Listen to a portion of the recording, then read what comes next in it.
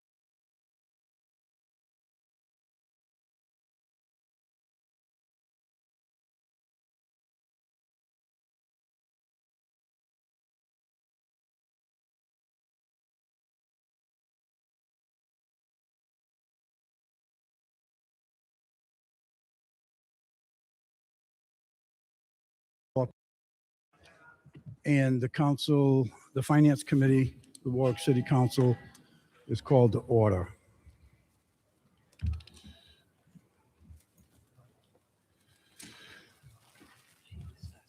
Okay, on the agenda, I need the acceptance of the committee meeting held on February 9th. I need a motion. Move favorable action. We have a motion favorable. We have a second by Councilman Muto.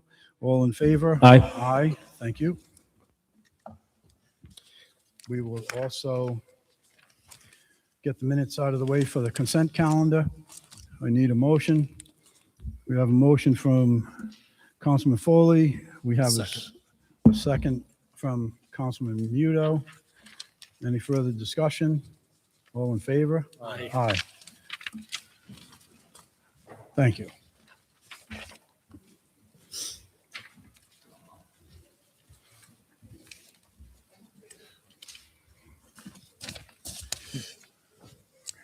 Thank you. Okay. We'll have to deal with the sun on our eyes for a little while, everyone, but we're not going to complain about having sun for a change. Before we move into the actual bid documents, bid package, I just want to, sorry, that's the first time I've ever been accused of not talking loud enough, but thank you for that. That's cool.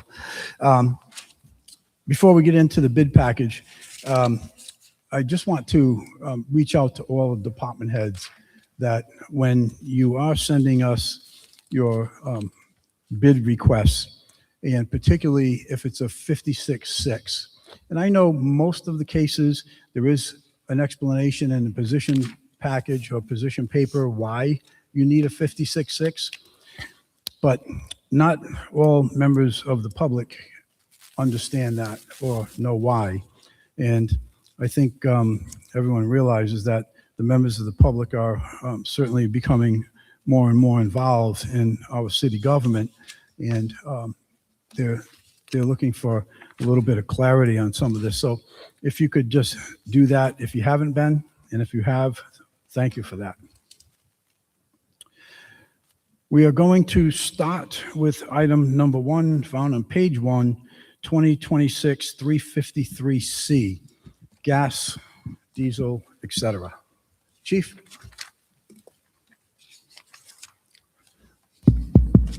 Good evening. Chief, you're in luck tonight, because with the sun on our eyes, we can't see your facial expressions or your body language. Fantastic. Assistant Chief Howard from the Fire Department. Fire Department reviewed bid 2026 353C, gasoline, low sulfur diesel, and ultra low sulfur diesel. Received 7 bids. The Fire Department is recommending the bid go to Mirabito Holdings, doing business as Mirabito Energy Products. They were the lowest. They submitted the lowest overall price based on the oil price information service of the Port of Providence. This current bid expires on 4/9/26, and if approved, we'll have an effective date of 4/10/26 through 4/9/27 for an amount not to exceed $250,000. Thank you, Chief. My first question is the pricing that we have in this bid package, is that pricing still good? Yeah, that's an increment over the daily rate. So Okay. so whatever the daily rate changes every day, they charge us an extra 23, just about 24 cents per gallon for the charge. So it really doesn't matter. Day to day it changes. It's floating always number. 24 cents more than whatever the rate rack is. I'm also curious, at the last meeting, we had a police and municipal come to us for fuel. Why didn't your department come to us for fuel at the same time and just get it done? It's a matter of when to review the bids. I didn't get a chance to review the bid right away, and the bid was due within a days after the bid were awarded, and I Okay. wasn't there. So by the time I got in and got to review it, it had already passed the deadline. So I pushed to, this actually was last meeting's bid.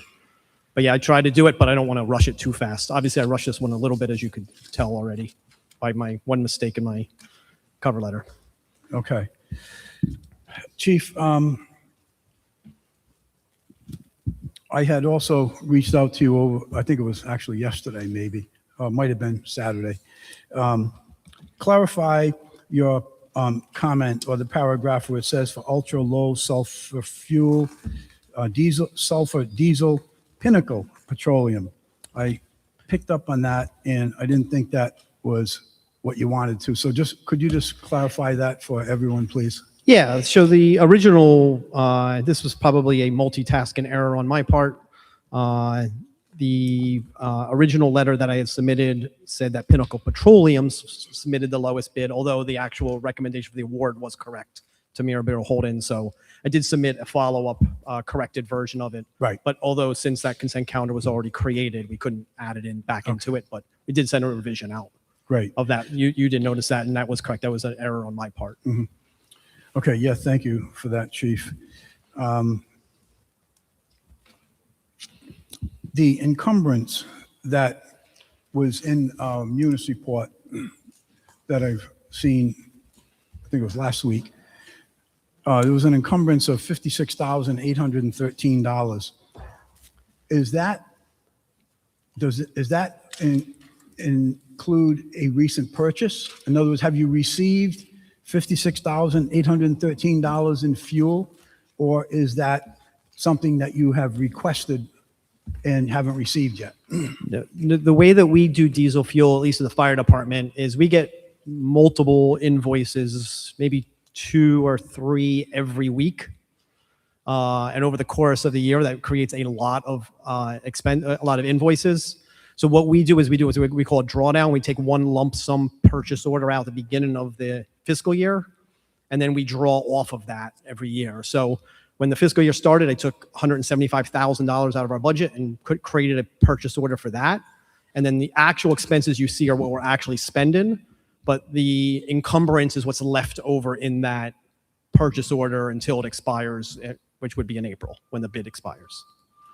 And between now and the end of this fiscal year, do you anticipate coming in on budget, under budget, or over budget? Well, if you asked me this 2 weeks ago, I would say under budget.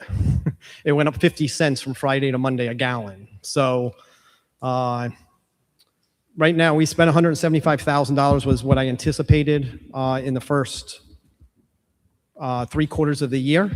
That would be up until this bid expires the first week of April. As of March 3rd, I had 34,000 left. At $3 a gallon, which is average what we pay, that usually is $17,000 to $18,000 a month is what we spend in diesel fuel. So 34,000, I would be under budget at that point if the price holds. But I'm not very cautious that $3.06 a gallon is going to be realistic because we're at like $4.50 right now. So. And with that said, Chief, obviously $250,000 is a major amount of fuel. And I know the last time that you came before us for fuel, I made the comment that I'm going to make again. I would respectfully ask the department to limit the use of the vehicles, the fire apparatus, for emergency use only. I don't know if that has been relayed since our last meeting, but I'm asking it again, particularly where these fuel prices are going crazy. All budgets are being stretched, including the taxpayers' budget. So I would, again, ask you to do that. I'll pass that down to the command staff. Thank you. Any questions from members of the committee? Yes, Councilman Napa. Chief, I apologize. I didn't ask you this in advance, but it came to my head when you were talking. So you draw out the entire amount that you're approved for as an encumbrance. At the end of the year, if you're over budget, how does that encumbrance get written back in as a? Yeah, so you'll see I've got like 42,500 left in that budget. So when this bid expires and we move to a different vendor, I will create another drawdown for that amount. And then any amount that's left in that purchase order, when I close it, goes back into the account again. So if I have 175, I only use 165. When I close that purchase order after we get our last invoice from the current vendor, $10,000 of that dollars will go back into our budget line. And more than likely what I do is I add that to the new vendor's purchase order if we need it to get us through the rest of the year. Okay. So the residual does come back into the budget line if we don't use it, like any Yeah. other purchase order. Thanks, Chief. That it, Councilman? Thank you. Anyone else on the committee? Any questions from members of the council? We have any questions from members of the council? Any questions from members of the public? Are there any questions from members of the public? Just identify yourself for the record, please. It's Robert Cushman, Ward 1. So this is a general question, but it is related to this. So when I look at PCR 25-26, the language basically says, resolve that the City Council of the City of Warwick, as required by provisions of Section 611 and 612 of the City Charter and the ordinances relative to competitive bidding on purchase enacted here, there, under hereby and herewith approves the acceptance of the following bids. So that means you are, I guess, all the purchases that are taking place tonight before the Finance Committee, you use provisions of the Charter of 611 and Mr. 6... Cushman, right now, we're talking about Yes. this particular item. Yeah, I want to know what's authorizing this. It's 611 and 612, right? Okay. So based on your language in your resolution, what other ordinances relative to competitive bidding are you using to justify these purchases? To justify the purchases? Yes. Read your own resolution. Yes, it says, and the ordinances relative to competitive bidding on purchases. So what other ordinances are you using to justify these purchases tonight? I'll defer to the council solicitor.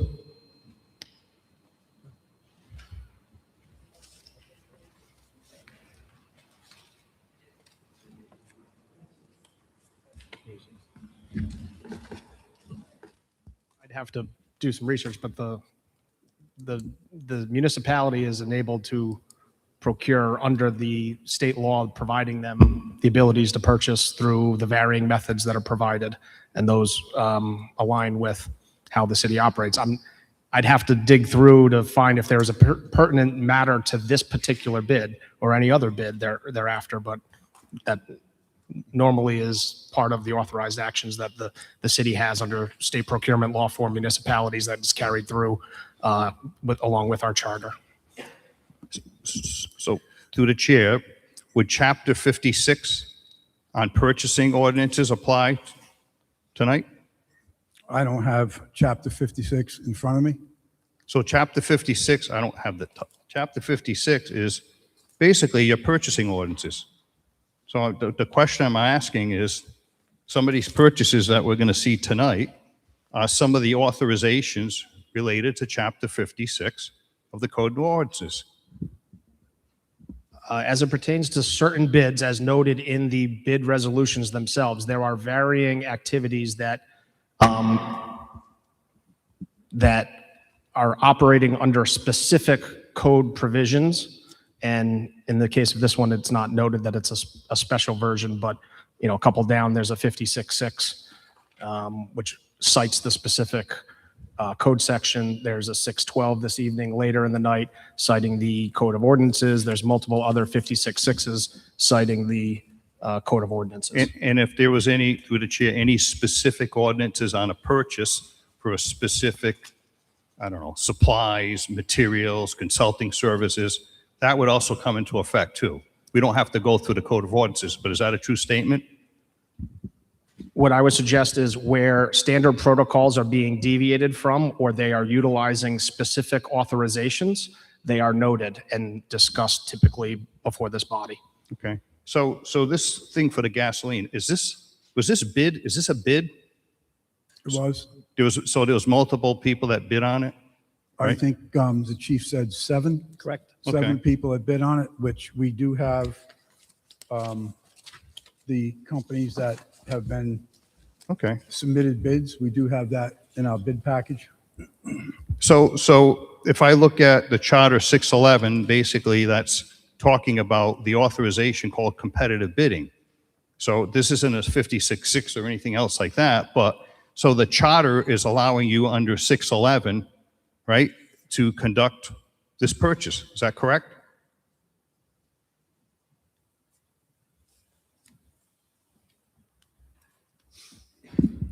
Bill?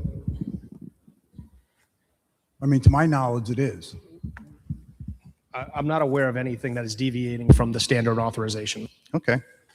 Okay, and just one other note, because I'm going to have other questions later on. I just want to point out in Chapter 611, there is a paragraph that says, you know, opportunity shall be given for competitive bidding under such rules and regulations and with such exceptions as the council may prescribe by ordinance. So to me, that is Chapter 56, and it's any other ordinance that's written that governs purchasing. Would you agree with that? It seems that it would. Okay, that's all I have right now. I have some other questions later on. Thank you. Thank you. Any other questions? Mr. from- Chairman, Sir? I would just note that the provision in 611 that's being cited, I'm sorry, can't, who's talking? I, Oh, okay. Couldn't hear you. the provision in here that's being cited relative to 611 could very reasonably be interpreted to talk about an exception to and from competitive bidding. So I'm just putting that out there that it's not automatically tying things to an ordinance itself. It very reasonably can be read that that things follow competitive bidding under such rules and regulations, and with such exceptions. The exception is reasonably that there are other things that we're authorized to procure matters under that are different than competitive bidding, and the state authorizes that. So that there is a reading of this charter that says we can follow the other authorized state laws, for example. So just providing that context in case this is repetitive. Thank you. Any other questions from members of the public? Hearing none, we will move on to item number 2, 2026-328 ammunition, found on page 12. Sorry, it's not page 12. Yeah, page 12. It is page 12. Oh, I had copies of other pages there. Okay. Good afternoon, Major. How are you? Good afternoon, sir. How are you? The Major Robert Hart for the Warwick Police Department. The police department went out to bid for our yearly ammunition order and received one bid. The police department recommends the bid be awarded to Eagle Point Gun of Thoroughfare, New Jersey. Eagle Point is our current vendor and has been very responsive and has been shipping very quickly. The department is seeking spending authority in the amount of $104,914 from budget code 30-236 for a 1-year period. And that would be out from March 21st, 2026 through March 20th, 2027. Major, January 13th, the city council, the city council, we ended up voting, awarded the department $75,000 of additional monies for ammunition. What do you have left of that $75,000 in terms of dollars and cents? And what do you have left in inventory as of today from that time period? So, Councilman, can you just clarify that? The original bid was for $75,000. We didn't ask for anything else. The request was for $150,000, and we reduced it to $75,000. Correct. Yeah, So that's what I'm saying. The original $75,000. Yes, Okay. of the $75,000. So as of checking Munis, we have spent $73,655. And what do you have remaining in inventory of that 73,000? Because my question is, so you spent 73,000, let's round it up to the 75. That means you would have purchased an additional 75,000, which means the inventory that you had conveyed to us back on January 13th would still be the same.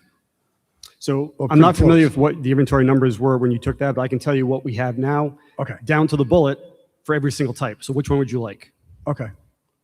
Well, go ahead with what we have now. I think that was part of the questions I had asked. Okay, so starting on July 1st of 2025, for 9mm ball ammo, which is standard target ammo, we had approximately 95,081 rounds. On March 9th of 2026, we received an order of 131,000 rounds, bringing us to 148,706. Bringing us to what, please? 148,706. Now, we have plans over the next 2 months, when training starts, as soon as all the snow's off the ground in a week or two, to expend approximately 95,000 rounds, which would leave us on June 1st of this year with 53,706 rounds. And I can break that down for all the remainders if you want to hear it. Okay. And that 53,706, that would be as of June 1st, you say? June 1st of this year. Okay, right. So the next 2 months, 3 months. And how many police officers / recruits will be going through qualifications and/or training over between now and June 1st? Stand by 1 second, please. So we anticipate about 178 total. 178?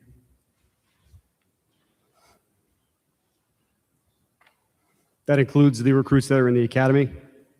I'm sorry? That includes the recruits that are in the academy. Correct. Who require more rounds than normal. And the inventory that you currently have of these rounds, I believe you said it's 148,706. Yes. Is that going to carry you through June 1st? No. As of June 1st, we will deplete a large portion of that and be remaining with 53,706. This is we're entering training season right now. Okay. So you will have enough rounds to get through it with 53,706 remaining. Which is what we like to keep roughly for reserve as Got it. things come up, more trainings, what Okay. have you. People can't ship, the vendor can't provide it, etc. Major, the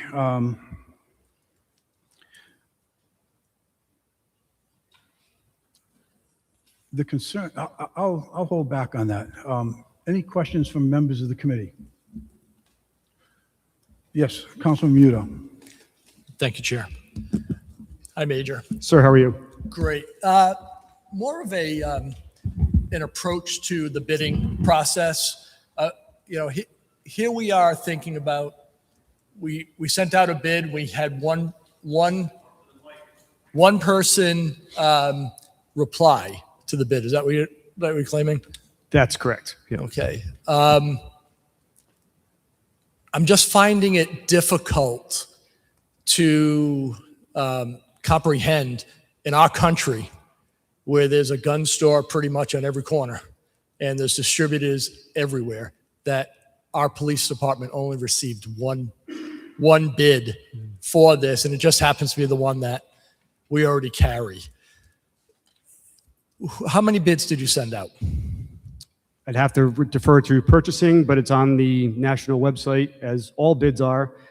Traditionally, we don't get a lot of bids. I think the year before we had 2, maybe 3, so it doesn't usually get a lot.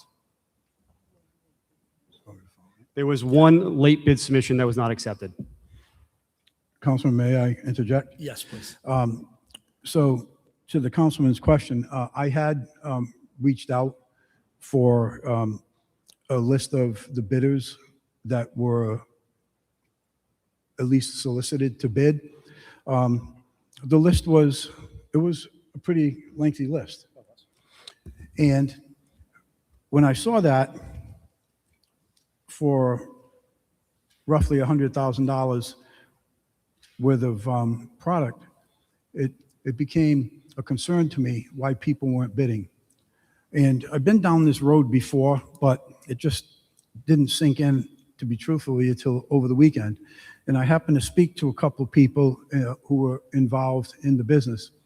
And what I'm hearing is that we cannot bid on this because you're asking us to hold the price for a year.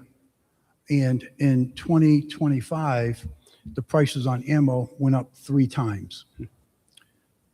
Now, that's what I was going to get at after. But with that said, and certainly I'm welcome to hear from everyone on their comments, what I'm going to suggest, Major, is that this goes back out for a rebid. And the way I would like to see it bid, as an example, is the way DPW does it. You've heard lots and lots of conversations about list price and discounts, et cetera.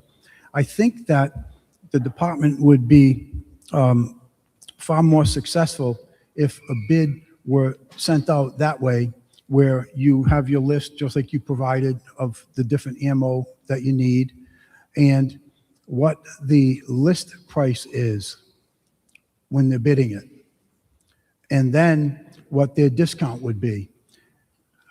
From what I'm hearing, you would have more participation in suppliers bidding because they wouldn't be locked into a particular product that has the volatility that it does in terms of pricing. So after we get through the discussion and comments from the public, I will be making that motion. I think that it would be beneficial to the department. I think it would be beneficial to the local suppliers of ammunition, and I think it would also be beneficial to the taxpayers. Well, one more thing I want to add to that, Councilman. Sure. I'm not opposed to that. That's how we do auto parts. However, there's a war on right now. So our pricing is pretty good, like very good. So I'm worried if we do that right now, that price is going to go up. Even if that list price, it might just be bad timing to do that right now. Just as a point of So- order through the chair, just so I can clarify your position, you are suggesting that we send this back out to bid so that it's not locked in, so that we subject the city and the taxpayers to volatile and increased pricing likely? No, that's not what I said at all. What I said was to get a price, a list price on the ammo, the discount, and what the net price is. I didn't say that it was going to necessarily subject you to a price increase, and I'm not necessarily locked into doing this now. But the major just indicated that he wouldn't have a problem doing that. He does have a concern doing it now. So I'm open to all comments and all discussions. However, from what I'm told from people that are involved in ammunition, that's the reason they're not bidding. And they haven't been bidding for years, because I've been down this road before, and before, and before, and before, and it's the same thing. And it's because they can't guarantee the price for a year. Chairman, is that because the price goes up and they don't want to be subject to locking in at a lower rate? Just so I can understand the conversation that you've had Sure. outside of this chamber. So the people you've spoken with are reluctant to bid because they would be locked at a lower rate than what they would anticipate the yearly increase would be across the year? Is that? Well, the So comments that I received they're is- essentially looking for relief to say, as my cost goes up, I should be able to build the city more, but I can't with the current bid structure. What I'm told is that there is a reluctance to bid, and it's quite obvious because they're not bidding, because of having to hold the price for 1 year. That's what they're saying. So because they can't raise the price as their cost goes up, they're reluctant to bid. So ergo, we would be exposing the tax base to paying higher prices throughout the year if we followed that bid structure. No. I think it's appropriate in some instances, but I think I agree with the major that in this instance, if you can lock in ammo at a lower rate, ammo doesn't go down. Rarely. Sometimes it does, but especially if we have an active theater of war, I would find it hard to No, I swallow. don't particularly agree with that, Councilman, because your assumption is that if they were to bid with a list price and a discount, that would be more expensive than what we're having now. If your vendors anticipated that prices were to go down, then they would certainly bid because then they would yield a higher profit if their cost goes down, yes? No, but you don't know if you don't give other vendors the opportunity. Respectfully, I would Again, disagree. They it's- have the it's a opportunity, they thought. just don't You like don't- the structure. Councilman, You don't have to do it if you don't want, but like you have said before as well, the list price can change. The list price is not guaranteed. Yeah. So I know they're going to give us a percentage off of that, but that list price can go up. sure. And like this of course councilman it can. said, it probably is Yeah. not going to go down. We're open for ideas, but I just don't think this is a good time right now. The price per round or per 500 rounds, 1,000 rounds that you have now, are those prices higher than the prices that you paid last year? I don't have that in front of me, but I do remember noting that it was minimal. When I saw the pricing, I was actually surprised how minimal it was in the difference. Okay. Yeah. Okay, so as I said, I put it out there for discussion. Councilman? Yeah. Councilman Muto? You? No, that's fine, that's fine. No, I'll just chime in. Lot of great discussion. All I'm saying is, I agree with you, Major. You know, we have an unexpected war going on.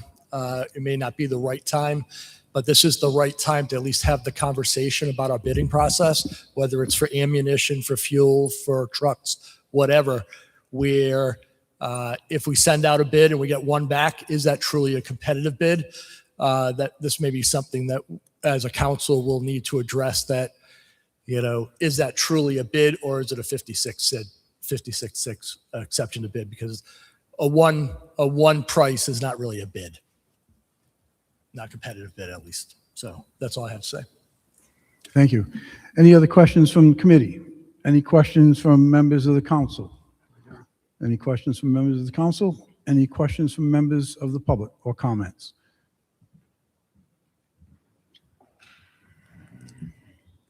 Just identify yourself for the record, please. Rob Cody, Ward 7. Some reason the internet just went down. I lost the connectivity here, but I did have a couple questions. So last January 15th, when this came before the council for $150,000, I asked us several questions about the quality of the rounds that they were purchasing. And at that time, I actually looked it up, and we were able to buy the exact same round for almost 50% less. Exact same specified round. Now, over the weekend, I called a couple of my colleagues that I do business with ammo, and I showed them this price list, and they said, we can beat every price, every single price. So why aren't we buying it down the road from a local Warwick vendor or from Cranston Gun and Coin on Post Road, right? When they want to do the business. You know what they said to me? We've never gotten a bid solicitation from the city of Warwick. Never. Russ Bertrand from Cranston Gun and Coin, I know him 35 years, said never gotten a bid from the city of Warwick. And when I went through the prices, he just rattled off, yep, can beat that, yep, can beat that, yep, can beat that. Now, we don't even have a competitive bid. We're going back to the same vendor that we were at last year. So I also asked a couple of questions last year, and forgive me because the internet went down. One of the questions I have is on the 223. Why are we buying 3 different types of 223? And why are we buying match grade 223? We're buying the best possible ammunition that we could buy, full metal jacket 223. Why do we need 3 different types of 223? Major? So I am not a firearms expert. Our firearm experts that review this bid specify what types of ammunition they feel that we should need. I do know, however, that some of that is lower grade on purpose for training. And that, because why would we spend money on the expensive stuff for training? I'm saying why do you have 3 different grades? Okay, so I do know this. There's the training grade of ammunition. It's less expensive.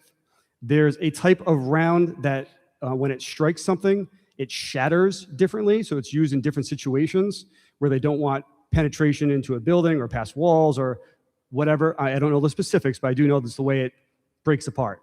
And then there is the more, excuse my words, powerful, I guess, round that you had mentioned that is, again, used in different situations. So that's why they specify these. They're not taking the expensive stuff and shooting it at paper and at the range. But you're using this for the majority of training, right? This is for specific training for rifles. This is not pistol training. Right. And what's the distance that you're training in? What is it, 25 yards? Oh, no, it's much farther than that. Where are you training? I want to say it's 75 to 100 yards. All right, 75 to 100 yards, okay? That's nothing when it comes to shooting a .223. That's, you know, I have a problem with so last January, and forgive me, I can't quote the exact number, but at that point, you guys had over like 350,000 rounds. It was hundreds and hundreds of thousands of rounds all total.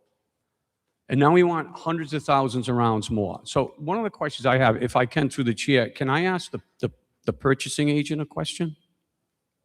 Sure. As long as it's pertaining to this. Francis Gomez, purchasing agent. Hi, so do you have a current inventory of exactly what they have for ammunition right now? I wouldn't have that. That's the department that would have that. You don't need that? No. Oh. Well, then maybe we might have to adjust the code of ordinances. Code is the ordinance 5620, which states that the purchasing agent shall have every year annually a complete inventory on tools, equipment, and supplies that are greater than $1,000 in net worth. Well, That's what the ordinance says. That certainly will be a discussion. Pardon me? That'll be a discussion for the future. Well, I think that should be a discussion for right now, because I'm asking a question relative to a purchase, which is happening right now. And the ordinance says that the purchasing agent not may, not might, but shall have the inventory. I feel like I can read it to you again. 5620, Warwick Code of Inventory, Warwick Code of Ordinances, inventory documentation of purchased equipment and tools. The purchasing agent shall document and enter into inventory all equipment and tools acquired by the city with a value of over $1,000 or more. All city department directors and their assignees shall perform an annual inventory of the equipment that shall be directed to the purchasing agent. So once again, in the city of Warwick, we're deviating from the ordinances and the laws that allow us to purchase. I didn't make that up. It's right there. So I've got a lot more questions about this. I don't see why we need this amount of ammo. And what I would like to see, which the council has never gotten a specific, and I would like to see tonight, for the major to itemize for the council and for the residents, how many rounds of what round has to be fired for qualifications per regulation of all of the on-site, the current staff and prospective cadets that are coming into the department. So if he does that, then we can say, well, this is how many rounds we're going to expend for qualification. And then we can take that number and we can look at what we have in inventory, and then we can say, yeah, we have enough. Presently, we're paying the top dollar for all this ammo. And I have one other question, and actually I have two other questions. With regards to the 9mm and the .223, what are you doing with the spent brass?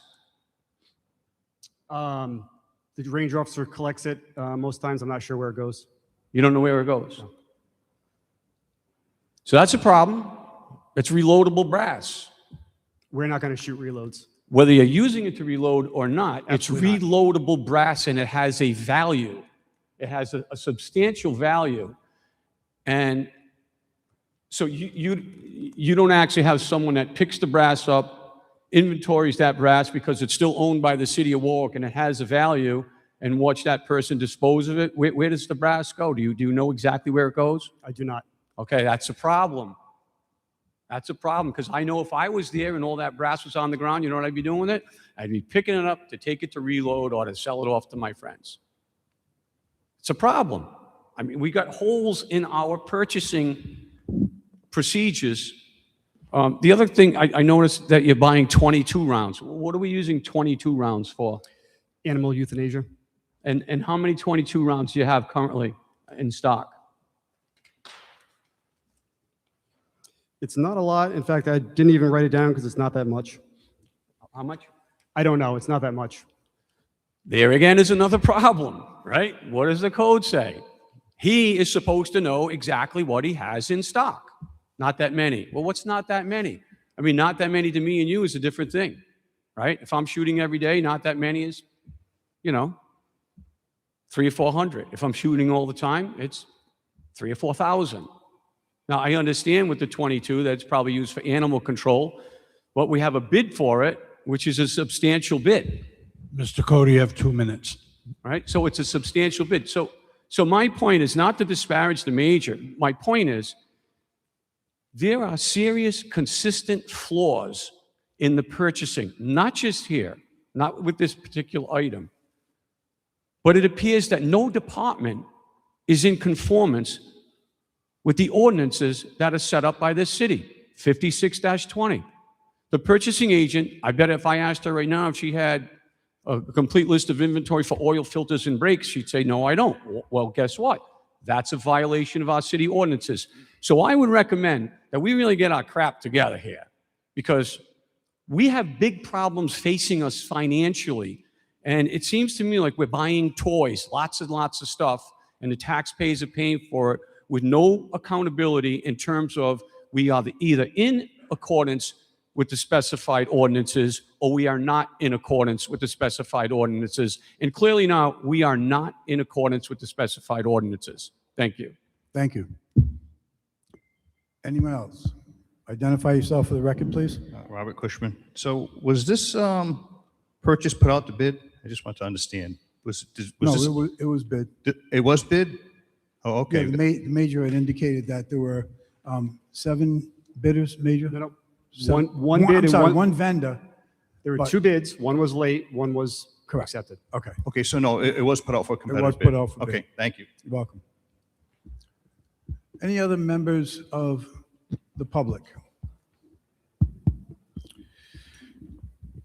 I think that, I think there was some good questions that have been raised. Oh, sir. Who? Oh, I'm sorry, Sal, sorry. Councilman DeLuise, sorry. Okay, with all due respect, Major, it upsets me, okay, that not only does it waste time that you folks, different, departments, don't come here prepared with the answers that these intelligent people in the audience are going to ask, because they do their homework. So if you want us to decide how much ammunition you need, I don't know. I have no idea. But I know that Mr. Cody and Mr. Cushman, they're going to say, all right, how many do we have?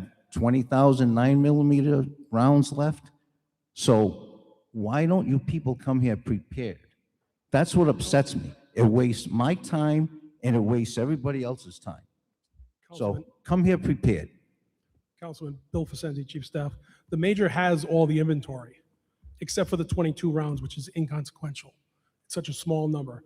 If you'd like to know how many of each round he has them right here. Well, I think that's what. He asked for the 22 rounds. Do we have a number on any of the? Yes. Councilman, could Absolutely. you use the mic, please? Do I really need it? Yes. So, Major, I apologize. I respect what you gentlemen do, and fire departments have been to my cousin's house 3 times in the last 2 weeks, so no disrespect. But I think that when these gentlemen, that they do their homework, and that they've been around for a long time, if, I don't know all, guns, so I don't know, I'm not an expert on ammunition, but I think they just want to know, like, what we have in inventory and what we used in the last 11 months. And that's it. I think they just want those answers. I think we can make better decisions if we have those answers. So with all due respect, Councilman, the major has those answers. He was not able to answer the 22 round question because it's such a small inconsequential amount.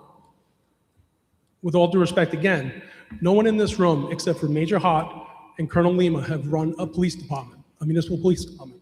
Anyone can fire a gun. Anyone can go to DNL and buy bullets. This is something the residents of Warwick expect, a well-trained, well-equipped police department. Whether we have 1 million rounds in stock or 5 rounds in stock, the residents expect it. This is what the police department needs. This was a valid bid that went out. One vendor bid. We sent it out to 23 vendors, the city of Warwick did. It was posted on multiple websites. It went to DNL and it went to the shop on Post Road. Whether they bid or not, whether they say they received the bid or not, that's not on us. So I would respectfully ask that this bid be awarded as is in the quantity spending authority that the police department has asked for. So I'm just going to say one more thing. So Major, what is the most popular bullet that you gentlemen use? 9mm ball round, which is training rounds. Okay. All right. So I'm, last year you went out, you asked for 150. We awarded 75. So I think that you've done some homework in by not asking for the larger number, and I think that you've made it more reasonable at the 104. So I think that you did, research about that. But, when Mr. Cody, Mr. Cushman, I think they would like the answers to their questions, like how many DPW, how many valves we have, how many water meters do we have. So I just think that would make things a little easier for us to decide on, I mean, as far as me, I'm okay with the 104. It's not 150, it's in the middle. So, but that's. Councilman, for your reference though, I did do my research and I did write all these down. For 9mm ammunition ball ammo, there are 13 categories that I have every single round listed right here. So if I had the chance to answer that, I would have.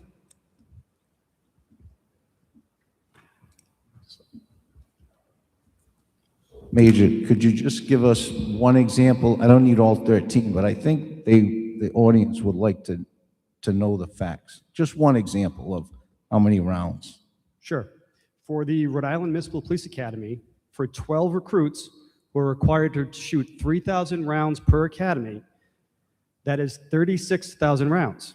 I can go into patrol rifle school, range officer school, SWAT school, and all these as well. For example, our day qualification for 178 officers who have to shoot a minimum of 45 rounds, that's 8,000 rounds just for qualifications. So all this information is here. I'll be happy to answer it to you or even email it to you if you want to see it in the future. No, that's fine. The way it appeared is that like nobody knew the information. That's how it appeared. And I apologize for not knowing the 22 ammo, but literally that is probably $200 worth of ammo. Okay. Thank you. Any other questions from Councilman Muto? Thank you, Chair. Councilman DeLuise, I apologize. I didn't realize it was the number of rounds. My concern for the bidding process, and this is on me, is we don't know our own ordinances, our own purchasing ordinance. And when people do point out those issues, we need to, as a council, take this seriously, that if we're not, as a city, the taxpayers, and I will disagree with a comment that was made, if there's 1 million rounds versus 25 rounds, the difference is the cost to our taxpayer. So we need responsibility behind it. Yes, Chief of Staff, I'm talking to you. The challenge is if we have an ordinance, whether it was passed last month, last year, last decade, And as a council, we're not following that to hold the administration accountable, not the police department, not the fire, not DPW. As a city, we need to, as a finance council, if we're not comfortable, if we don't know the ordinances well enough, shame on us, shame on me.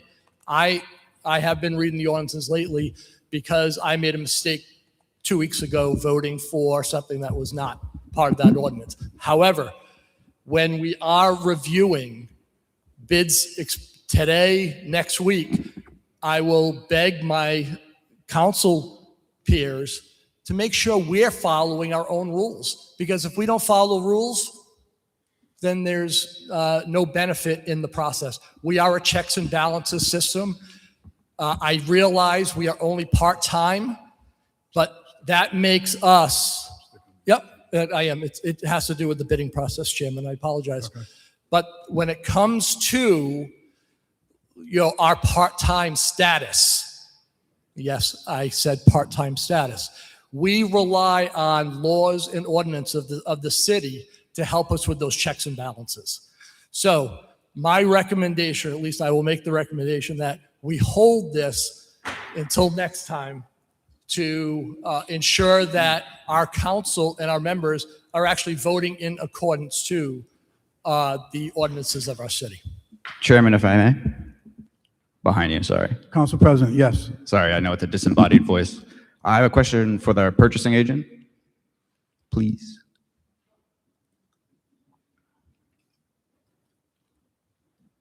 So section 5620 that Mr. Cody cited mandates an annual inventory of all equipment and tools.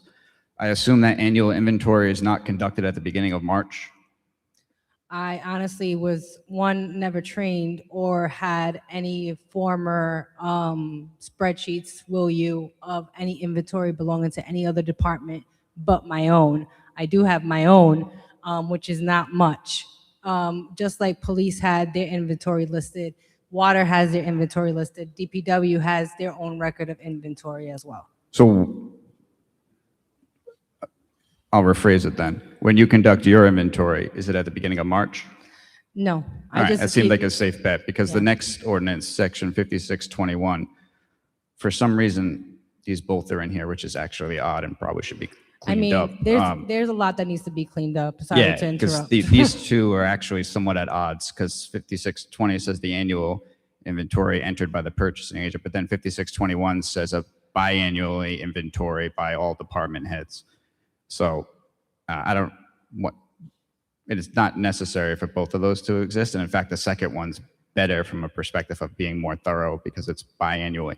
But I assume, given that you didn't do one in March, that it's likely that no department did one at the beginning of March, which helps explain why there wasn't an inventory on hand from that date. But yes, we should clean that up because 5620, either it needs to be updated or just removed given the existence of 5621. There's another ordinance done under 56, and it's, again, it's not in my head right now, but it refers to posting and advertising on a website. I think it was the small business, something like that.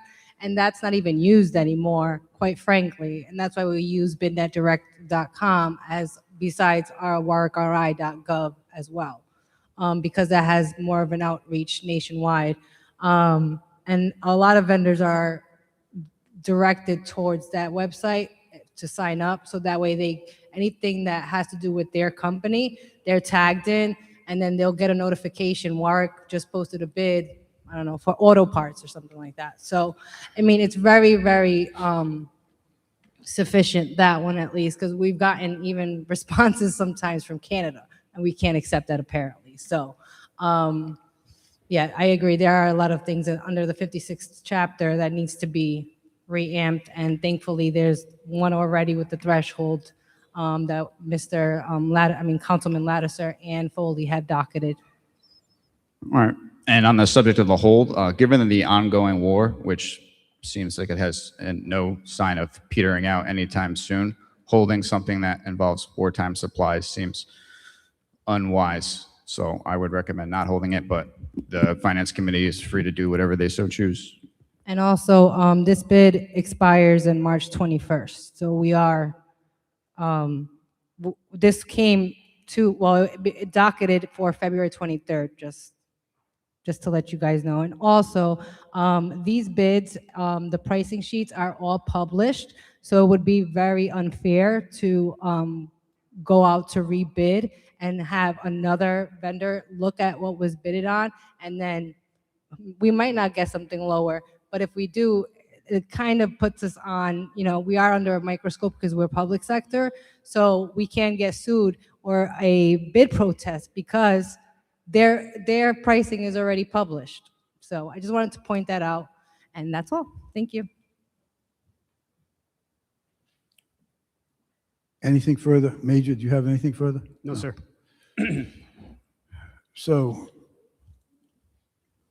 I think it's clear that we have some things to work on, both in the present and going forward. I think for the most part, I think the major has answered the questions that were asked. I do have concerns about the amount of ammunition. And when we amended your award last time from 150 to 75, I remember the discussion afterwards was that if we can't finish up or do what we need to do with the 75, we're coming back. We're here a year later, and you did have enough with the 75,000. Actually, there's 2,000 or so that you had said you still have in spending authority. And at the end of June, given everything that you are training 178,000 officers, including recruits, you'd still have somewhere in the vicinity of about 54,000 rounds left. So set aside some of the things that we need to work on our end. I'm not going to make a motion, as I said earlier, to send this back out for a rebid. I think there were some good points by my colleagues made on that regard. Mr. Chair, you have 2 minutes. I will say that in the future bidding, I think that there needs to be a better process, particularly with encouraging vendors to bid. And I think we need to listen to those folks as to why they don't bid. And we could very well have a surprise and the 9mm rounds come in less than 220. We also could get the bad news that they're more.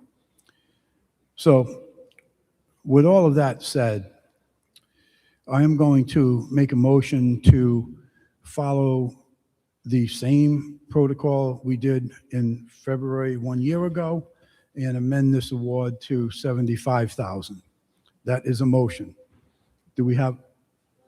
Sure, Councilman, go right ahead. Major, last year, I'm not sure if you recall, when we made the decision to chop the 150 in half to 75,000, that was, if I recall the rationale, because we had several 100,000 rounds of ammunition in stock. Is that correct? That is correct. So at this point, after you expend the rounds you expect to expend through your training, we're going to be in the ballpark, I think as the chairman just said, around 56,000 rounds. That is correct. That's a substantial difference than what the rationale we use to decrease your bid. What is typical for police department to have in backstock so we can sufficiently respond to additional training needs or emergencies or shootings on Brown campus appropriately? Typically, we try to keep around a year, 1 year supply. And 1 year supply would be how much? Around that number that I said, we should be left with about 55,000. 55, 56,000? Correct. So Give or take. without the spending authority here, would the police department have a substantial difficulty maintaining the 1 year backstock to sufficiently operate? Correct, especially since we plan on additional training later this summer. Thank you, Major.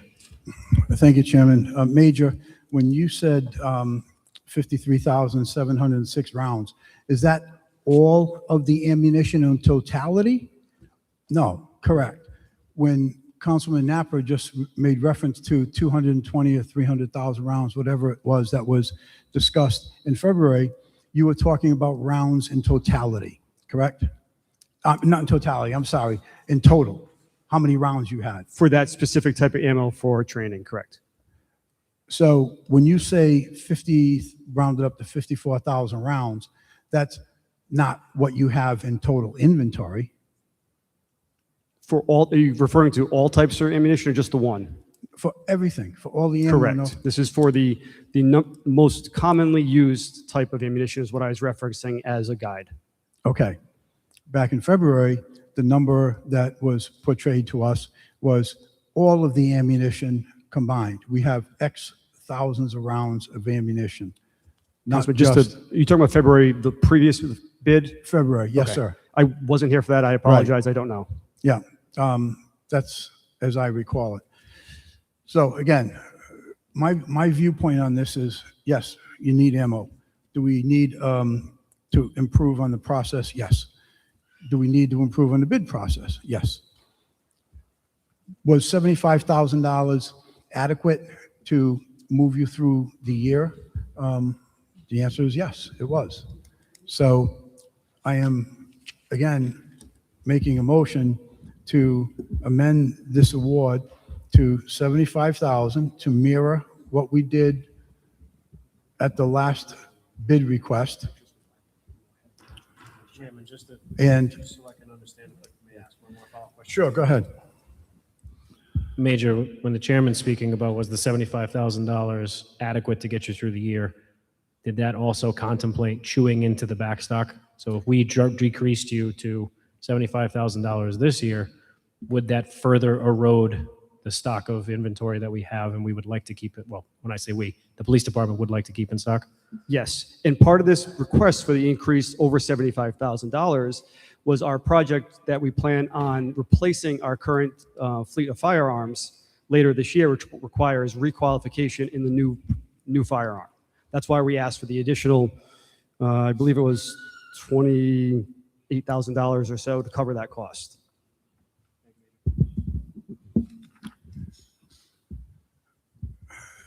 So We have a motion in front we of us. have a motion to amend to 75,000. I would remind everyone that if the Mr. Chairman? department gets to the point, yes, Given that the committee makes recommendations, would it be okay to consider just moving it to the full body since they make the actual amendments themselves? okay, I'll So- take your recommendation. No recommendation? I'll withdraw my motion. I'll make a recommendation to move to the floor without, I'll make a motion to move to the floor without a recommendation. Second. All in favor? Aye. Aye. Thank you. Thank you, Major. Technically, we'll assign a PCR to that. Madam Clerk, PCR, please. 2826. Thank you. So bid number 2026-328 now becomes PCR 28-26. Item number 3, found on page 15, mental health co-responder case manager. Councilman Major Hart for the Warwick Police Department. The police department is requesting a 56-6 exception to bid to renew our contract with Thrive Behavioral Health. The department has had a very successful program with it where a mental health clinician is assigned to our department and works directly with our officers to respond to mental health emergencies, manage cases, and provide resources that provide the best options to our residents. The department is seeking spending authority in the amount of $82,076.80 from budget code 321-0478 for a 1-year period. This contract period would begin on March 11, 2026 and expire on March 10th, 2027. Thank you. Any questions from members of the committee? Okay, Chief, I'm sorry, Major. How do we get charged for the services? Is this position of $82,000, is this a salary position, or is it invoiced individually by hours, et cetera? It's invoiced by Thrive to cover the salary position of this clinician. And this is not a payroll employee. Is this a subcontract? It's subcontracted through Thrive. They take care of all the benefits, employee, Sure. whatever else is there. We just Okay. contract with them. And it also states in in the position paper, this professional was assigned within the department and works alongside specially trained members of the police department. What is the training and certification of the members of the police department that this position works with? So we were one of the first departments in the state, almost, I want to say like 15 years ago, to establish mental health officers, which is now crisis intervention officers. And they're specifically trained to recognize signs and symptoms of mental health distress, acute emergencies, and work on de-escalation techniques, work on their list of resources that they have in conjunction with the mental health clinician. So it's really a team effort to try to find this person, what traditionally would have been just a police call, to get them into mental health services, whether that's outpatient through Thrive, it's urgent and critical right into an ER, or to another hospital, but it diverts people into the appropriate resources, and they're trained in all those techniques. Okay. It also says that Thrive Behavioral Health shall maintain in good standing all licenses, permits required, et cetera, et cetera. Are those certifications and licenses, are they maintained at the police department as well? No, that would be through the Department of Health that licensed them as some type of behavioral health care facility. Okay, but those certifications and licenses, they must be presented to the department before this person performs services for us, right? They are presented as part of what I believe is with the contract that they sign with us. Okay. And the Thrive vets their own people who are certified mental health clinicians and caseworkers.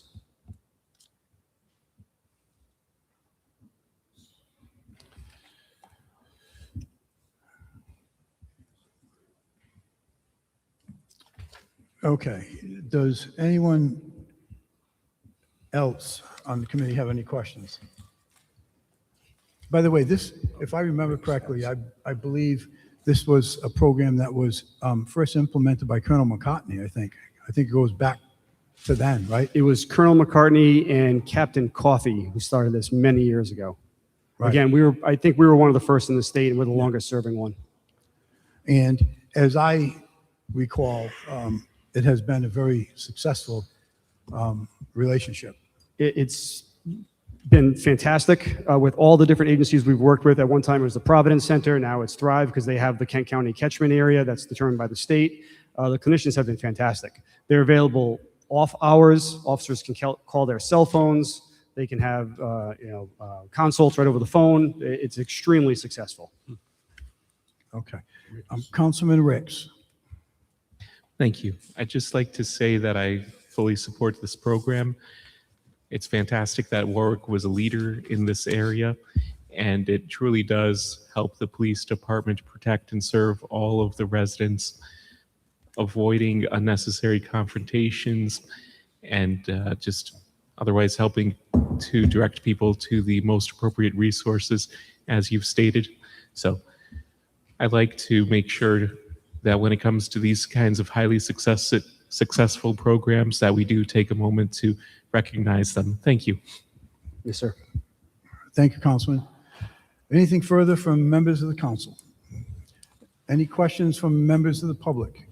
Do we have any comments or questions from members of the public? Hearing none, thank you, Major. We will move on to item number 4. No. Sorry, item number 4 through 10 are under the $50,000 mark. Does anyone have any items that they wish to have pulled out? Anyone on the committee? Any items you would like to have pulled out? Councilman Neal, did you want to pull yours? No. He's not saying it. Councilman Muto? No. No, no need to pull that out. Thank you.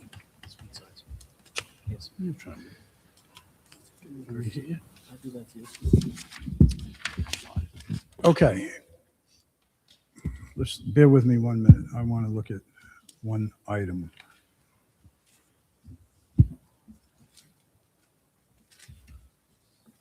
But thank you.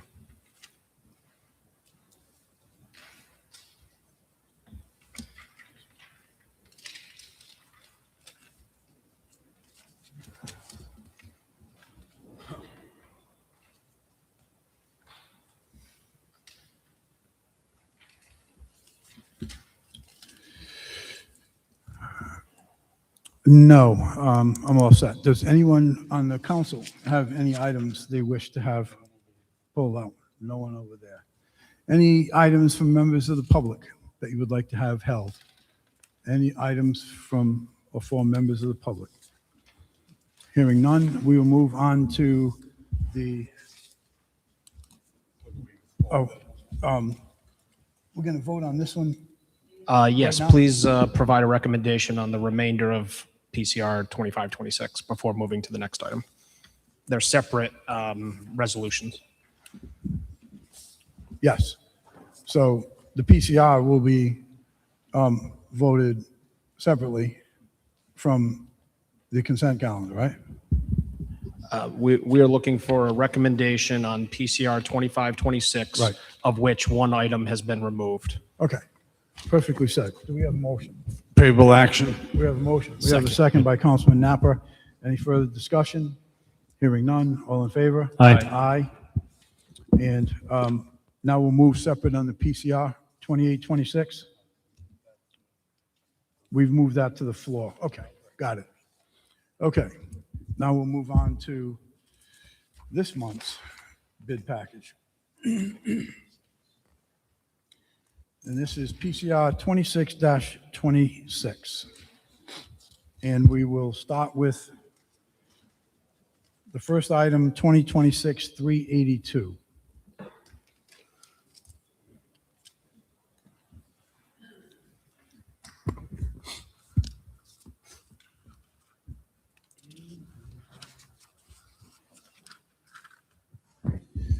Major, yeah, go ahead. I'm sorry. I was just finding myself again. Sorry. Hello again, sir. Robert Hart for the Police Department. The Police Department is requesting a 5610 use of the state Master Price Agreement, Public Safety Equipment 01, abbreviated PSE 01, to replace our dispatch console furniture, which is nearing 22 years of service. This capital project would replace outdated and faulty consoles for up to 5 dispatchers. The new consoles would allow for a new efficient layout of the room and improve workflow. In addition to ergonomics and layout, the consoles would allow for a planned upgrade to a statewide dispatch system that requires more computer monitors and more space per dispatcher. This project will be managed by our longtime communications vendor, Cybercom, who will coordinate a temporary relocation of the dispatchers during the removal or replacement of the consoles. And the new consoles by Watson Furniture include a lifetime parts warranty and 10-year electrical warranty. These Watson consoles are in use at several dispatch centers in the state, including at the Warwick Fire Department. The department is seeking spending authority in the amount of $170,000 from budget code 4990450 capital outlay.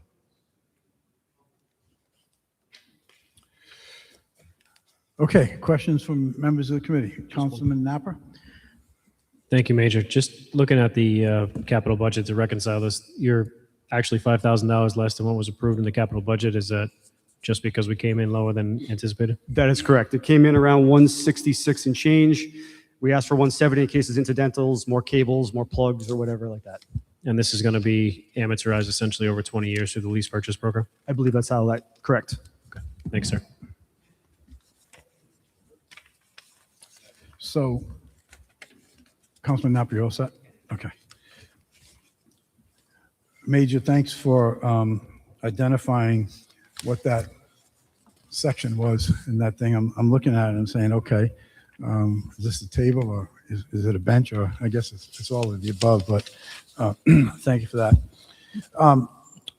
in the position, in your position paper, you reference has long surpassed their intended service life.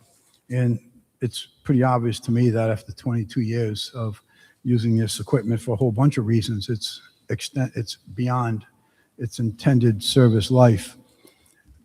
But just so that department heads realize, and I've sent this off to the chief as well, going forward, when that position is taken, that this is extended its service life, it's beyond its useful use, I personally are going to be looking for specifics as to why. In this case, I get it. But you also state that the current condition of consoles poses a challenge to both operational efficiency, which I think is pretty obvious, and employee safety comfort. What safety are we talking about? So dispatch consoles are designed kind of like, are you familiar with like a stand-up desk? They raise and lower. They have mechanics, hydraulics, electronics. We actually have one in the council office. We do. They don't work anymore. And if they do work, sometimes one side will go up while the other side goes down, and the keyboard falls off, the mouse falls off, things get tangled. It's not very good. That's clear, even to me. That's clear. Thank you. Any other questions from members of the committee? Any questions from members of the council?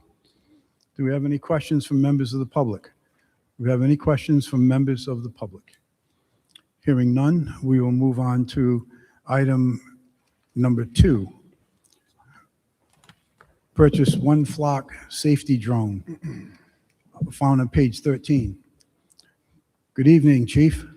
Good evening. Chief, the major was just getting warmed up. I know.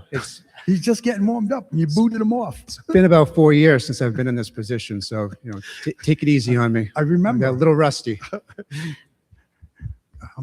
Okay, go ahead, Colonel. All right. Colonel Michael Lima with the Police Department. I just want to thank you for the opportunity to speak with you this evening about this purchase.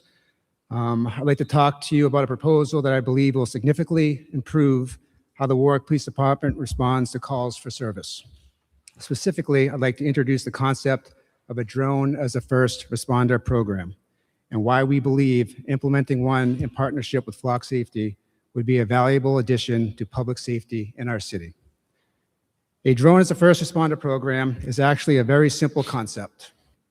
When someone calls 911 or initiates a police response by calling the police department directly, a drone can launch immediately and respond to the location of the call, often arriving over the scene before an officer gets there.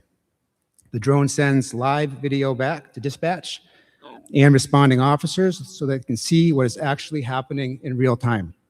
In many cases, the drone can arrive in about a minute, while officers may take several minutes depending on where they're coming from in the city. That means officers are no longer driving to the unknown. They're driving to a scene they can already see.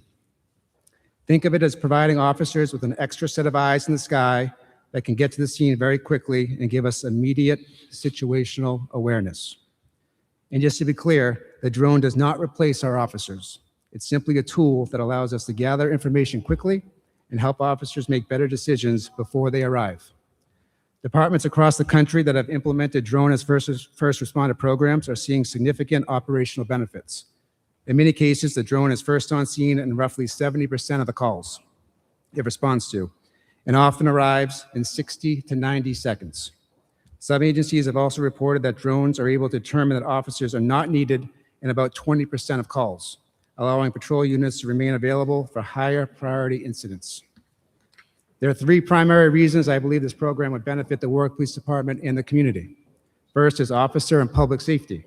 When officers respond to calls today, they often arrive with limited information in what they are walking into. Having real-time video allows our officers and supervisors to better assess the situation and approach it more safely. Second, it helps us deploy our resources more efficiently. By quickly determining what is actually happening on scene, we can ensure that the right number of officers and the right resources are responding to the call. Third, it's a cost-effective way to enhance our capabilities. Traditionally, aerial support in policing meant operating a helicopter, which can cost millions of dollars to purchase and hundreds of thousands of dollars each year to operate. A drone as a first responder program allows departments like ours to gain many of those same situational awareness benefits at a fraction of the cost. This program would also allow us to support our partners in the fire department. A drone can be deployed to the scene of an active or reported fire to provide responding fire personnel with real-time aerial information, helping them better assess conditions and respond more effectively. In addition, drones can be a valuable tool before and after significant weather events.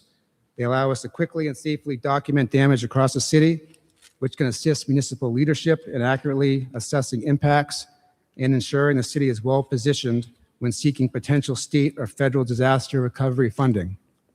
One thing I do want to emphasize is that the use of drones is not new to the Warwick Police Department. We currently operate three drones deployed in specific situations, such as searches, crash reconstruction, SWAT operations, and other incidences where an aerial perspective can be helpful to the officers on the ground. Our officers who operate those drones are trained and certified, and this program operates within FAA regulations, departmental policies, and all local, state, and federal laws. Whenever we talk about drone technology, one of the first questions people understandably have is about privacy. I want to be clear that this program would not be used for random surveillance or monitoring neighborhoods. These drones are deployed only in response to specific calls for service, much like sending a patrol car. Their purpose is simply to give responding officers better situational awareness during an active call. Ultimately, this program is about giving our officers better information faster and improved safety, helps us deploy our resources more efficiently, and allows us to continue providing the level of service our community expects. We are only seeking one drone as a first responder drone at this point. The drone will be situated on the roof of the police department. The proposal is a 3-year contract with Flock Safety. The total cost of the contract is $150,000, which is paid evenly over the 3 years at $50,000 per year.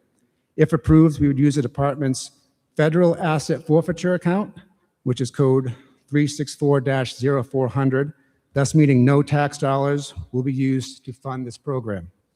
The contract would officially start once the drone is fully operational. I appreciate the council's time, and I would be happy to answer any questions.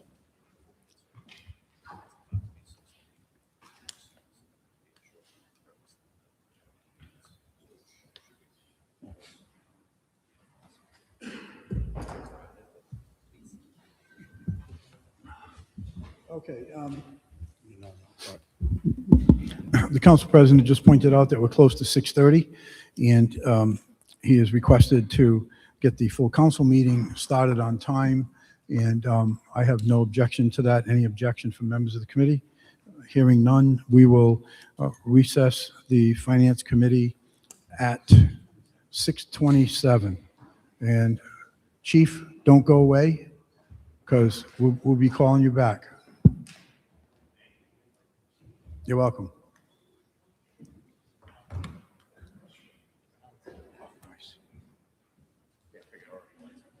Yeah, no, that's fine. Here you go.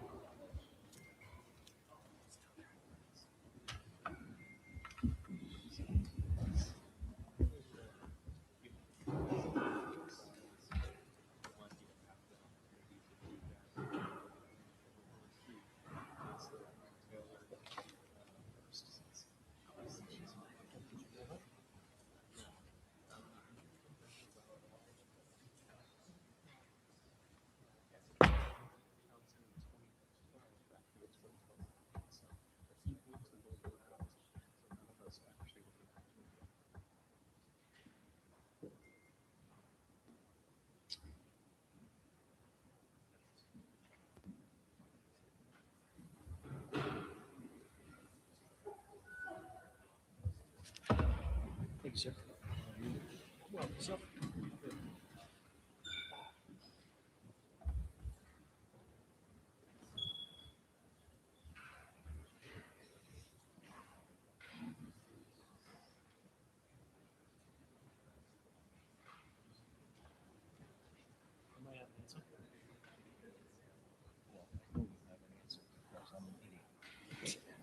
phone, right? Oh, technology?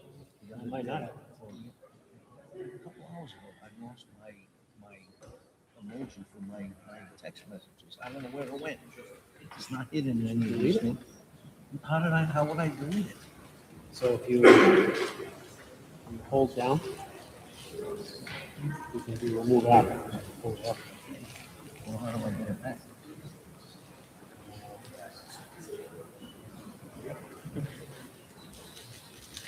Just the text messages. I thought it was hidden somewhere.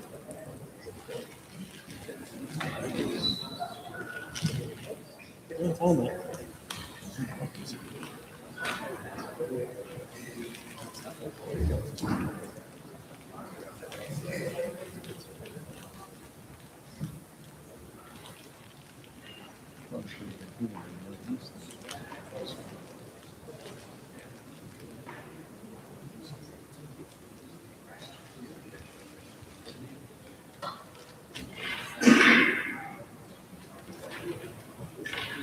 Would you like it now? Yeah. See, I was shooting from the hip there. You hit it. If you click on it, there's a button that says hide. I should have gone over one more. That one. Thanks. No problem.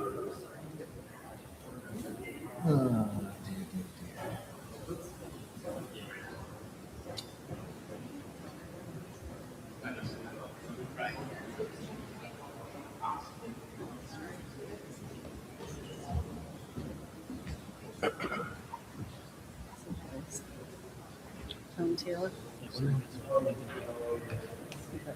You're supposed to bring it to the vehicle if you're home. Not the door. You send it to the people. There's your other way. Yep. Dear Louise, yes, you did sign it. Okay. Is there another one? No, because we don't have an obit on Mr. Zarin yet. Okay, Zarin, yeah. We don't have an obituary yet. What do we do in this instance? It's very fast. I'm sure we can get it. Well, I'll do the condones as soon as the obituary wasn't available on Shalom. Yeah, I thought we started at 6:30. What's going on?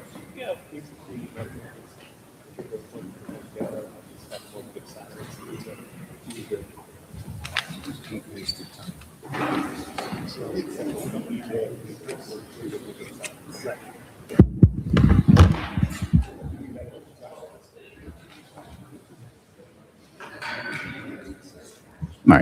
All right. City Council will convene at 6:32 PM. Clerk will please call the roll. Mr. DeLuise? Here. Mr. Foley? Mr. Gephardt? Here. Mr. Kirby? Here. Mr. Lattiser? Here. Mr. Muto? Here. Mr. Napa? Here. Mr. Ricks? Here. 9 present. If Councilman Ricks could please lead us in the Pledge of Allegiance. To the flag of the United States of America, and to the republic for which it stands, one nation, under God, indivisible, with liberty and justice for all. Oh, say, can you see by the dawn's early light what so proudly we hailed at the twilight's last gleaming, whose broad stripes and bright stars through the perilous fight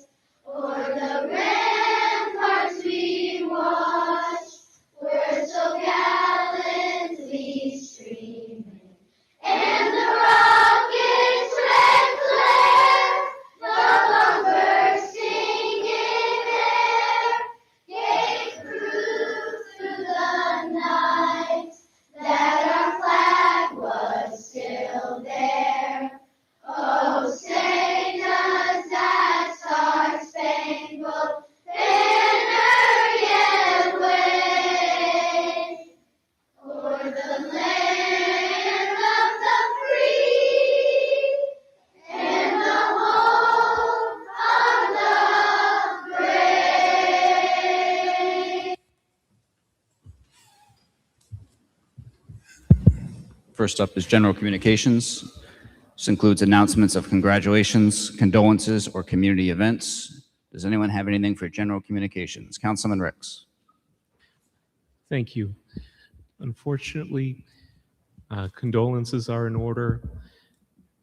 Someone well known to the City Council, Michael Zarum, a longtime resident of Warwick who grew up here, moved, had an excellent professional experience, and came back and served this city of Warwick, has passed away.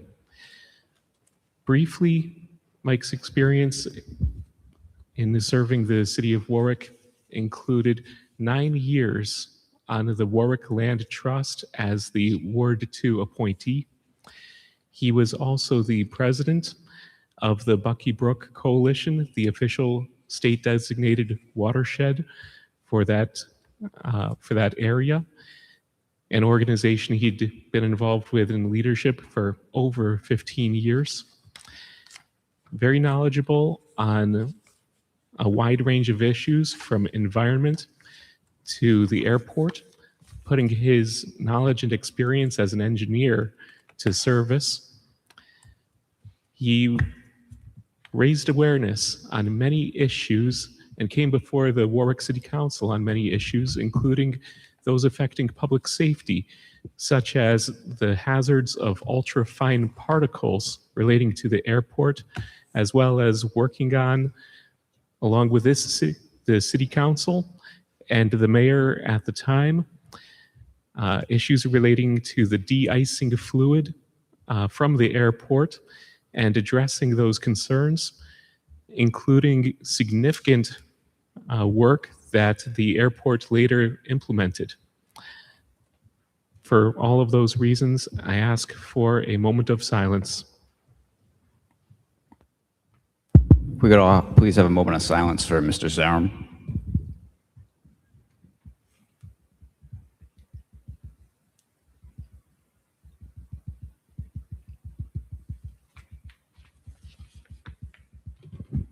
Councilman DeLuise.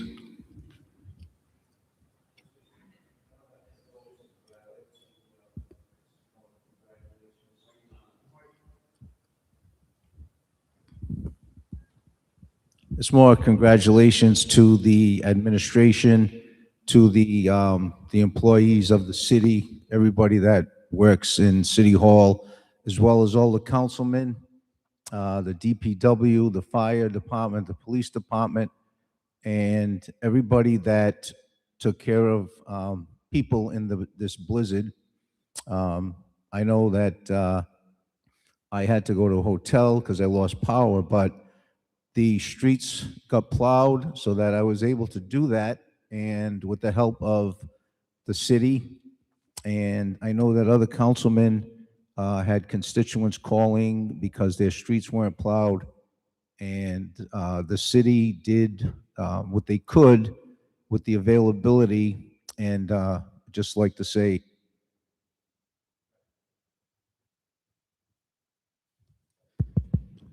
Point well taken. Councilman Napa. Yes, just like to request a moment of silence for former City Councilwoman Helen Taylor, passed away in February, survived by her 2 children. She served in Ward 3 City Council long before my tenure, and I didn't have the pleasure to know her, but from my understanding, she was very well respected and did good work on this council. So I'd like to request a moment of silence in honor of Ms. Taylor. If we could please have a moment of silence for Ms. Taylor.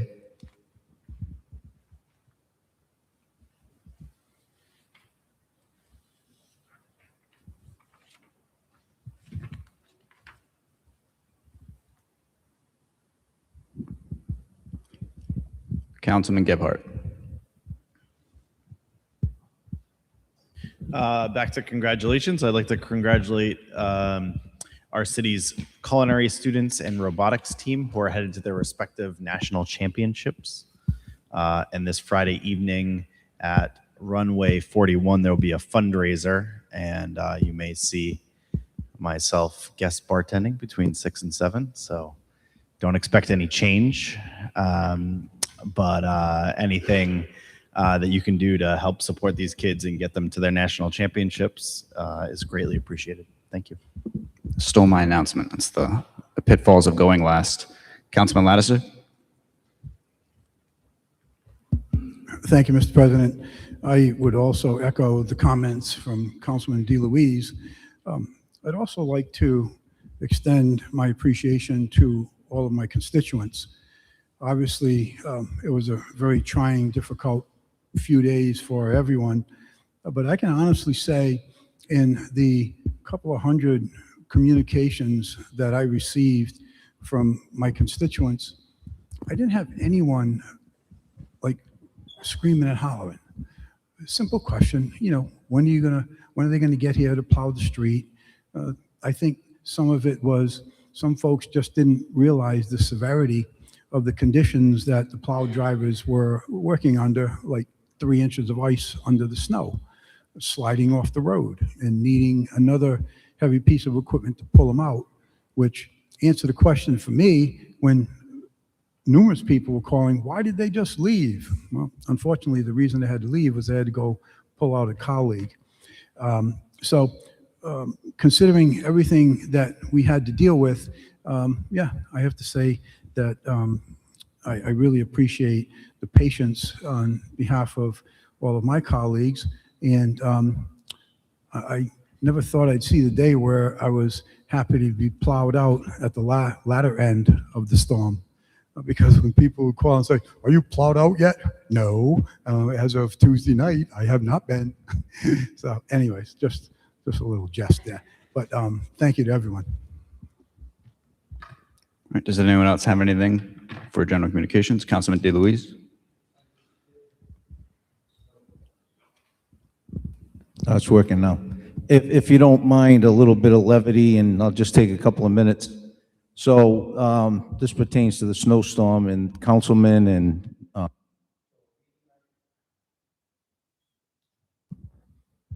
so an 89-year-old woman called me. She was irate that some snow plows had plowed snow into her driveway. So I asked her address, and my friend and I went to her house.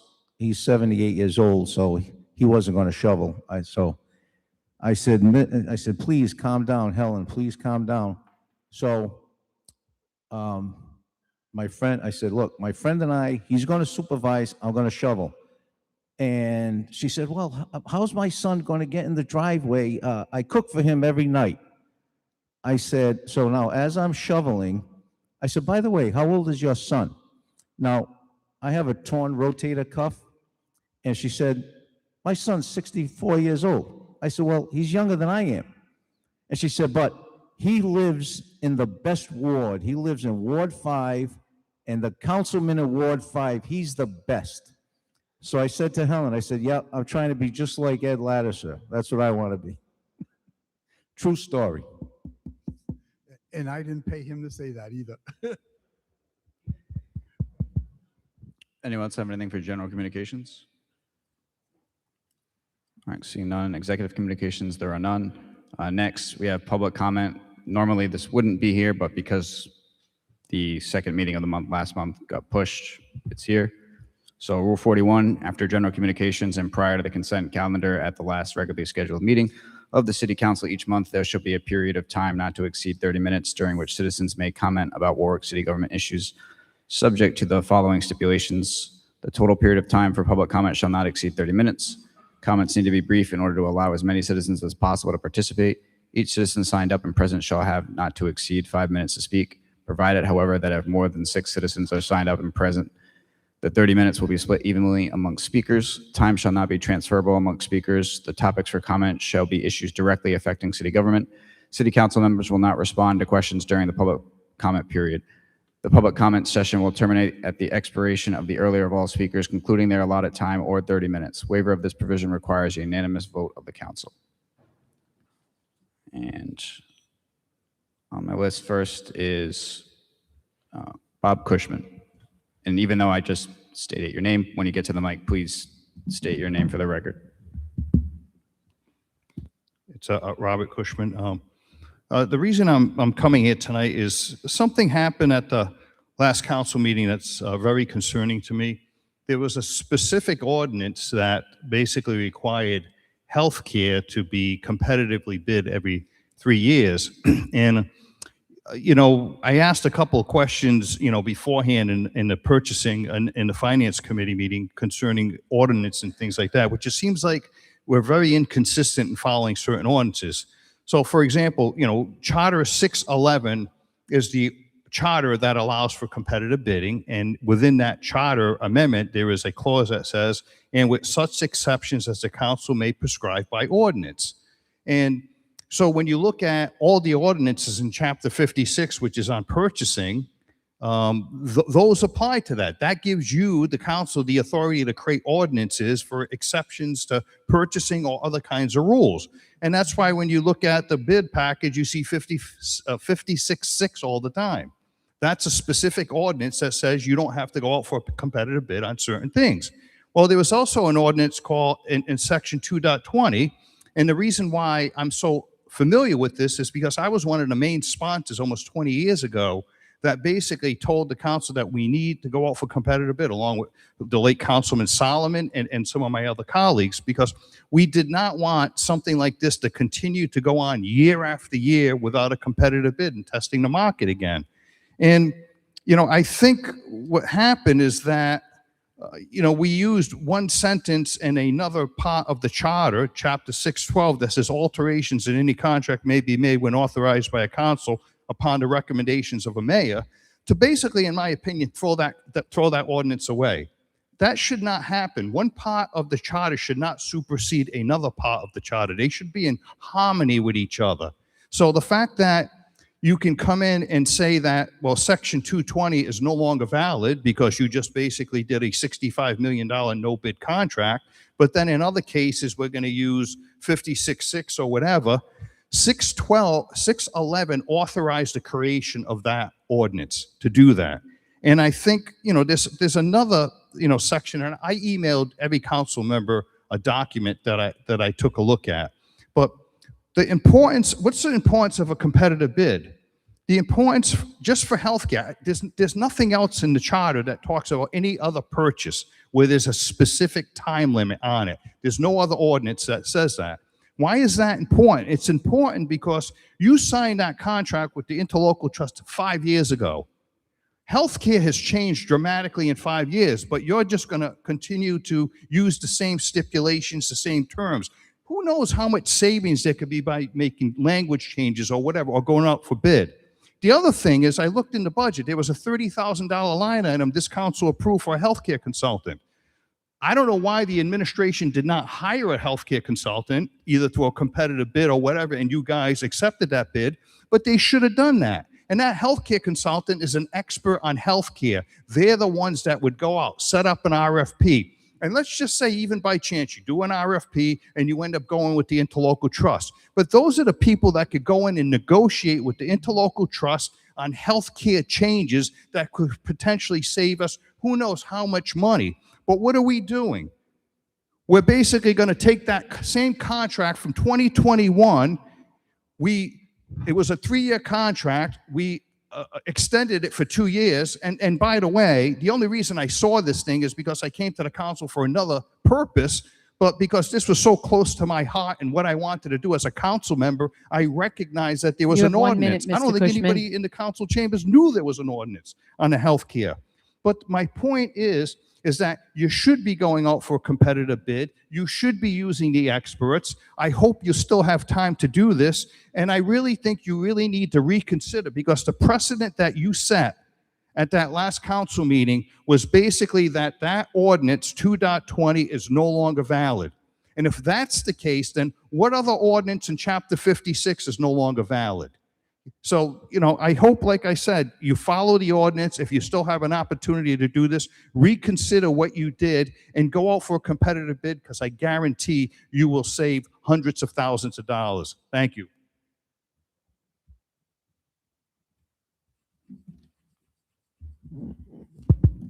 Rob Cody, Ward 7.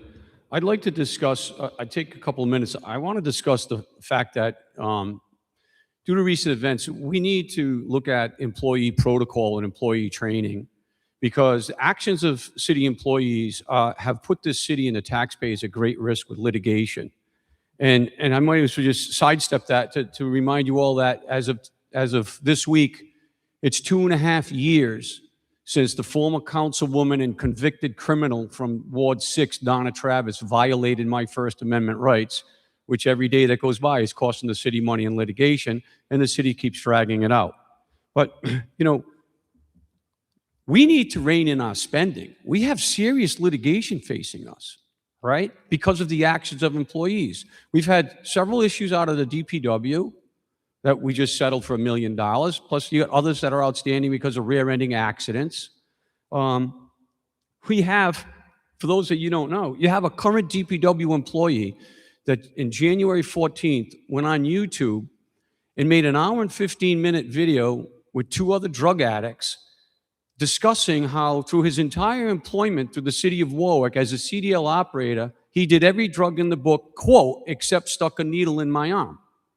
He talks about doing cocaine, smoking meth, smoking pot, eating pills, and drinking on the job. He goes into detail. He talks about going to Harbor Freight Tools to steal tools on the clock so he could support his habit. He talks about his great supervisor that knew about his problem and would let him leave the city at noontime in a city vehicle to drive out of the city to go get his fix. You know what the common denominator is? He's still employed. He put us at risk. He talked intensively about his method, how he would avoid the drug screening for the CDL test. Still employed, still with a job on YouTube. All right? Would that happen in private business? You'd be fired immediately.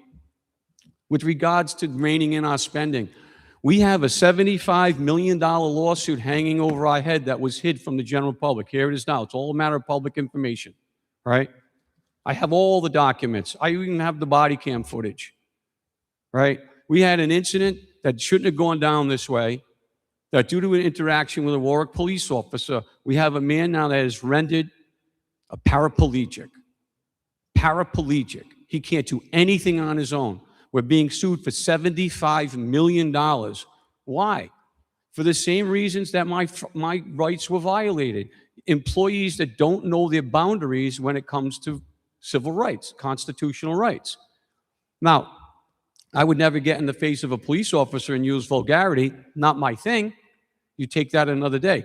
But unfortunately, as crass as that is, it's constitutionally protected speech. There's nothing that says you can't put your phone in a police office, near a police officer, and videotape them, and you shouldn't have to expect that you're going to get tackled to the ground face first, fracture your spinal cord, and be rendered as a paraplegic.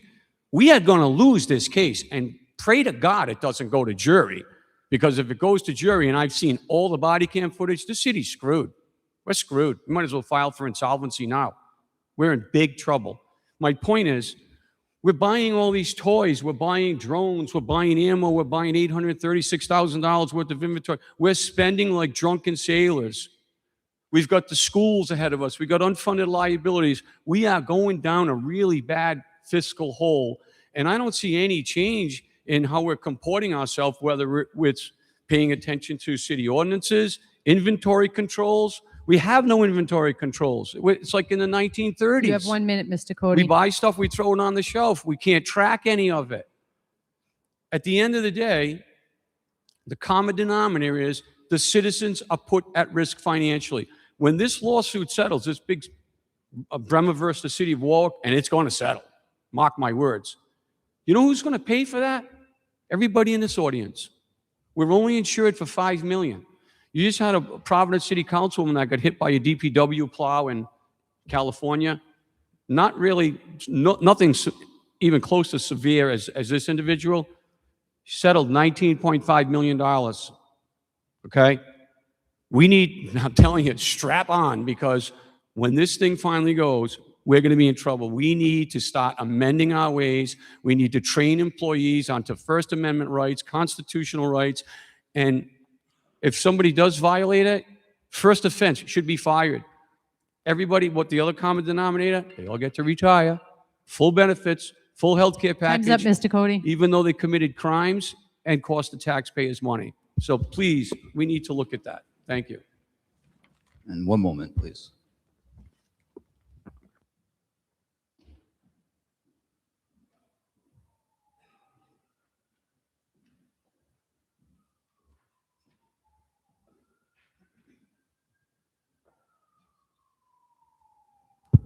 All right, unless there's any objection, we'll go back to Finance Committee then. That concludes public comment.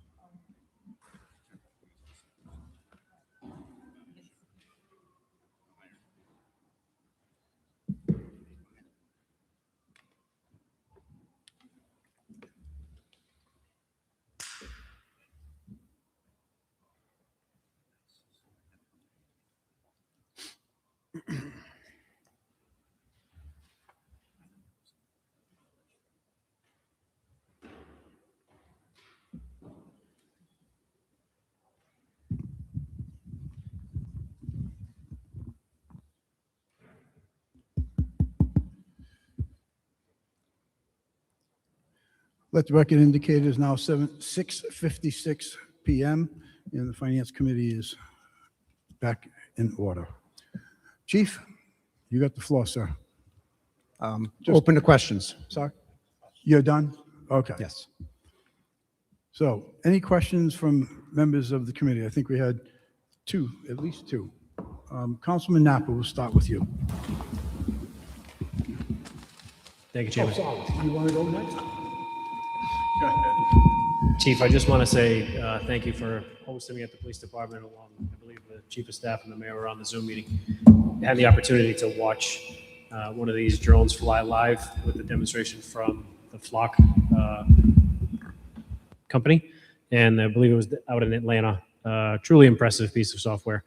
And I'd assume that some of my other colleagues may have shared some of the same concerns about safety and pretextual flyovers and different things that kind of popped into my brain.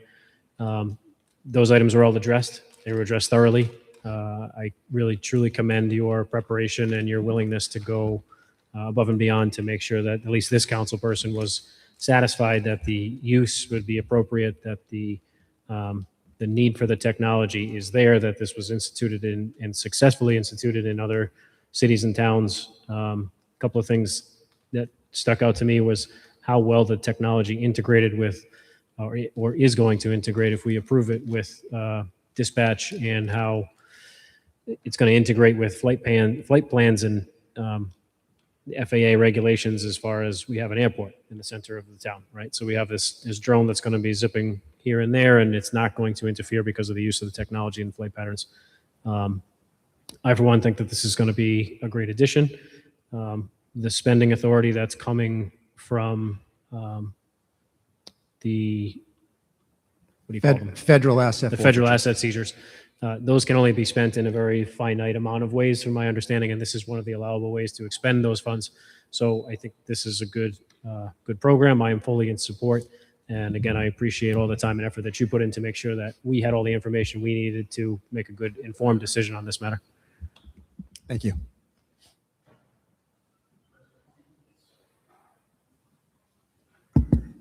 Councilman Foley. Thank you. Chief, in the case of a swatting incident, would this help in that type of situation? It would. So right now, if we had a swatting incident, we have to utilize certain techniques that are available to us online. Some of those techniques and programs out there might be a little outdated. So if we had this drone up, we could get real-time information. We can ask real questions to that person who's on the other line and basically refute what they're saying. So I don't want to go into too much detail about what we ask and what we do, but definitely, if a swatting call, this would be a perfect example for that. And just a follow-up, in the last year, How many swatting incidences have there been in Warwick? About a handful. I know the last one was, I believe it was in Councilman Lattiser's ward, right off of Tidewater. Tiffany Avenue. Tiffany, yeah. I think there was another one too, right off, maybe on Friendship, there was a swatting call as well. So we probably average 4 to 5 a year. You're welcome. You all set? Councilman Muto. I was squealing every time. I'm not going to put my mouth on it. Thank you, Chief. Just a couple of questions. I applaud you and your staff and the Warwick Police Department for the initiatives that you've been taking, whether it's upgrading the department, upgrading the technology, also looking at behavioral health, community involvement, all great things. I also applaud you for looking at different ways of policing within our community, both in an operational efficiency way and an effective way. I put this in the bucket of effectiveness. However, I do have a couple of practical questions for you. So we're looking at the seizure dollars of $50,000 per year for one drone. Realistically, to cover our city, we're probably going to need 4 or 5 drones. Or correct me if how many? I think we can get away with 2. So this one drone that launches from the roof of our police department is going to be able to cover basically the whole Route 2 corridor, all the way south down to even Potawatomi, just north of Ives Road, that part of the neighborhood.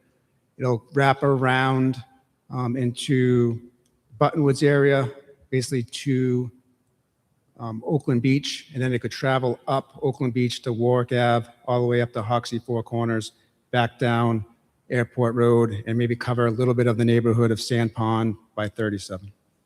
Okay. So let's fast forward 2 drones. When we roll this out, we're assuming that we're going to have a successful rollout. Is adding a drone an additional $50,000 per drone? And if it is, do we have the forfeiture money to cover growing of this program? Right now, we don't have that funding to cover it. It's a revolving account. We make seizures, often. So when that money comes in, we use it, as the councilman said, it's only specific reasons that we can use it, for law enforcement purposes only.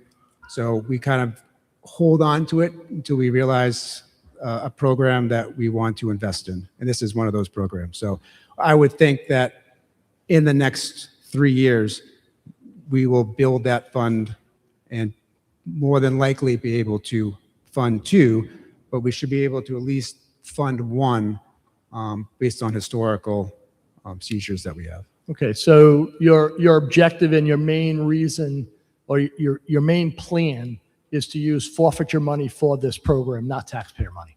Correct. And I should add, that drone will cover the whole city. The issue is that it's not going to be able to get way out, get a view of a scene, and then make it back in time. So we would have to drop the drone down on scene with our officers, call it hot swap a battery out, and then put the drone back up in the air. The only issue with that is the drone loses its capability of flying back to the station on its own. So we would have to manually fly it back, which we could, or we could just drop it down and then transport it back by vehicle. Well, I appreciate the initial test covering my ward and ignoring Councilman Foley's ward, which I appreciate that 100%. Thank you. That's all I have. You're welcome.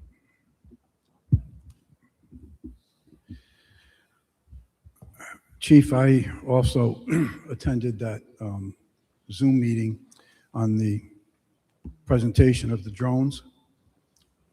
And I must say, it was quite interesting in the capabilities of that product.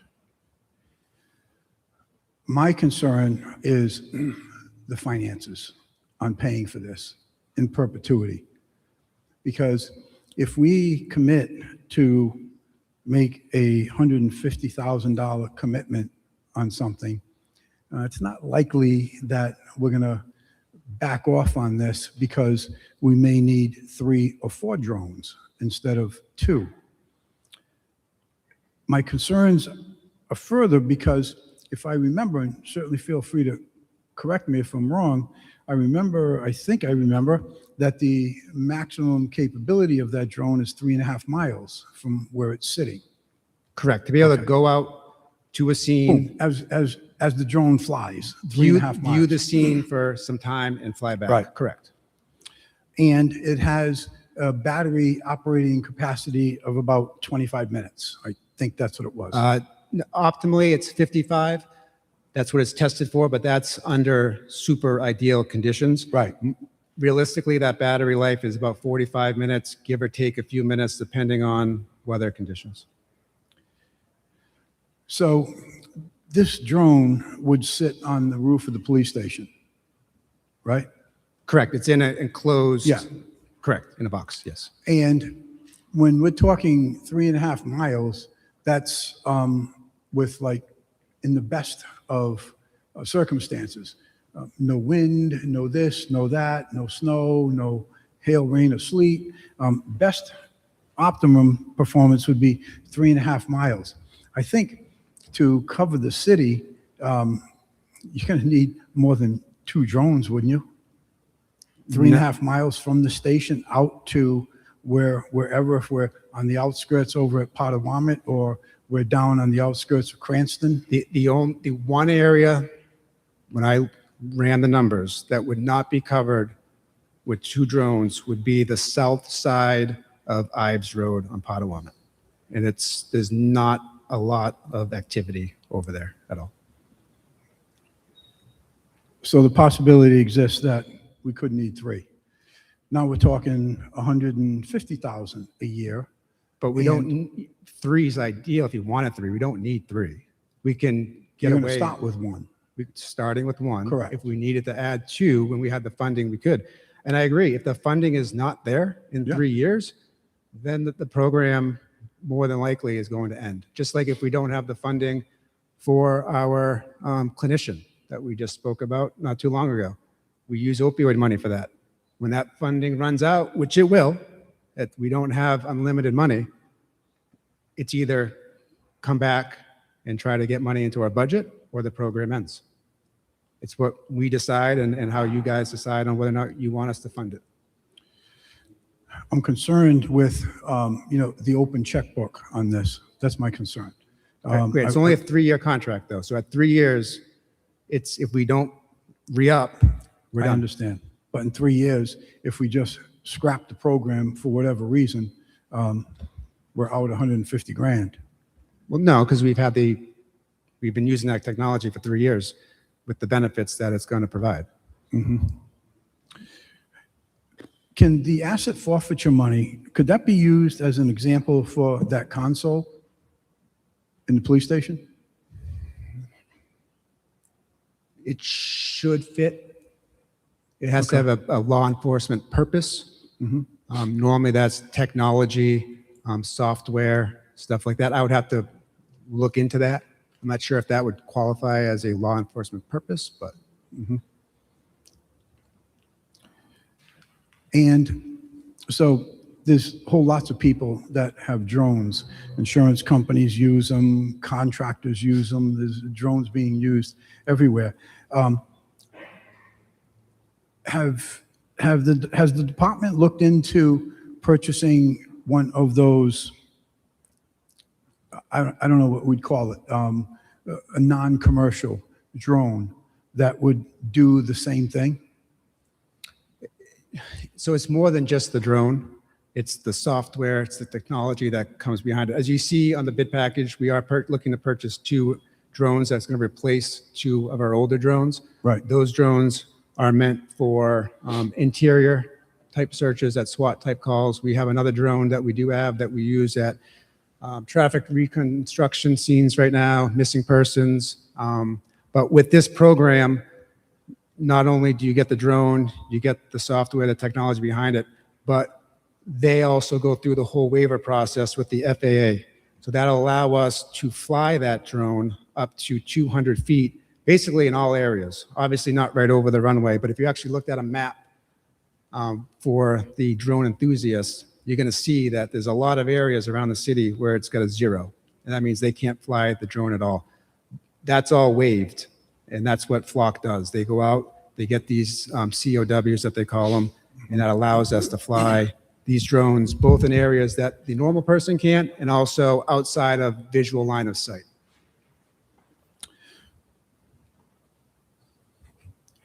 And on page 15 in our binder, I'm just going to read this to you because I'm going to look for some more detail on it. Strictly reactive use of robust transparency. The DFR activates solely in response to specific calls for service. What is, let me read on further, and it is never used for general patrol, proactive surveillance, routine monitoring, etc. What is response to specific calls? That's any type of 911 call that comes into the station, or a lot of people don't call 911, they call the police department directly and say, hey, there's fireworks going off in my neighborhood. There's a tree that fell down. There's a suspicious vehicle parked somewhere. That's what we're talking about. We're not using this drone as we would in a proactive sense where our officers, leave the back lot of our station and drive around looking for activity, right? That's what our officers do on a proactive basis every day. This drone is strictly responding in a reactive mode. We're not going to send this up looking for people speeding, looking for people dealing drugs, spying on people in their backyards, doing anything other than a legitimate call that comes in and then dealing with that call. Another concern I have is I just read an article where the Supreme Court has pretty much hammered the flock cameras in California, ruled them unconstitutional. Assuming that is true, what happens if, well, we'll know what happens. If that occurs here, then this, not only the flock cameras history, so with this. Do you know anything about that Supreme Court decision in California? I haven't heard it, and it's two separate things. Anyway, the drone program and their ALPR cameras are two separate But things. the drones are part of the flock program. You could use it that way. We're not, because our ordinance doesn't allow it to. But this speaks to flock throughout this document. Flock is the vendor. They Right, have the vendor. multiple different products like companies. So have. this drone has no interaction with flock cameras whatsoever? Correct. And it's flock safety that requires a 3-year contract? Correct. But one is not tied into the other. So flock cameras is a completely separate product, item, discipline than the drone. Correct. And a separate contract altogether And a as well. separate contract. Correct. You already answered my questions about the FAA items. Hold on 1 minute.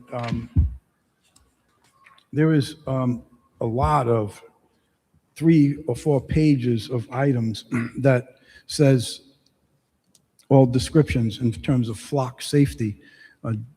DFR drone hardware, 350 drone decks. It just goes on and on. Flock software, Flock aerodome services, air traffic awareness modules. Are we getting all of that stuff that's in here? Yes, we are getting everything. If you look at the DFR drone hardware section, that's the very first section, from DJI Dock 3 plus M4TD integration with Flock ALPR and Flock 911 down.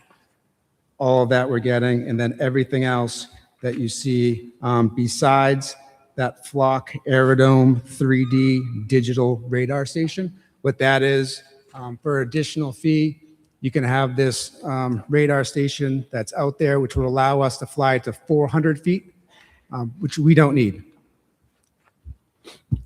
So when you say radar station, you're not referring to radar, speed radar? No. Just wanted to make sure on that. Chief, what is in the asset forfeiture budget right now? dollars and cents? We have in federal, there's 170 and change, and then we have a state one, which I didn't have that number. 170,000? Yes. So this, okay, that's sitting there right now, and if this passes, you'll be using 50. Correct. That it'll definitely fund us through 3 years, and like I said, there's money in the hopper, if you will, right now. It just takes time to go through, the federal system, and then ultimately back to the police department. Is there anything that the state police or other federal authority in Rhode Island, do they have any drone or drones that could be utilized at our request? Not that I know of. We would be the first that has this type of program. Newport is putting it into their budget for July 1. Cranston's, I spoke with their chief. They are applying for a grant to do this. Providence is looking to buy 3. I did talk to the state police. They looked at this program, but ultimately for them, a drone doesn't, it's too big. They have highway cameras that they utilize, so that works for them. A drone program isn't for them. With this drone... You have 2 minutes, Chair. Thank you. And I know for certain, particularly during the summer months, the fire department often gets calls for a fire, and it may be a little brush fire, it could be a charcoal grill fire, false calls, et cetera, et cetera. This drone, the capability of this drone, from the time, and I'll use my ward, from the time that drone is triggered at the police station to the time it gets to Rocky Point, we're talking a matter of seconds for it to get there? No. The drone flies relatively 40 to 60 miles per hour, again, depending on conditions. It's as the crow flies, if you will. So it can get from the police department to Rocky Point fairly quickly. We're talking about minutes. How many? Just a few minutes. Okay. I'm not sure the exact distance. I'm assuming we're probably about 5 to 6 miles. Yeah. Okay. Thank you. That's all I have. Any other questions from members of the committee? Go ahead, Councilman Napa. I just want to clarify on that California case. So that's a class action lawsuit filed against Flock for violation of California's privacy laws that wouldn't be applicable here, and they're still defending that suit. So it hasn't gone up to the Supreme Court. From my quick... Okay, the one I saw was for violating constitutional rights of basically someone is guilty until they have to prove themselves innocent. That's what I had. Again, it's something that you see on social media, so maybe it's active or accurate, maybe it's not. But thank you anyways. Councilman Muto. Thank you. What else can we use this this drone for? Obviously, the primary purpose is for policing and 911 calls. I'm thinking recently we've had a blizzard come through. We have hurricanes come through. We have other types of natural disasters. Are we able to leverage this technology for documentation of our coastline, of our areas to help us with getting other federal money? 100%. And also, like I said, with helping fire too. So I'm sure we see fire trucks responding to calls, right? It seems like it's a lot of them sometimes. We can get that drone out real quickly and then provide them with that same information that we would provide our own officers. No smoke showing, nothing on fire, if you will, and that would alter their response, just like it would alter ours if we're sending 3 or 4 cars across the city priority to lights and sirens. We get a drone on scene and we realize what the caller is saying isn't happening. We can slow down those cars, reroute a few cars, so it can work both for us, fire, and yes, we can use it for coastal storms, hurricanes, stuff like that. Right. Thank you. One clarifying question. I know we're going to beat this to death shortly, when you mention about the privacy and the controls, you mentioned the word ordinance. Is it an ordinance or is it the service level agreement we have with Flock of their protections? When I mention ordinance, I'm mentioning that specifically for the ALPR capabilities of the drone. So as I remember the drone ordinance stating that it can't be on a moving object. And I think the original intent of that ordinance was to have a ALPR attached to a vehicle, a cruiser, which some agencies do have that drive through parking lots to see if they can find stolen vehicles. So with that part of the ordinance in effect, it's a moving vehicle. We wouldn't be able to use the ALPR function of a drone. Thank you. I'm sure we're going to get into it deeply. Thank you. Thank you. I see no lights on this side. I think Councilman DeLuise, your light was on first. If you would, please. Chief, I just have a comment and a question. So the drone's going to be located on the police station. Now, is there somebody that's a police officer or someone that's going to be trained at the station at all times? And is that person going to be a police officer, or is it going to be someone else that is going to get an additional salary? Or is there, I'm sure there's going to have to be many people trained because they're not always there at the same time. Yeah, good question. Obviously, we're open 24/7, so we would have multiple people certified in this operation. So we'll have our sergeant level up, all our supervisors, and then ultimately we're looking at having our dispatchers as well. And no, they are not paid extra. Okay, so that would just be incorporated into their salary?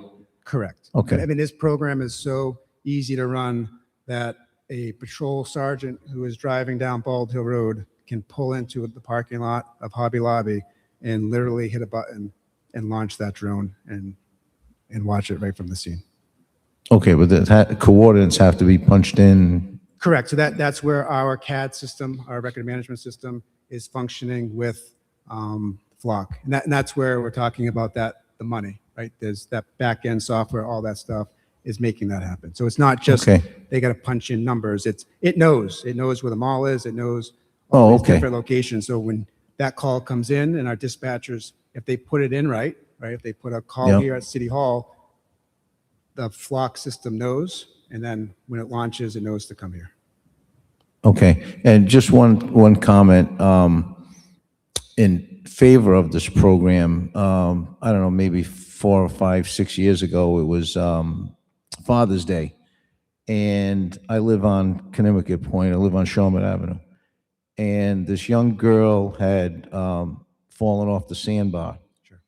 And I believe it was either her uncle or 2 people that dove in after her, and the riptide over there, it's terrible. I've seen through the years many, people drown. And so for about 4 or 5 hours at least, my son and I were sitting on the deck just watching all of the departments, all of, fire trucks, police, fireboats, Coast Guard helicopters. We watched this go on for at least almost into the night. And then I believe the Coast Guard helicopters finally found a body floating. So I think that a drone in this situation, if you got a 911 call, and as opposed to using all of those resources, which were numerous. I mean, I don't know how many rescues and fire trucks, police boats, Coast Guard helicopters. So I think if the drone had flown out over the water, it's possible that that person maybe could have been saved, or that they would have found it and would have used less resources to find this gentleman. Potentially, obviously, a situation like that, it's all hands on deck. Every resource possible is going to head out there. Our drone would head out there as well. But they could have maybe found the person quicker, maybe given this person a chance to live. It was in the summer, so the water wasn't cold. Sure. And that's where I mentioned before, where on scene, in that situation, we'd be able to drop our drone back down, switch the battery out, put the drone back up.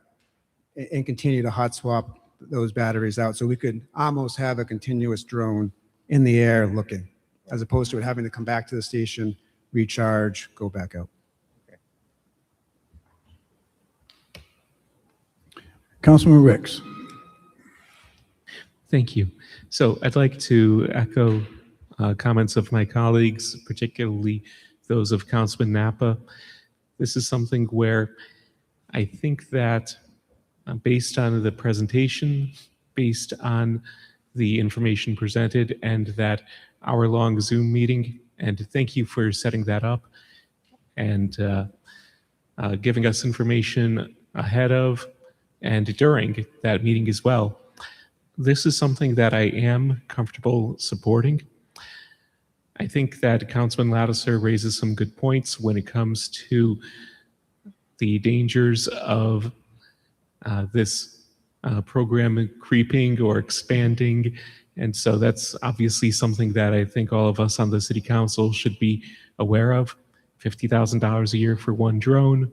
If it expands beyond that, then really need to see the justification for a second one and how much value that can really add. But I suppose that one concern that I'd like to just talk about in a little bit more detail, and I mentioned this briefly during the Zoom presentation, comes similarly to privacy concerns. I think that we're off to a very good start when it comes to the ordinance that's on the books here. One moment, pull it up quickly.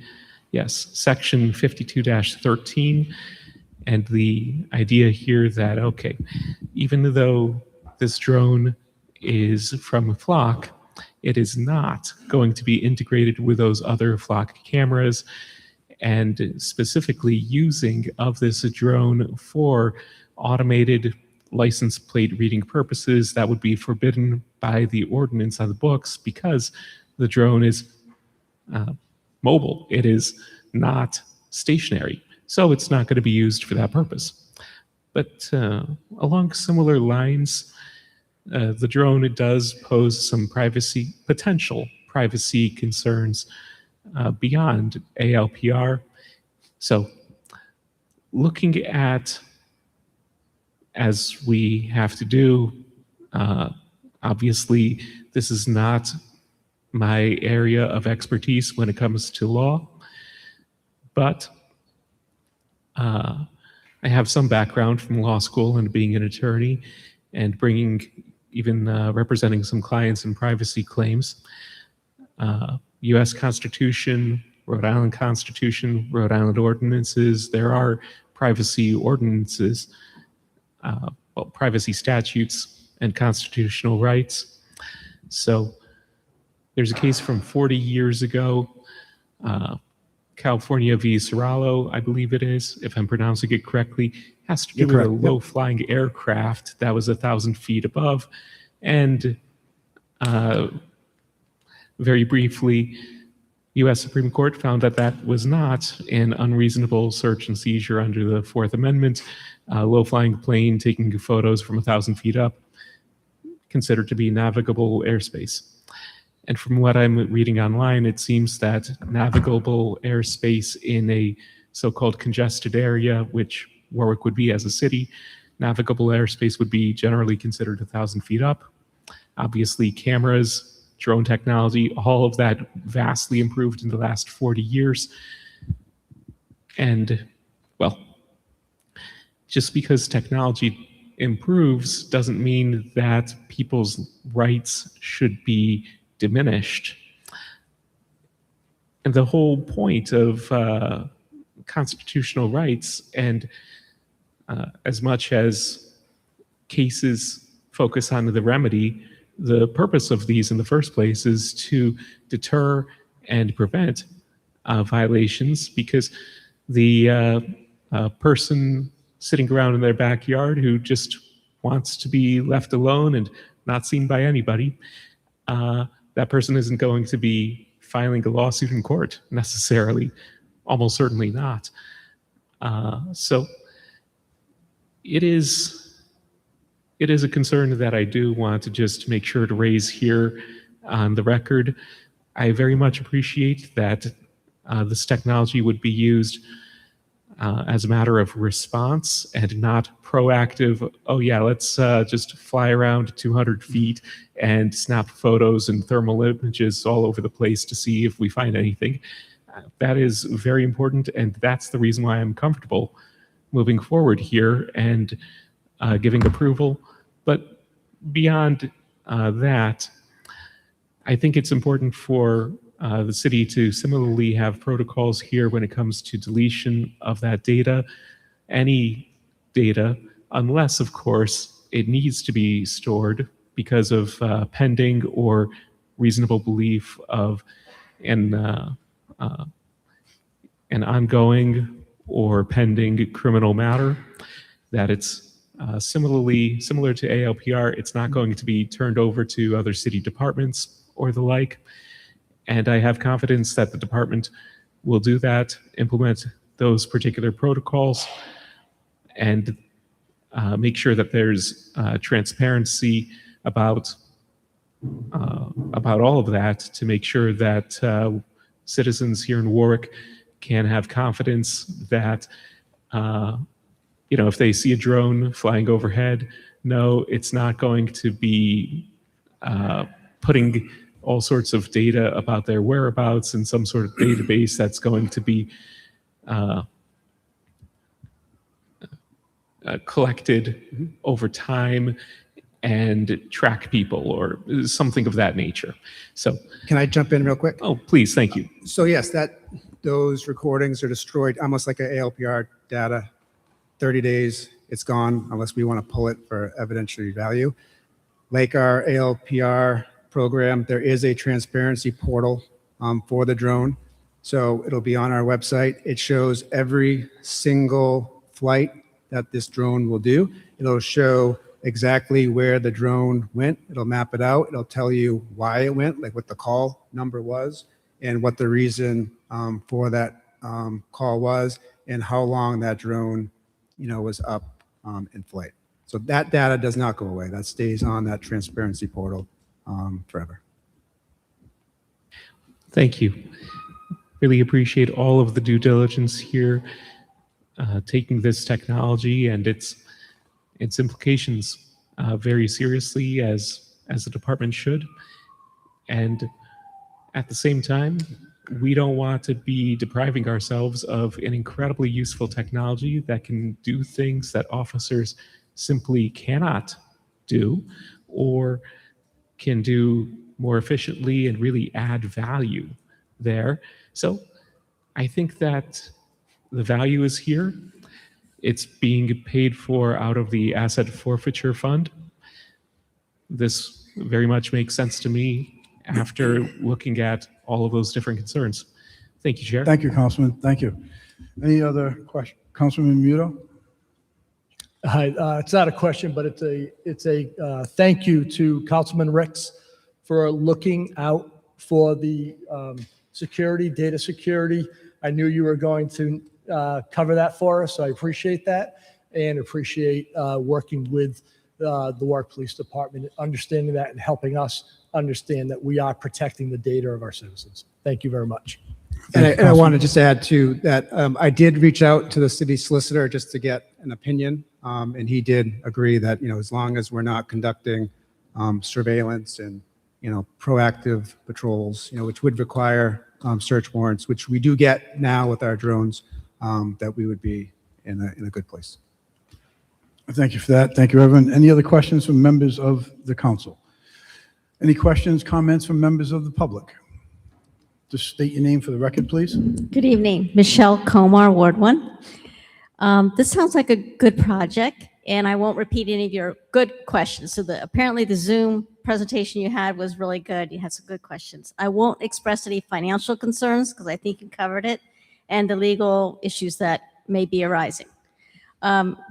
So the couple times I had to call the police for people that needed assistance, I could see where the drone would be useful. And one is in marine situations. Thank you, Councilman DeLuise, where a boat got stranded on Connecticut Sandbar They weren't familiar with the waters. They kept their sails up. The wind was taking them in the wrong direction. They were going to swamp. And it would be nice to have a drone saying, we see you, we got you in our sights, help us on the way. And I was going to ask the council, to the officer, please, if this drone picks up infrared hotspots, I guess body heat at nighttime, what's their nighttime capabilities? It does, yes. Great. Okay. And regarding mutual aid, like what other communities have the same technology and would be shared like mutual aid shared today for other emergencies? Colonel? Right now, I don't know of any other community in Rhode Island that has this. Like I said, Newport is looking for it. Cranston's trying to get a grant to get these drones, and same with Providence. Okay, so where I could see it, my second phone call I made, I got to commend the police department. I got the woman's name, and then the police were right there. I mean, so fast. And the dispatcher stayed on the line with me. So that's really good. But I could see where maybe an instance where every second counts, and there's some bad assaults or something going on. How is this drone identified in the air as a deterrent for people continuing their bad doings? Is it painted in with Warwick WPD?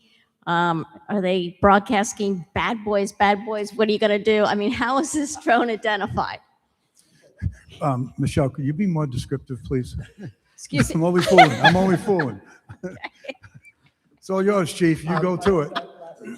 No, the drone does not have WPD on it. I'm sure we could put a sticker, but I'm not sure somebody would identify that from that distance. It's not really meant to be a deterrent and scare people away. It's meant to get eyes on a scene. So a lot of times when we get phone calls from the public, the information that's provided to us, not because they're trying to mislead us, but sometimes isn't accurate, right? So we might think that 2 people are fighting at a call, that might be 10. So we're responding to those calls based on the information that we get. So if we think it's a couple of people, we might send 2 cars. If it's a whole bar fighting, we're probably going to send the whole shift, right? Mm-hmm. So to get that drone up in the air, to get eyes on, we'll be able to identify really quickly what the scope of that situation is.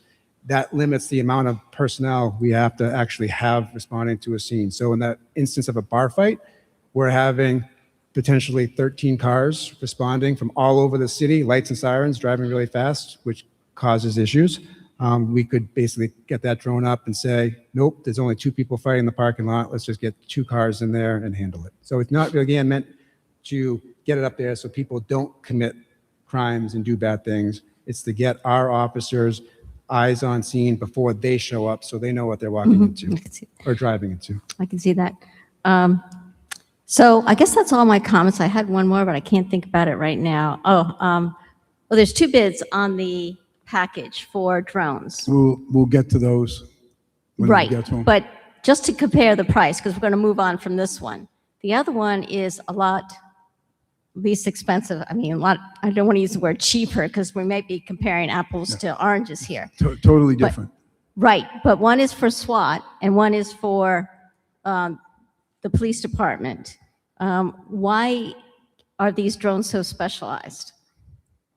The SWAT drones are really small. They're meant to get into tight quarters where this drone isn't. So that's the big difference in the drone. And again, the pricing really comes down to their technology and their software and everything on the back end. Not so much the drone itself, the cost of the drone itself. Councilman Lattiser, you might have asked this question. I came in a little later. Did you ask if there were other bids besides the well-known Flock company? I do not think so. There was discussion on that, Chief. So there was another prototype, I'm going to call it, but go ahead and Yeah, answer so the question. was there another bid? No, we did not go out to bid. I've been in conversations with multiple companies. There's not a ton in this space right now, and there's not a ton that we would want to get into business with. There's a few, and the pricing that I received for those companies are higher than what we're paying or what we would be paying for this product.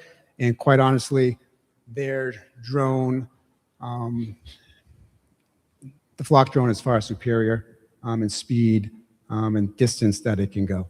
Okay. So we'll be getting an inferior product by going with a bigger vendor, if you will, a competitor, for more money. Okay. So, excuse me, I'll just interject. And also, if I recall, and I forget the name of the other potential, it does not have the capability in terms of distance, does not have the capability in airtime. The battery time does not compare to the battery time of this, and the serviceability of it also was a question, if I remember correctly. Everything you just said was correct.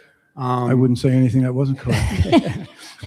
Never. And I will say, in having conversations with these companies, I don't want to say I got a warm and fuzzy feeling from Flock, but they were very attentive to us. What they said they would do, I believe. I know they have other products out there with other agencies. I've spoken with those other agencies. We had about an hour Zoom call with Dunwoody, Georgia. They have this technology. They've been using it for quite some time. I know everything that Flock told us they're going to do. I didn't have that same feeling with the other companies. Mhm. And the way the bid reads in the summary is purchase the drone, and I guess the software that goes with it. Is there going to be any downtime, or did these contracts, if one drone is in repair, is there an immediate replacement to take over? Correct. So if anything were to break on the drone, say a propeller, anything that goes out, they overnight that part to us. It gets fixed immediately. If the whole drone goes down, yes, they will have a new drone with us within 5 business days. They just swap out that drone. So there's very, very little downtime if something were to happen to that drone. Thank you for your answers, Chief. Thank you. You're welcome. Thank you, Council. Thank you. Just identify yourself for the record again, please. Rob Cody, Ward 7. Thank you. So with any type of technology such as this, there's unintended consequences. Specifically when the Colonel has testified tonight that you don't have a fiscally sustainable program. Now, Mr. Lattiso, you asked the question stating, could that forfeiture money be used for the console that they were talking about? So my question is, can that forfeiture money be used for the ammunition that they want? Based on law enforcement use only, I would probably say yes, but I would have to look. All right, because you said if it has to do with police capabilities. So you've just found your solution to the ammo problem right there. So I have issues with this for a number of reasons. Like in the example that Councilman DeLuise gave, in that situation, I have no problem with drones being dispatched from on-scene personnel, from the deck of the Coast Guard cutter or a police cutter or fireboat. Have no issues with that. I do have an issue when we're turning Warwick into the Jetsons and we have these things bolting across the city at 60 miles an hour. So you're going to realize every time a piece of equipment is dispatched, whether it's a plow, a police car, or an ambulance, whatever, the city incurs liability, right? This now adds another level of liability. Notwithstanding the fact that I'm sure you guys all realize we're in a controlled airspace with TF Green. The police station is on the direct approach to runway 5, and it's on the direct departure to 23. And as you all know, Mickey Stevens, that's your approach to 36 and your departure to 16. So you're in the flight zone. So I have great concerns about situations like that when in the summertime you have Cessnas doing touch and goes and they're at 200 feet coming over the police station. I know that because I'm one of those pilots that does that, right? So that's a concern to me. Another concern is, it says that it launches automatically in response to 911 calls or other calls, providing real-time aerial, video, and situational awareness to first responders before they arrive on the scene. So am I to interpret that if there's a situation and we have a police officer that's rushing down West Shore Road at 50 miles an hour, that on his console, on his computer console, he's getting a live feed of what's going on? Can I answer? Okay. No, absolutely not. That footage is being viewed by someone at the police department, or if a sergeant or somebody pulls over to the side of the road to view that. The normal officer that's on responding to those scenes are not going to see that. That information will be relayed from the dispatch to them, letting them know the situation that they're coming But upon. it says right here, it says it gives first responders real-time video prior to arriving on the scene. Yes, I'm a first responder. I'm viewing it. I can give that information out to the units heading to the scene. So the device doesn't have the capability to send that video live stream to the police car? It's who is basically taking over control of that drone. So yeah, if an officer is trying to drive a car and drive the drone at the same time. No, that's I'm just certainly saying not what I'm saying. that would be the only No. way. That would be the only way. No, so what I'm saying is, while a police officer is driving, does this technology have the capabilities to send live video to the police car on their console, on their computer? Not those officers, no. It does not. Correct. So there's no scenario where the police officer in his car is going to see live video from the drone? Correct. Okay. And the reason I ask that, because obviously distracted driving and so forth. But, you know, we're going down this rabbit hole again with more and more surveillance. And, you know, we don't have the money for it, right? We've established that. The colonel has established that. We don't have the money for it. We're predicting that we'll have more seizure money. Right now, we've got 50,000 or whatever the number was. We're predicting that we'll have more. Well, if we don't, where's the money going to come from? You guys are going to come to the taxpayer, and we're going to change things around, bait and switch, and now we're going to have to come up with that money, right? This was not in the budget, right? We have a budget process that says this is the amount of money that we want to expend, so forth and so on. And we don't have the money to do that. So once again, we're putting us at risk financially. This certainly has a liability. God forbid if this thing is flying down West Shore Road at 2 o'clock and it suffers a malfunction and it crashes to the ground.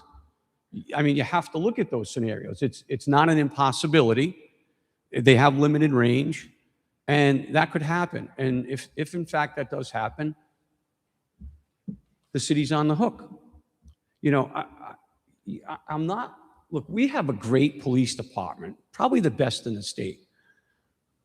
I don't subscribe to the fact that we can substitute the police officers in the city of Warwick for a high-speed camera. I just don't see that happening. I don't see that increasing the safety in the city of Warwick. You know, it's on two hands. You could say, well, it could increase this, but on the other hand, you're adding liability in a number of different forms, particularly around the airport, right? That's a big problem. And I think you really have to check with the FAA to see what type of flight operations you're going to have, because you're going to be crossing perpendicular. You're going to be crossing both flight paths, right? Both final approaches. And you're in the pattern. The entire city of Warwick, basically, to 5 miles out, is in the pattern, right? From ground level to 1,000 feet. The FAA just is the one approving this, just so you know. It's not just you don't us. have any of that in your... I'm just saying, we're not the ones that are just randomly flying it. The FAA, through Flock, is going to go out and get us those certificate of waivers that allow us to fly in those 0 areas that I mentioned before. So we don't have that yet. They haven't done that? Correct. We would have to get this approved by council first before any of that's going to take place. But yes, this isn't just us flying this drone out there. And right now with our drone program, we could drive our drone or fly our drone around those areas. We just would have to contact the FAA every single time we want to do it. So there is nothing new with the drone and how we're operating it. It's the whole platform behind it and getting those waivers and the safety aspects that are built into the software of those drones, which is why the FAA allows the police department to fly those drones in areas where you couldn't. It allows us to do that without having a person observing that flight, because the way the laws are written, prior to, I believe it was February of 2025, you could not do that. You always had to, we'd have to have someone standing on our roof, right? And watching that drone fly out. If it got out of vision, you couldn't do it. It would have to come back. Yeah, well, now it's not just line of sight. You'll be able to fly this out of your Correct, with out of your sight. with the FAA's approval, correct. So, And and- just, if I can, just to answer a couple of other points that you made, these drones actually have radar detection system on them. So if it detects you flying at 200 feet, it's gonna know within a half a mile radius, as it gets closer, it's gonna start sending a warning to that drone. As it gets within a quarter of a mile, if this drone isn't, or you're not moving it, or if it's not moving, the drone's automatically going to steer away and get out of the way. So there's a crash avoidance system built into this software and this technology, which is why the FAA allows it. Yeah, well, I can tell you as a licensed pilot, a half a mile and a quarter of a mile does not give a pilot enough time to react. But look, I just think if the council passes this and then you go to the FAA and there's any hiccup on the FAA, then what happens? The program dies? Correct. We're not on the hook. All right. And if next year you don't have money to support the program from seizures, then the program dies. In 3 years from now, correct. And I will say to your first point, Flock has never, I don't want to use a double negative, not received the FAA clearance. Every time they've done this, they've received it and they've had hundreds of accounts. And the example that they showed, and I don't remember if the council members remember, they actually showed a department in California, Hawthorne Police Department, which literally sits right next to LAX. And they have complete 200 feet clearance to fly their drones everywhere. And the FAA approves that. So again, I mean, I'm just talking about, we got to tighten our belts, guys. We're still spending all kinds of money on everything. And this is another expense where you're going to have an expense with training. You're going to have a monthly expense. And if the money runs out, you know as well as I do, once the program is instituted in the city of Warwick, it doesn't go away. They're going to come back to the taxpayers for more money at a time when we're facing enormous amounts of money. And I just don't see anywhere where we're tightening our belts on expenditures that are going to come back, to the city. So, and I think we got to be really, really careful with technology for the unintended consequences. Thank you, Chief. Appreciate it. You're welcome. Identify yourself again. Thank you, Robert Cushman. Is this a new contract with Flock, or are you modifying the existing contract that you have with them? It's a new contract, totally different from the other contract. Okay. Have you seen that contract, the council? The new contract? Have I seen it? Yeah. Have you got a copy of the new contract? Other than what we have in the binder here? Has anybody from the city solicitor's office or your solicitor taken a look at the contract? I can't speak for our solicitor. The chief just spoke earlier and said that the city solicitor has looked at it. The city solicitor answered a separate question. If it is approved, yes, our protocol is always to send any contract that we do over to the city solicitor for them to review before we sign it. And I would assume that contract must have liability language, limited liability language, right, that the solicitor would take a look at? 100%. Okay. So most of my questions were answered, but so I just want to understand the process. So a call comes into 911, right? So the dispatch, who has the responsibility to determine if we're going to deploy this drone? It's going to be someone at the supervisory level. So it wouldn't be the dispatch person. They would have to, based on the call, they would call a supervisor in? Correct. So our supervisors are constantly monitoring the radio. Our supervisors, we have called OICs, officer in charge, lieutenant and a captain. Sometimes it's both, sometimes it's just one. Okay. They work every single shift. They're always on at their desk. They have the CAD system up and running, and they would be able to use the Flock software to deploy. So then the supervisor says, okay, let's deploy this. Who physically gets onto, is there a separate terminal? Is the software active at all times? Who actually goes onto that terminal?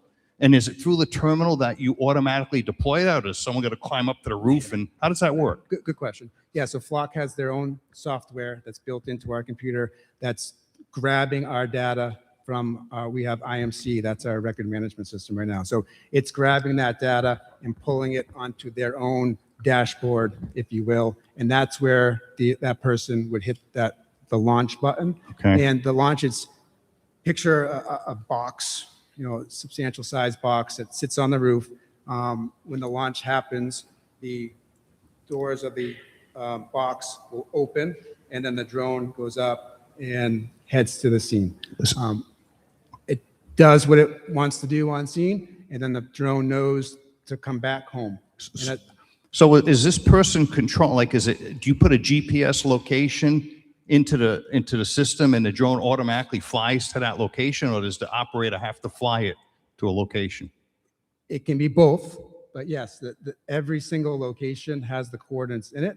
So again, if we're going to the mall for whatever shoplifter that just took off, they hit that button, that drone starts flying right to that location. Is there any additional hardware or memory or anything that you have to do on your computer systems to get this system up to snuff to work with the Flock software? The only thing we have to do is bring power and Ethernet to our roof. Okay. Is that part of this bid? No, we'll do that through city personnel. How much is that going to cost? Exactly, I'm not sure, but it's just running conduit and an electrical wire. Okay. And so you said $50,000 a year for 3 years, right? Do you have that broken down by, like, is there a cost with the actual drone? Is there a cost of the actual software interface? Is there a cost for data storage and all that? Is it separate? It is not. It isn't? It's all packaged as one. Okay, so one of the interesting things that you said was that you're going to have like an online portal or interface where people can go on and they can kind of look at where the drone's flowing and stuff. But I mean, I would think if, God forbid, you're at a scene of a potential homicide or something like that, or a major accident, you're going to want to redact some of that video. Who's going to do that? You're not, so on the portal, you're not going to see actual video. You're going to see, like, if you went on to Google Maps, and you just had like an overlay, you're just going to see a line. Like it says from here to the mall, for that example, and then the drone coming back. So you're going to see a line and a line, and it's going to say. But you're going to have actual footage somewhere, right? We'll have footage that we'll see that is not available. Okay. Is that to the public. accessible for Freedom of Information Act, access to public records, that video? It potentially could be, depending on whether or not it meets the requirements. Sure. So he said potentially, but so do we know who decides what video is accessible or not? It depends on, just like whenever you file an APRA request, it's reviewed and it's decided whether or not we're going to, like the body camera situation. So some of that was redacted, some of it wasn't. So we look at the criteria of what the law allows us to release, and we released it based on the current statute of 38. So when this camera is up in the air doing whatever it's doing, filming, right? Where's it transmitting that video to? Is it directly to the police station, or is it going somehow to Flock devices? Correct, it comes back to us. To the police station? Yes. Okay. Is there, I'm just wondering how it does that. I mean, I'm kind of like, I don't have the text. It's like the cell phone. Like, is there a point in time where you need to upgrade your communication software or something? Because, you're talking video now, right? We're not talking about, a cell phone, which is only voice. You know how things happen when I do live streaming sometimes on YouTube, and if your connection's terrible, it gets all choppy and stuff. Is there anything has anybody looked at the communication protocol, and is it adequate to be able to accept this video transmissions? They've never had a problem. I mean, until I know this sounds like we're putting the cart before the horse, but we won't know unless we get it approved. You don't know? Well, it's what works. It's never not worked. No matter what we do at the station, we get video links and sent to us all the time. I'm not a technology guy, so I don't even know how when I pick up my phone and I call you, you can talk to me. I understand. I mean, I think that question should be answered to determine, you could be buying this, but maybe the communication protocol needs to be upgraded. You know how in your house, you can go to super Wi-Fi or 5G, 6G, whatever, but I think you should have somebody take a look at that. I can't say we watched a video of a drone flying in Atlanta on our computer screen and on my phone without an issue at all. when we did the drone demo, and the council members that were there for that or were on the Zoom call for that saw the same thing, and there was not a single issue. Yeah. As you guys can recall, and that picture was as clear as you could possibly be. So is the video being stored on hard drives located or computers in the police station, or is it Flock recording that and saving that video? Yeah, it's on the AWS cloud. So but is that something that's part of the package where Flock maintains that? We don't pay for that at all, correct? No, I know that, but I'm Yep. just saying the ownership of the servers, are they police Yep. department servers, or are Nope, they? It's theirs. It's Yes. theirs, It's but our data. who controls, you said something about, the data gets deleted in 30 days. I mean, who's deleting that? Is it the Flock people deleting that? I mean, how do you know they're deleting it? Just like ALPR cameras, the data's gone. I can't go back and look. Okay. I don't know how else to answer that for you. It's Just a couple. I'm a technology guy. Sorry Sure. for all these crazy questions. But so if you decide that, you need to keep some video for longer because it's associated with a crime scene, how do you do that?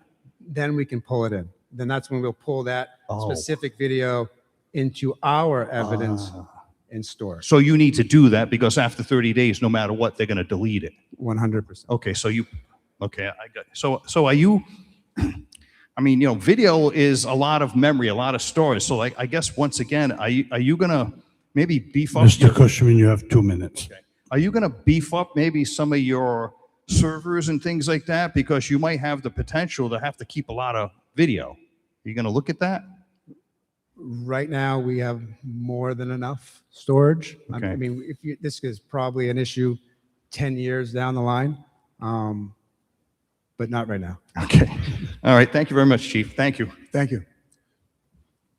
Please identify yourself for the record, sir. Okay, name is Frank Capaco. I'm a retired security salesperson. Get So close to the mic, sir. Okay, good. I can answer the questions that Chief is going to need to implement it if you guys decide to do it. I apologize. Frank Capaco, okay? To run an Ethernet cable is going to be a few $100. Up and down, as long as you get conduit going in. And to run power, you're going to run power next to it. And your electricians can do that, city electricians. So the cost of the implementation at the end is going to be very inexpensive. I wish you luck. I heard a lot of the presentation. You're going to be bleeding edge compared to most cities and towns, but it sounds like it's somewhat, you're looking forward to implement it and to make Warwick a safer place. I hope you have the money to do it. That's the only questions that they have behind me. Thank you. Thank you. Thank you, sir. Any other questions from members of the public? Any other questions from members of the public? Hearing none, Councilman DeLuise. Excuse me, come to the mic. I can't hear you.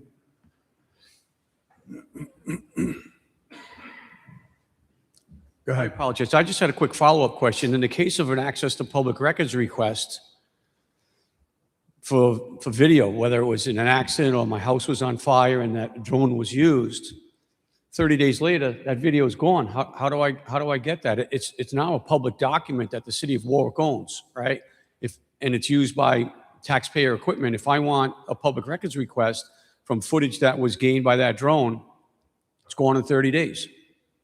How do we get it? What are the protections for that information? Because frankly, that information is owned by the taxpayers. So we have no say in the matter when it's deleted in 30 days. And as you guys know, a lot of times it takes more than 30 days to get public records requests. You got 10-day waiting period, and then they can always say, we need an extra 20 days. That's here in-house. Now you're going to go to another server, another individual that's, I don't even know where they are, some other state, someplace, and you're going to have time frames where you have the potential to have public records that could be very important. Let's say, God forbid, you have a house fire and it's on video and your insurance company wants it, right? And then all of a sudden the video disappears. What kind of protections are there to maintain that in the case of a public records request? Thank you. Thank you. A valid question, just like our ALPR cameras, it's the same thing, 30 days, it's gone. So we've received public records requests for data that we no longer had. So we could not provide it. In the case that you're saying, if you tell us you have a public records request and you're within that 30 days, then yes, we would hold that. We wouldn't say, oh, it's 10 days, we're gonna run the clock out on you. You would ask for a preservation of that data, and we would fulfill that APRA if it did comply with the legal standards. Also, you're required, if you're going to exceed the 10 days, when I say you, I'm generalizing, you're required to provide a reason why you're exceeding the 10 days. Correct. Now, to the point of that question, the speed cameras, they're no different, right? It's 30 days and that stuff's gone. Flock cameras, right? I'm not the speed traffic camera guy. Yeah, That's the commander. Don't quote me on it, but I seem But I to can remember speak that. for the Anyway. flock ALPR cameras. Okay. 30 days. Sorry. Councilman DeLuise, we're here till midnight, buddy. Don't worry about it. You might not be, but we are. I just have a couple of comments. Every time I turn on the news and I hear that police officers responded to domestic violence call and they get ambushed in whether state police and they end up getting killed. Other situations where the drones may have been helpful, Brown University shooting. If the drones had been on the scene, that person that committed that crime maybe wouldn't have gotten away with killing another person in a different city. Because that shooter ended up killing someone else. So I think, yeah, we have to rein in the spending. Maybe we can do it in other places, but if the drones can save lives, I think it's worth a try. Thank you.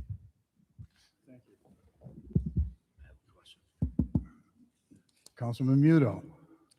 Actually, the gentleman in the public just triggered something.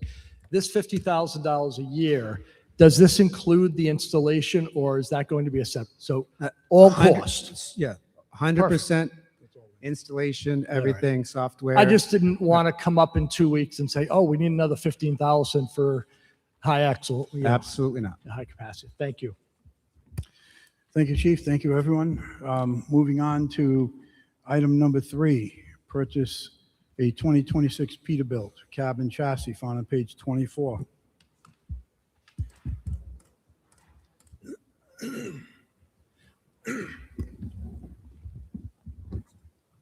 Just identify yourself for the record, please. Good evening, Christy Moretti, Public Works. We are making a request for the Water Division to purchase a new 2026 Peterbilt 548 cab and chassis. This is just the cab and chassis portion of the vehicle. It is not outfitted with any sort of body on it. That's something that we will do at a later date. We are going to source it. We had gotten a quote for a body for this vehicle. It was $98,000. So we're going to look to source something that's less expensive in the future, but it will be a dump truck for the Water Division. This truck will replace I think I mixed up the years on my letter. It's going to replace a 2023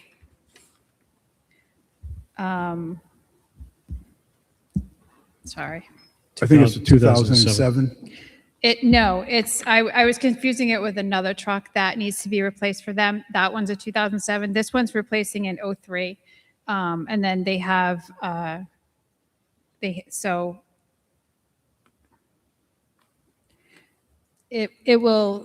have a 2003 that will be given to the Highway Division. They have a 2018 that they use daily.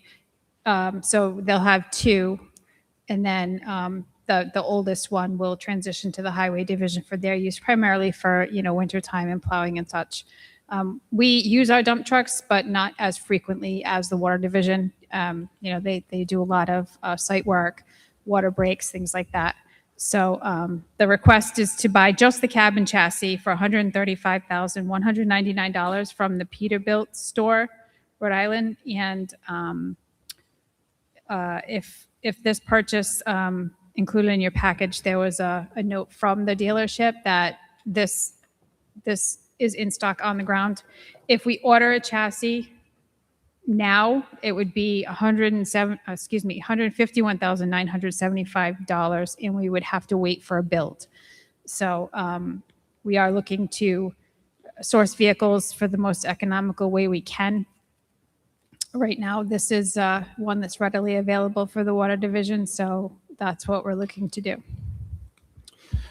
So Christie, I'm a bit confused because in the position paper that we have, it says this vehicle will replace a 2007 dump truck, which will be transitioned to the highway division for plowing. Correct. I made a mistake. I confused the 2007 truck. They have a 2007 that does need replacing. It's a service truck. I've been juggling a lot of balls lately, so when I wrote this letter, I just mixed it up with the other one, the 2003. So what's the year? Is it a 2003. 2003? Yes. Okay. And what was the 2003 used for? The water department uses that. It's still in their rotation for trucks. They use it for site work. They use it for water main breaks. They use it for, whatever their needs are in that. For hauling dirt and gravel and yeah. all that sort of stuff, right? So isn't plowing far more abusive on a truck than just hauling dirt and gravel and stuff? I mean, it's all relative. It depends on how bad of a winter season we have. This season has been particularly hard for us. But the last 3 years have been fairly light. So it just kind of ebbs and flows. So I wouldn't say that this vehicle has been, driven hard over, since we've owned it, but it has been put through its paces for certain things. Yes. Mm-hmm. I just think that putting a truck out to pasture for consequential stuff is one thing. Sending it out to be used as a plow when it's going to be loaded with, at the very least, it'll be loaded with dirt, possibly dirt and salt, and have a spreader thing in the back is way more abusive than just hauling around sand and stone and whatever. But my biggest problem with this is that, once again, you're looking, and I'm generalizing, Christy, I don't mean you personally, the department is looking to buy the Cadillac of trucks, the Peterbilt, as opposed to other trucks that have the same capabilities, qualities, etc. And what is troubling me is that this is being done without going out for bid, and we're relying on the state MFP, whatever you call it. Now, with that said, I just quickly went online and Googled this truck, this six-wheel dump truck, F650, and I've gotten 4 of them just like that. 2026, 2025, brand new trucks. They've already got the dump body on them, and the prices range anywhere from $92,258 to $104,000 is the highest, and they're readily available. They're right there. Now, they're not Peterbilts, but I don't care about a Peterbilt. If the truck is going to do the same job and it already comes equipped with a dump body, okay, so you got to put a plow package on it, I get it, but the dump body, I'm going to assume, is a lot more expensive than a plow, then why aren't we doing that? I think this is an item that should absolutely go out for bid. There is plenty of inventory out there, and we see it right here. And I found this in maybe 15 minutes of just doing an internet search. I'm not criticizing anybody for not doing it, but I think this is one of those items when, as it's been pointed out, we need to reel in the spending. This is an area where we can, if it's determined that it's needed right now, as opposed to maybe next year, then you know what? Let's go out for bid. Because I think it shows right here in a simple search that you can be saving right now somewhere around $40,000 to $50,000 on just getting that cabin chassis versus getting a whole truck with a dump body. So I'll open it up for discussion from my colleagues on the committee, but I can state now I will not be supporting just dropping and going and buying this truck because it is available, especially when it's not fitted with a dump body and we can get one. Questions from the council? Any? Councilman Muto. Hi, Christy. This is more of a logistics question when it comes to our CDL drivers. So by purchasing this truck or a truck similar to this, we'll be adding another commercial vehicle to our fleet. Is that correct? Or are we retiring one? So with, if we were allowed to purchase this vehicle, with the transition of the older vehicle to the highway division, highway would be able to retire a 2001 Ford L8000. Okay, so we're not adding, so the CDL license issue that the city is having, Correct. it does not change. Okay, thank you. Any questions from members of the council? Any questions from members of the public? Have any questions from the members of the public?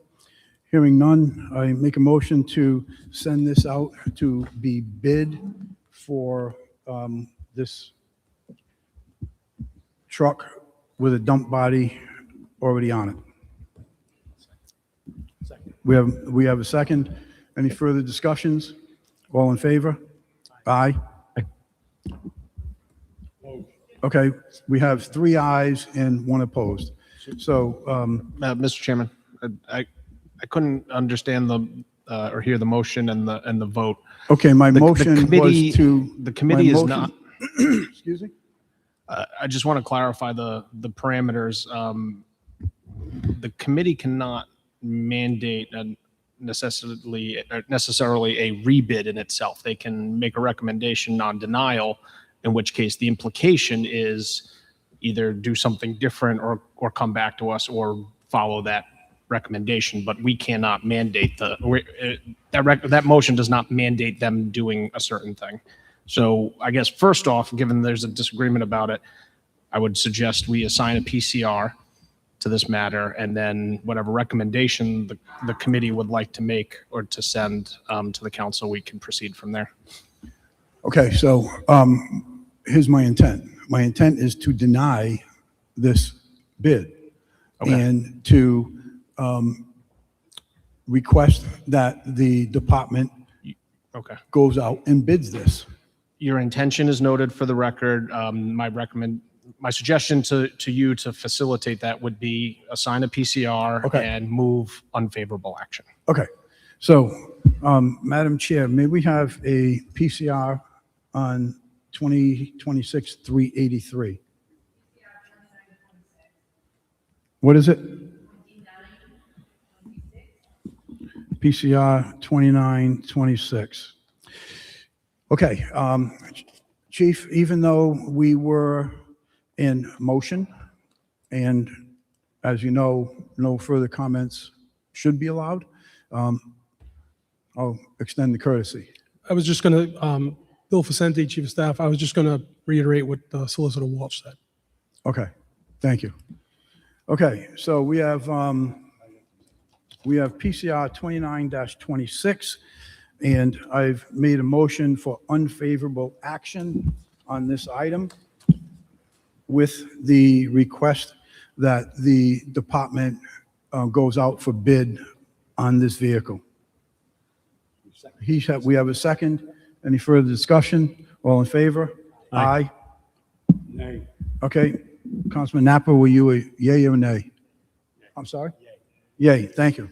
Okay, so PCR 29-26 has been approved by the committee, unfavorable action with a request to go out for bid, and it is 3 yes and 1 no.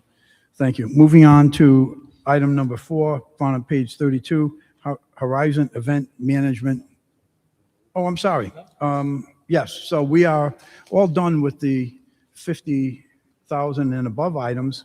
Now, whatever is remaining, which is items 4 through 12, they're under 50,000. Is there anything, first of all, members of the committee would like to have set aside? Councilman Napa? No. Councilman Muto? Number 5, 2026, 301. Okay. 391. 2026-391. Okay, Councilman Muto has pulled that one out. Councilman Ricks? Thank you.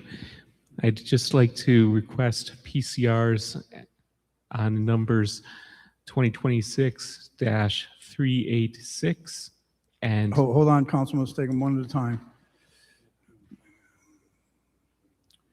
Okay, so on number 2026-386, which is Neptune meters, you want a PCR on that? Right. Madam Clerk? Thank you. Go ahead, Councilman. and the same for the following 2026-388. Okay, 2026-388, professional services. Councilman Ricks has requested PCR. Madam Clerk? Thank you.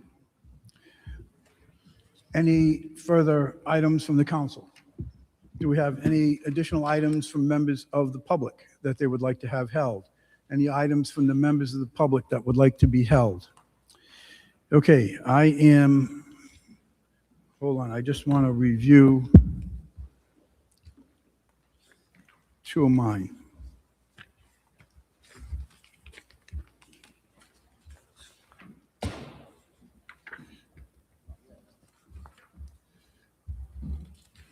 Okay, I'm going to hold out 2026-131, repairs to H-116.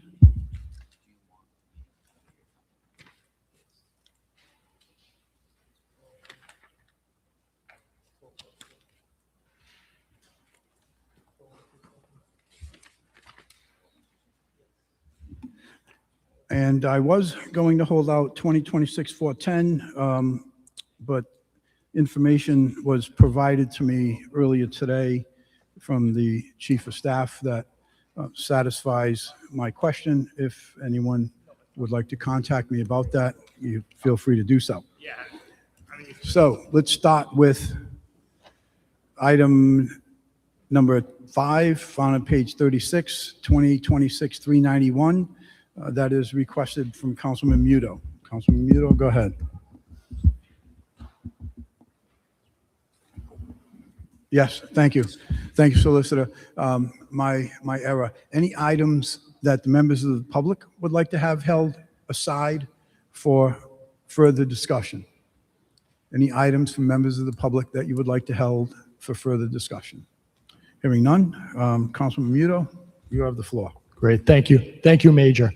I called this out not to question the value of our canine force, but I'd love for you to get on the record of how valuable this is, number one. Number two, the dedication of the officers that actually handle these dogs, they live in with these dogs, and they go above and beyond. So I'd love to hear your explanation on our canine force, the replacements, and really the value. We talk about what we add to our community policing and our police force. This is something that's near and dear to my heart, so I'd love for you to come on record and talk about that. Sure. Councilman, thank you very much. The city of Warwick has had a canine program for, don't quote me on the exact date, but I think it's almost 40 years or longer. At one point, I believe at the height of our program, we had 5 or 6 canines at a time. Generally, now in these times, we've had between 2 and 3 on the road at a time. Currently, we have 2. The canines are such an amazing asset. As you said, they're a great community police tool because they get an officer out of the car, into the public. People love animals. Our canines generally are pretty friendly and enjoy being around people, so they're a great community policing tool. But they perform a myriad of different jobs. They can be used in search and rescue. They can use to track someone who may be missing in the woods or anywhere in the city. They can be used to for law enforcement capabilities, such as finding narcotics in a car, finding weapons. They can even be trained, ours are not, but some can be trained to search for hard drives and USB drives for people who are hiding illicit materials on different media. There's many, many different tasks that a canine can do and do very well and is trained to do that. As for our handlers, it is a 24/7 job. It's not just their 3 to 11 shift, 7 to 3 shift or whatever. This dog lives with them. It lives in their yard. It lives in their kennel. It lives with their family.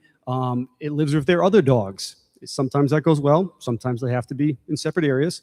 But they're constantly taking care of the dog, checking on its well-being, feeding it, training it. The training takes place multiple times a week within the city and also with the state canine working group that is usually led by the Rhode Island Department of Corrections. So it's a nonstop program having these canines. It is truly is amazing what they can do and how well they can do it. Great, thank you. And I do want to emphasize that the cost or the investment of these animals is only a small fraction. Yes, the good news is now the city pays for the dogs and the healthcare. I know in the past they did not.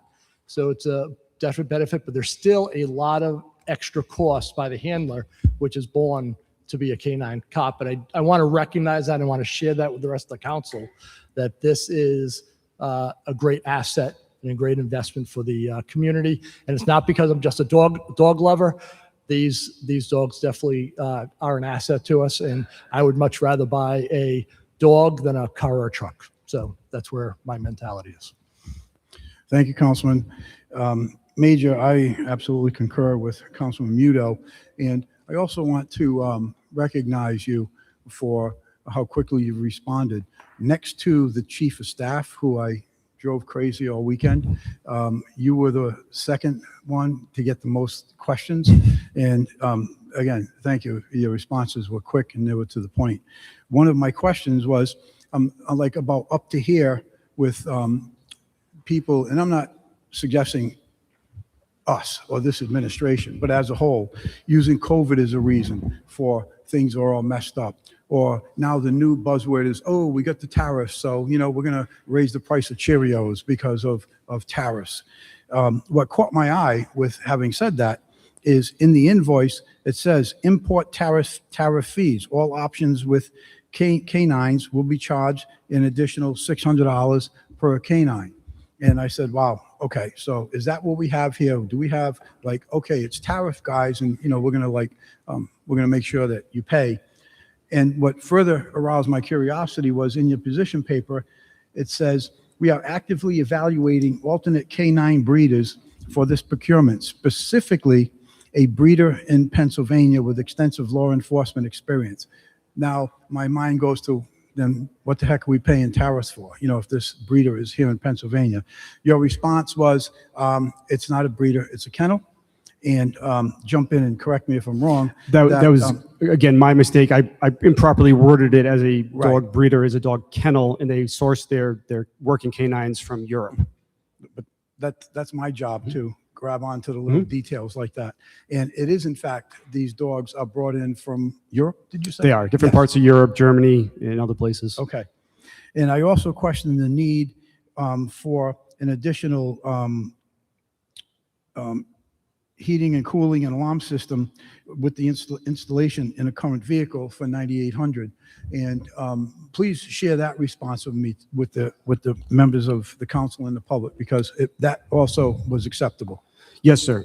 So the reserve canine car that we have, it's an older car, it's 2013. It's got a lot of miles on it and hours. That canine unit, it's a self-contained slide-in unit, cannot be used in a newer car because it doesn't fit. So we had to buy a new canine unit to fit into a car that we currently have.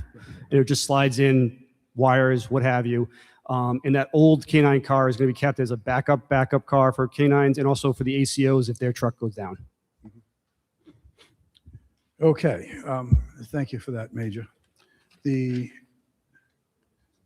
next, okay, any questions, any other questions from members of the council? Councilman Ricks, your light is still on? Okay. Any comments or questions from members of the public? Any comments or questions from members of the public?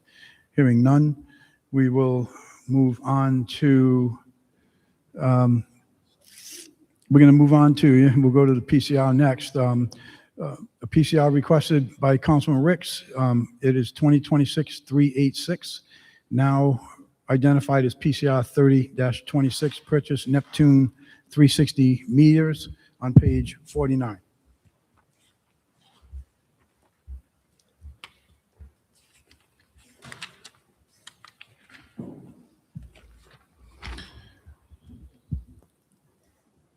Jerry Willett, Chief of Water. Thank you, thank you. Go ahead, talk to us. So like the letter says, we'd like to purchase Neptune 360 cloud-based meter reader platform from Tide Sales, sole distributor of Neptune meters, to replace our Insight software, which is no longer supported by the manufacturer. Neptune 360 platform is an annual subscription, which is based on the number of meters in the city system, currently estimated to be about 30,000. So basically what this is the meter software that we've been using to read the meters, collect the data. The whole ball of wax is lost support. This is where everybody's going. We really don't have a choice in this. Okay, Councilman Ricks, you requested the PCR. You have the floor. Thank you, and pardon if there was any misunderstanding. I cannot discuss this item. I merely request the PCR for this and the next item because I must recuse from discussing or voting on them. Thank you. Thank you. Fair enough. Sir, Councilman Napper, go ahead. Director, just one quick question on this one. So the software we currently use is compatible with the Neptune meters that we currently install, but this is sort of like the next progression of the Neptune software? This is next generation. So when you hear the term smart meters, Yep. this is the path. It's not the only component needed. We've been installing smart meters since probably 2010. But we don't have the capabilities of. How much longer do you think that you'll be able to utilize the old software before this becomes like an imminent, we're up against the wall problem? We are up against the wall. It's Right imminent. If now. it fails, that's it. We do not. If it fails, if that Insight software fails, the guy that wrote the software recently retired. If that software fails, that's the end of it. That's end game. Okay, thank you. Thank you, Councilman. Director, you're looking to purchase 27,400 meters, as you indicated in here, or at least that's what they're invoicing us for. Is that correct, or is it 30,000? It is not correct. This is the price they're invoicing us for, because we really can't nail down how many meters are out there. This software will give us the ability to find out what's out there for meters, what the capacity is, what the model is, what the endpoints are, all sorts of data that we do not have now. But yes, so the understanding is they know we have more than 27,000. So 23,000, what is it? I can't see, 27,000. 27,400. They know we have more than that. They're aware of that. They what, please? They are aware of that. They will honor this price for the first year. Once the software is in, the software is going to pull out, take all the data from these meters, and that'll give them a number. Okay, so are we paying for 27,400? This year, yes. Well, what about your request where you say from a new vendor until all 30,000 existing Neptune meters can be replaced? What This- about the other 2,200 and 2,600? What about those? I'm not understanding your question. The invoice that we received from Thai Sales, it says that they're charging us for Neptune 360 Advanced Module subscription for ARM software, shipping direct from the vendor. Quantity, 27,400. But in your position paper, you said the city would need to purchase and maintain both Neptune 360 software and software from a new vendor until all 30,000 estimated existing Neptune meters can be replaced with the new vendor's infrastructure. No, that is if we go with another vendor on this. If we go with another vendor, Neptune 360 is a vendor. There are 4 meter companies out there, basically. We talked to all of them. We pretty much have to go with Neptune 360. That's Neptune's product. Now, it's a subscription, which means it's 96 cents a year for the basic. That's manual reads, entered in, and whatever the radios can generate to it. It's going to go up after that. Okay. I'm Director, confused. just as a point of Councilman Napa, go ahead. order. So what I think you're describing is that because, as you said, we're up against it now, we need this software to progress forward. The alternative would be to swap out all of the Neptune meters that are already installed throughout the city, approximately 30,000 worth. Correct. We'd have to buy new meters from Company B, install the Company B meters, then purchase the Company B software. And in the meantime, we would still need to maintain the Neptune software to make sure that we don't have a catastrophic failure across the city. That is exactly what I'm saying. We're buying Neptune 360 regardless of whether we switch to another vendor or stay with Neptune. Choosing an alternate path would be a substantially higher cost and Yes. imprudent and not advised. Correct. Gotcha. Thank you, Councilman Napper. That makes it clear, and I'm no longer confused for now. Okay, let's move on to, any other questions from members of the council? Any questions from members of the public? Any questions or comments from members of the public? Hearing none, we'll move on to item 8. Now, PCR 3126, professional services, found on page. Sorry. Thank you, Madam Clerk. Okay, so I need a motion on PCR 30-26. Motion to move favorable action. We have a motion for favorable action by Councilman Napper. We have a second by Councilman Muto and Councilman Foley. Any further discussion? Hearing none. All in favor? Aye. Aye. Thank you. Thank you for that. Next item is item number 8, found on page 53, PCR 3126. Councilman Ricks is recusing. Go ahead, Director. You have the floor. So in order for the Neptune 360 to integrate, it needs certain fields to be filled out correctly in Munis. Currently, all of the meters, when you look at a water meter, there's the actual meter, bronze part on the bottom, has a serial number. There's also a register, that's part of the meter. There's also what's called an MIU meter. It's either a radio, it's a transmitter that we receive. Currently, the transmitter serial number is populated in the meter number. So in other words, ideally in Munis, you would have a meter number and an outside reader number. Currently, the outside reader number is blank, and that number is what's populating the meter number. So that needs to be changed for 30,000 accounts. So it's well within Tyler's scope to do that. They can write I don't understand, the scope of it, but that needs to happen in conjunction with the 360 software. Fair enough. Councilman Napper. Director, once that initial integration is completed for new meter installs, let's say later this year or next year, is that going to be part of the process? Like we're automatically doing that moving forward so we don't have to purchase something like this later? Yes. That's all. No further questions. Thank you. Any further questions from members of the committee? Any questions from members of the council? Any questions from members of the public? Do we have any questions from members of the public? We have a motion favorable. We have a second. Any further discussion? All in favor? Aye. So we have favorable action on PCR 31-26. Item number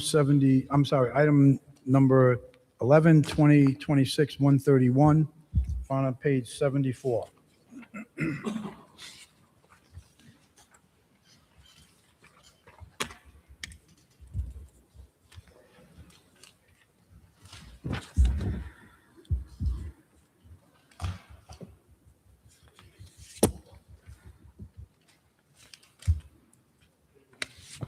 Okay, Christie, I know that from the response, the reply I got from the chief, I think there was probably some confusion on what my questions were on this.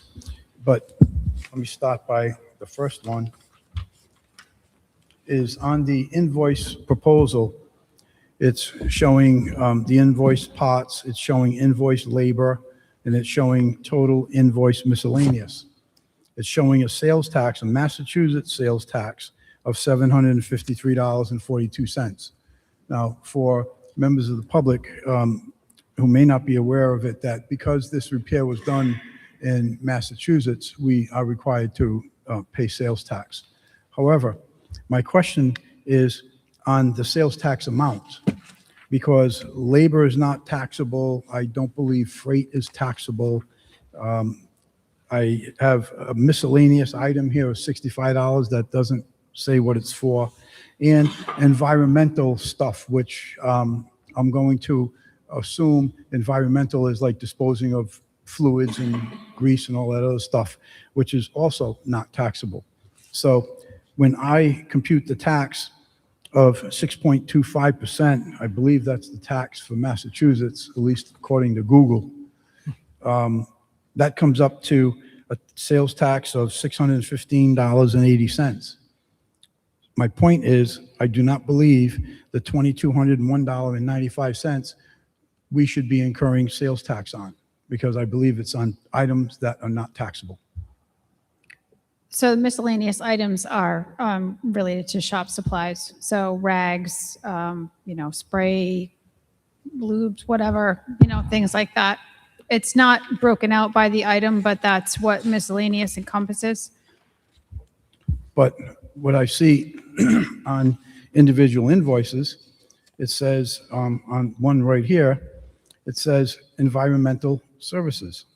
And it's got a labor charge of $687 and total segment miscellaneous of $28.17. So the flat rate is the labor, and environmental services would be disposal of whatever environmental products. I don't know what number you're looking at. But in our binder, it's on page 77, and it's invoice, it's the proposal number is 1327755. Right. Is it like what segment? Is it the repair the drive shaft segment?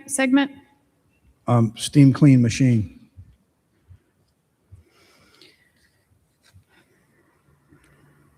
So the environmental, I would imagine with that one is because when they clean it, it's not, they're using like a degreaser. It's probably similar to what we use in our garages. So that would be part of the environmental services. Every time I've had a vehicle serviced, when we have those type of things, shop supplies, which is, it could be towels, it could be gloves, it could be all kinds of things, that's listed separately. This says environmental services. Now, going further, there's another minor one, it's $5, but here's the big one. Freight in, it has miscellaneous, it has a freight in charge of $603.68. That is part of the $2,201.95. I do not believe that freight is taxable. a freight charge, I don't believe is taxable. I'm not familiar with Massachusetts tax laws, so I Okay. couldn't really speak to that. Well, I believe that I have valid concerns about whether or not, and it might be a minor item, it might be only, a couple of $100 here, but I think that it's part of the process that we've been talking about.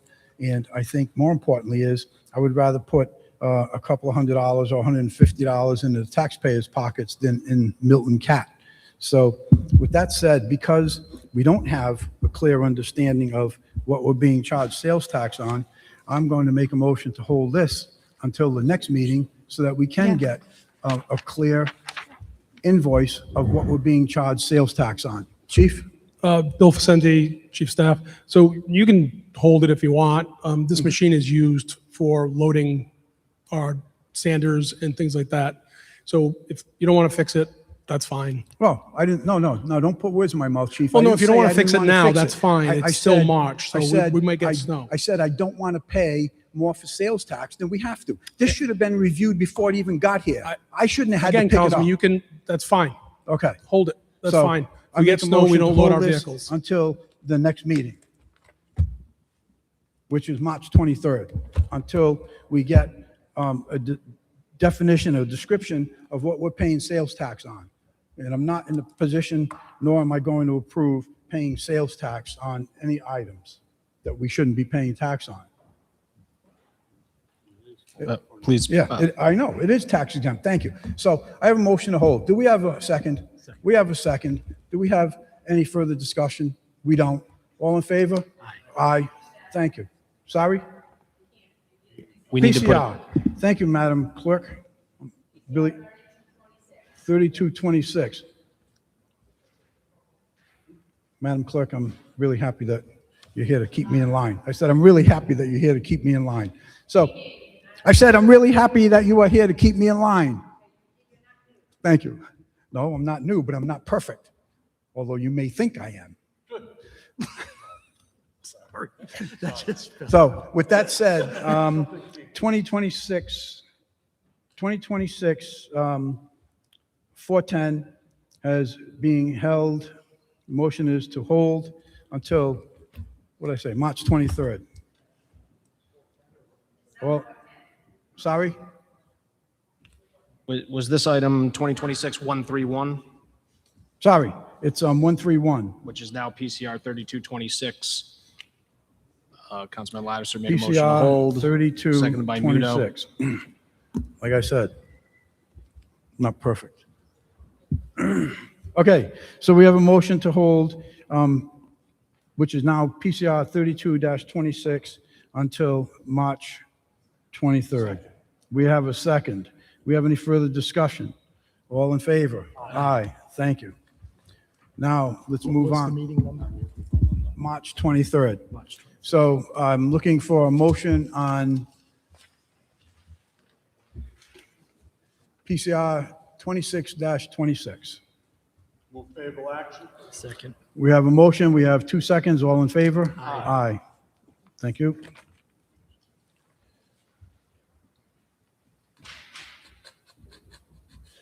Okay.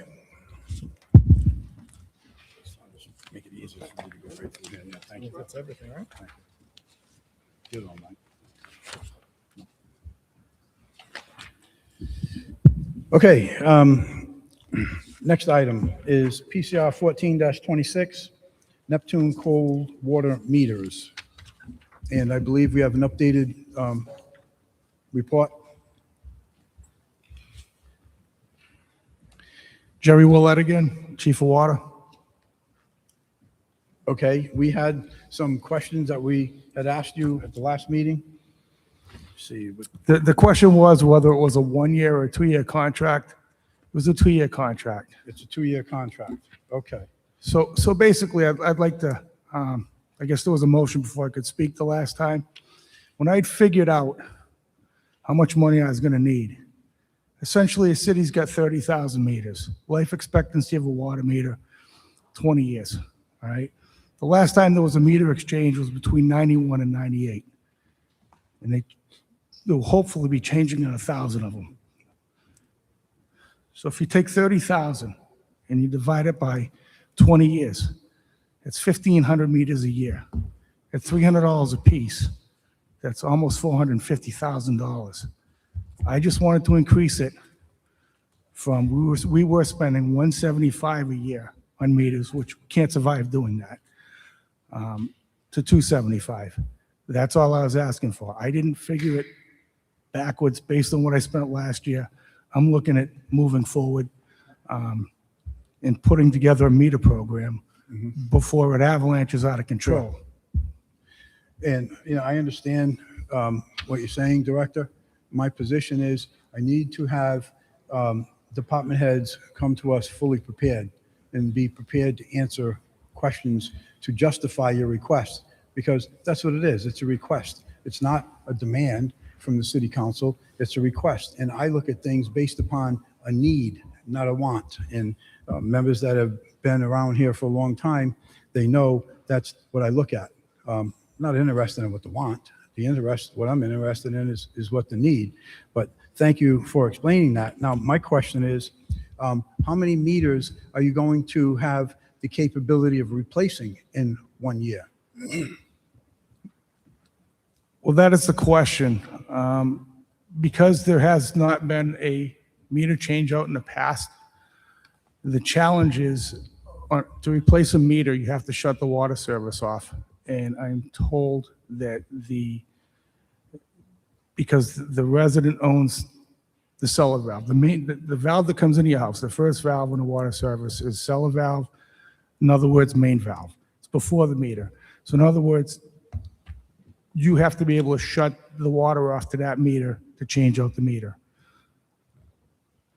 The alternative is to go out to the curb stop and shut it off at the curb stop. If that curb breaks, then you have to dig it, especially if it breaks off.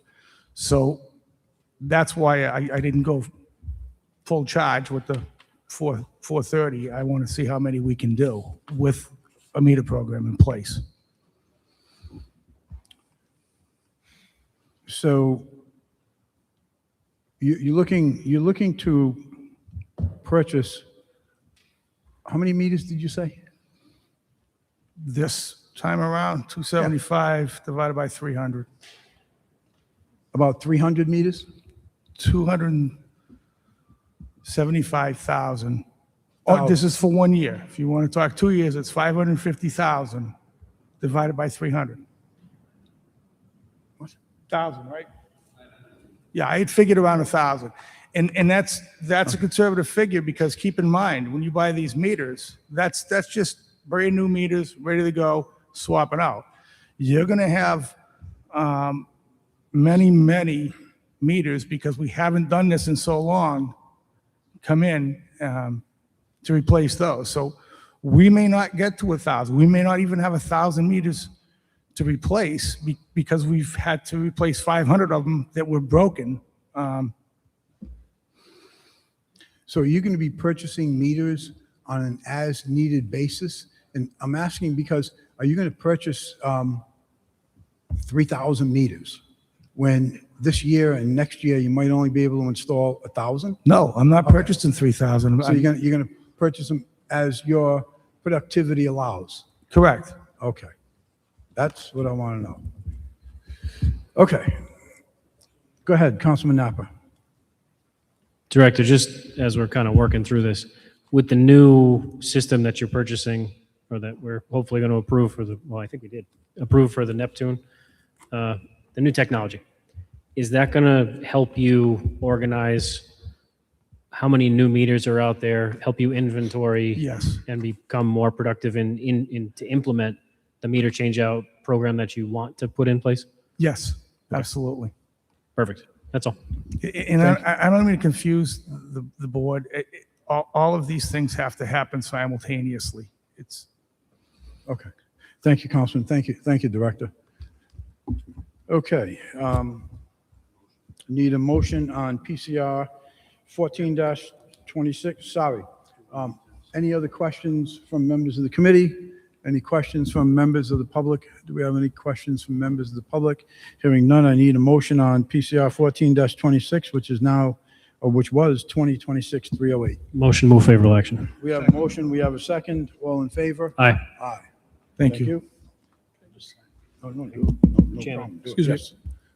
It has nothing to do with this. I just wanted to apologize for the confusion last time. I was part of the confusion and causing the confusion on that 1 year, 2 year. So it's not the director's fault. It's, Got it. I wanted It's to cleared take up. some responsibility. Thank you. Thank you for that, Chief, though. Okay, next item, PCR 16-26, tree removal. We had a question and we're looking for clarification. I believe it was on budget item 70-281. Christie, what do we have on that? Like I stated last time, we are not over budget in that particular line item. Lynn Prodger, the finance director, did go into our account and made whatever corrections she had to do, and it shows $38,065.19 available.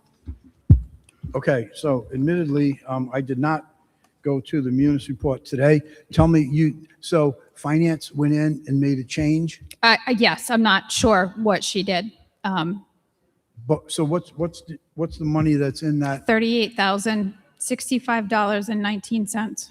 $38,065.09? 19 cents. 19 cents, okay.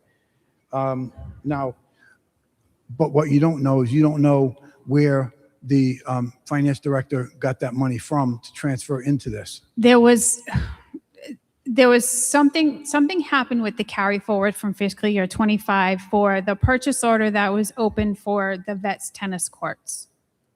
So there was I don't really even know what happened, but that's where the problem was.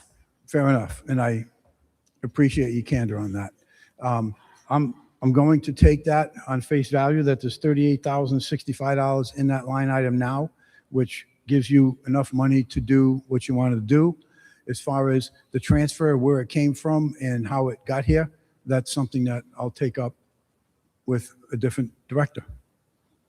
So any questions on, or any further questions on that particular item? Any questions from members of the committee?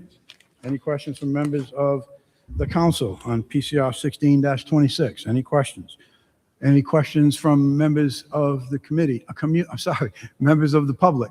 Any questions from members of the public? Hearing none, I need a motion. We have a motion. We have a second. All in favor? All in favor? Thank you. Thank you all.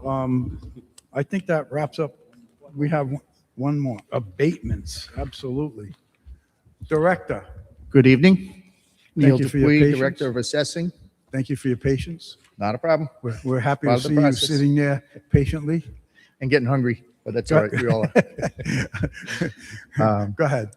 This month, we have abatements for you in the amount of $1,476.21. A couple of exemptions and a couple of granted appeals, but I'll answer any questions you might have. Any questions from members of the committee? Do we have any questions from members of the committee? Any questions from members of the council? Do we have any questions from members of the council? Any questions from members of the public? Do we have any questions from members of the public? Hearing none, I need a motion on PCR 27-26. We have a motion, we have a second. They get like that when they get tired. Those, yeah. So, any further discussion? Hearing none, all in favor? Aye. Thank you. Thank you. Thank you all. Thank you much. Finance Committee is adjourned at 8:57 PM. 8:57, that goes to Lynn. Would the Ordinance Committee please convene?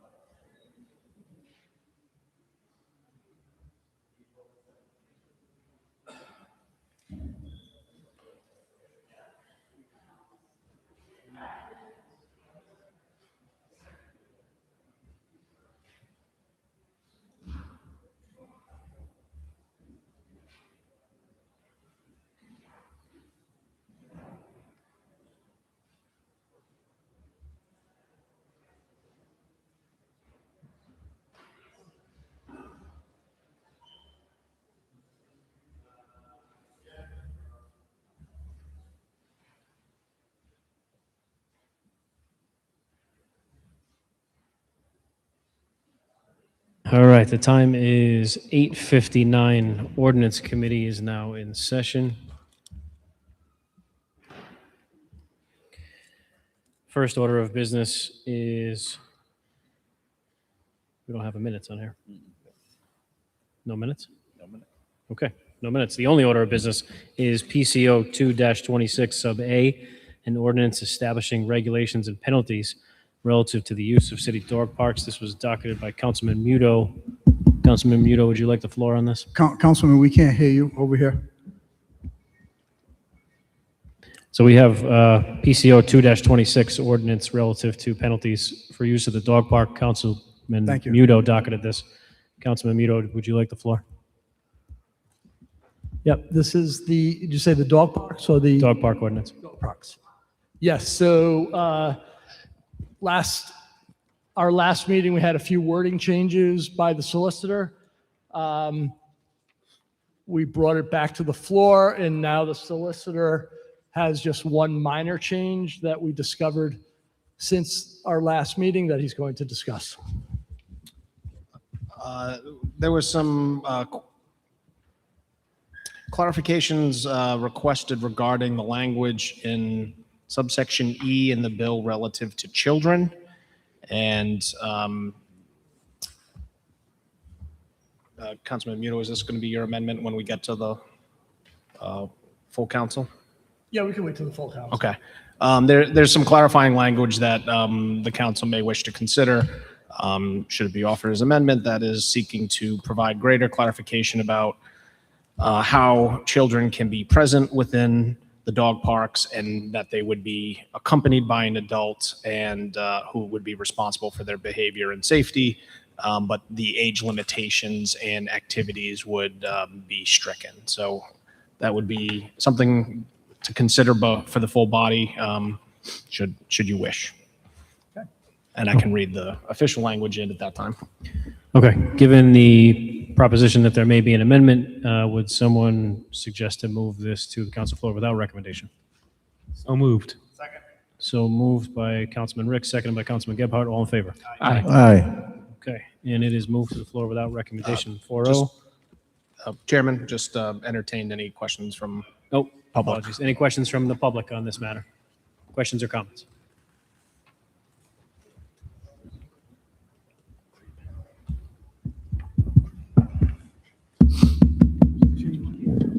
I want to make an amendment. Okay, what is the question? If you could just identify yourself for the record. Again, Frank Capaco. Thank you, sir. And if you have any comments or suggestions or questions, please feel free. No, the dog park has got some, turned into the last year and a half since I've got a rescue dog, almost a home, and the people are friendly. I love them. But there have been issues at certain times that people want to get 75 pounds, 100-pound dogs in there, and they're not friendly. And my dog is 28, 29 pounds, and my dog protects the little ones. But when you get a 75-pound dog, you know, I mean, he can take care of it. She can take care of his own, and she cares about the little ones. But I mean, I have had people that have swore at me, throw me fingers. You can't believe the language. And all of a sudden, you look at the person over playing against the soccer mom.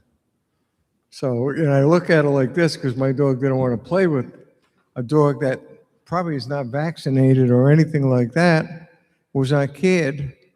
And to me, that's not what it's about. You want a safe haven for the pets. You want a safe haven for the people.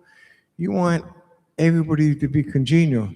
The larger park, occasionally we look at it and it's like watching WWE wrestling over there. But, you know, the smaller side, we take care of ourselves.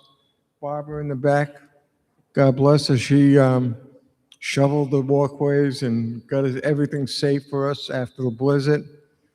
It's a friendly environment. We want to keep it that way. Any questions? I want to make it easy for you guys. It's late at night. And you and I get along when I had to come up here. I love it. God bless you. Thank you, sir. Any other questions or comments from members of the public? Seeing none. Councilman Lattiser. Yes, thank you, Chairman. To the solicitor, could you just read that amendment back to me, please? The amendment would be to make section E read as follows. E, children. While inside the facility, children shall be accompanied by an adult who is responsible for the child's proper behavior and safety. And it would delete all the other language that's in that section. So it's tightening it up to be one concise sentence of responsibility, but it would allow for children of varying ages to be present under the accompaniment of a responsible adult. So is that children of any age? Correct.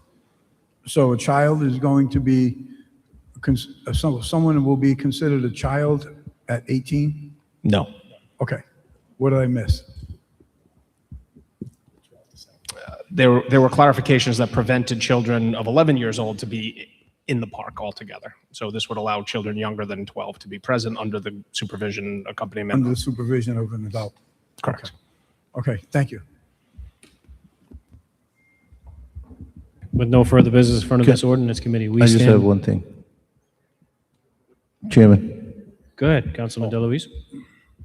could I make an amendment to the amendment? We're going to do that on the floor. Oh, on the floor? Yep. Okay. We All right, stand sorry. adjourned at 21:05. I'm sorry, Chairman, did you vote? What? We already voted. So move the floor, no recommendation? Okay, thank you. Okay. Moving on. Would the intergovernmental committee please now convene? Oh, I get to stay. Good evening. The time is now 9:06 and the Intergovernmental Committee is called to order. We have one item of business, PCR 5-26, resolution establishing a task force to review and make recommendations regarding the modernization, sustainability, economic development potential of the city's athletic, recreational facilities and infrastructure. Councilman Muto, what's your pleasure? Great. Thank you, Chairman. My pleasure is to move this to May 22nd meeting with the idea that the current commission had one meeting, had some very positive movements, in my opinion, and I just want to make sure that momentum keeps going. And I just want to say for the record, I know it's a 2-year process, but we have existing city facilities that need to be maintained, that we are going through budget season, and I want to make sure that we're addressing at least maintenance of our existing facilities, and I want to make sure that is also included. So I'm willing to hold this off until we can see what's going on with the other commission. Is that a motion to hold till 5:22? Yes, it we is. have a Excuse me, second. we All in don't favor? have a meeting Aye. on 5/22, and if you would entertain that's slated for budget consideration, if the subsequent meeting on June 1st may be of consideration. All right, let's amend that motion. So do I have a motion to hold till 6:1? And a second, and all in favor? Aye. Okay, there being no further business before the Intergovernmental Committee, we adjourn at 9:08. Would the Public Properties, Land Use, and Community Affairs Committee now convene?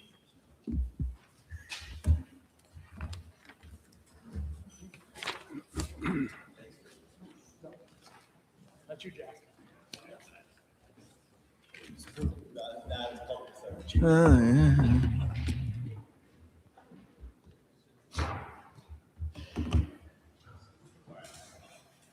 Chairman?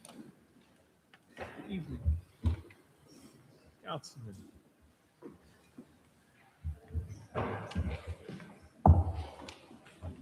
I might need to borrow that pen. You want me to go get it? He's got one. He's got one. Yeah, this one keeps dying. I want it back. You shall have it returned. The City Council Committee on Public Properties, Land Use, and Community Affairs comes to order at 9:09 p.m. First up, we have acceptance of the minutes from the committee meeting held on January 5th, 2026. Do we have a motion to approve? Motion to approve. Second. All in favor? Aye. Aye. Approved. First up, we have PCO 27-25 Sub B, an ordinance amending Appendix A zoning ordinance of the City of Warwick regarding fences, drive-through window overhead clearance, and special use permit lot size standards for duplexes. City of Warwick petitioner, citywide. This is Council President Sinapi on behalf of Mayor Picozzi. Council President, do we have a request? Favorable action is requested. Any comments? And I'll hold off my comments until the end. Any comments, members of the committee? Members of the council? Let's see. Councilman Lattiser?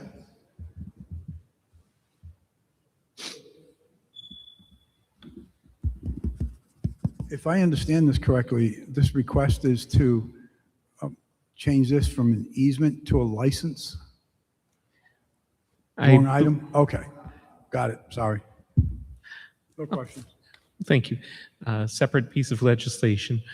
Any comments, questions, members of the public? Hearing none, I'll make a brief comment, then we can proceed with the motion.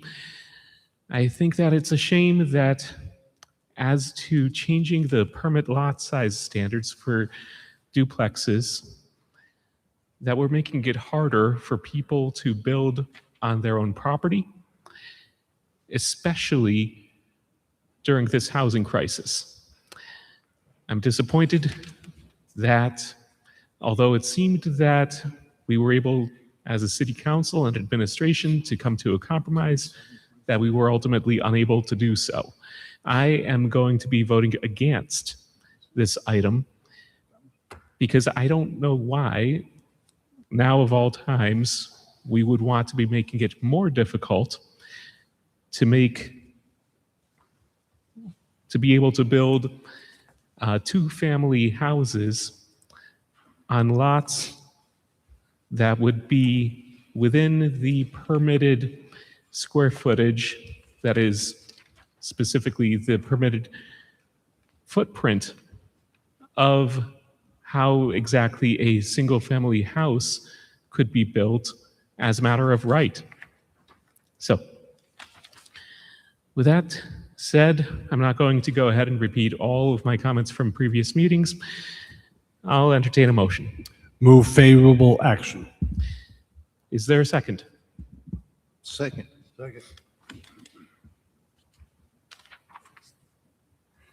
All in favor? Aye.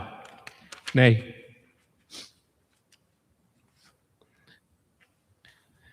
All right. Second item on, I'll state for the record, the vote was 3-1 favorable. Second item, PCR 12-26, resolution approving an easement to the Narragansett Electric Company for the installation, maintenance, and operation of overhead and underground electric distribution systems at Pilgrim High School. Council President Sinapi. So defer to the solicitor. Thank you, Councilman. This item was referred to us requesting an electrical easement to support the construction that's going on. And it was originally sent to us under unanimous consent request. We recognized there were some issues there and doubled back with the school department, which primarily identified that they were seeking a permanent easement on something that they only needed temporary licensure for.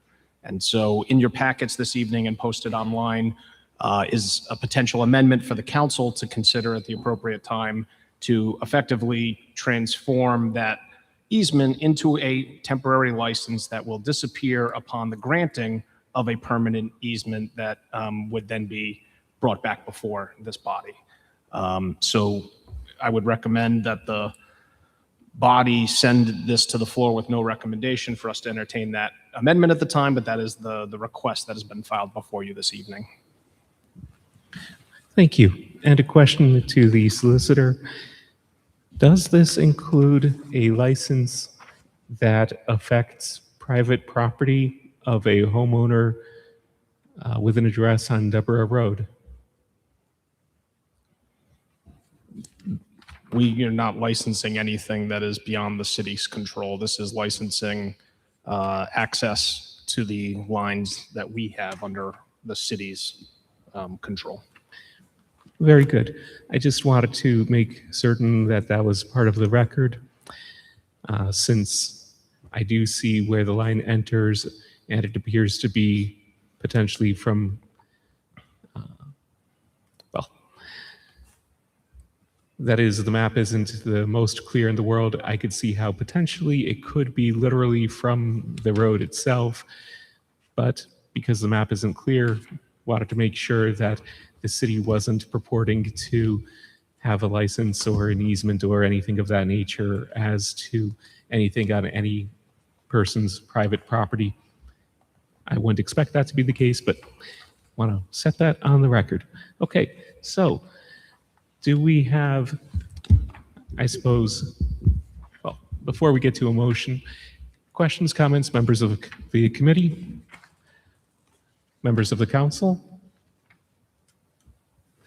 members of the public? Hearing none, I would request a motion to move to the floor without recommendation. So moved. Second. All in favor? Aye. Aye.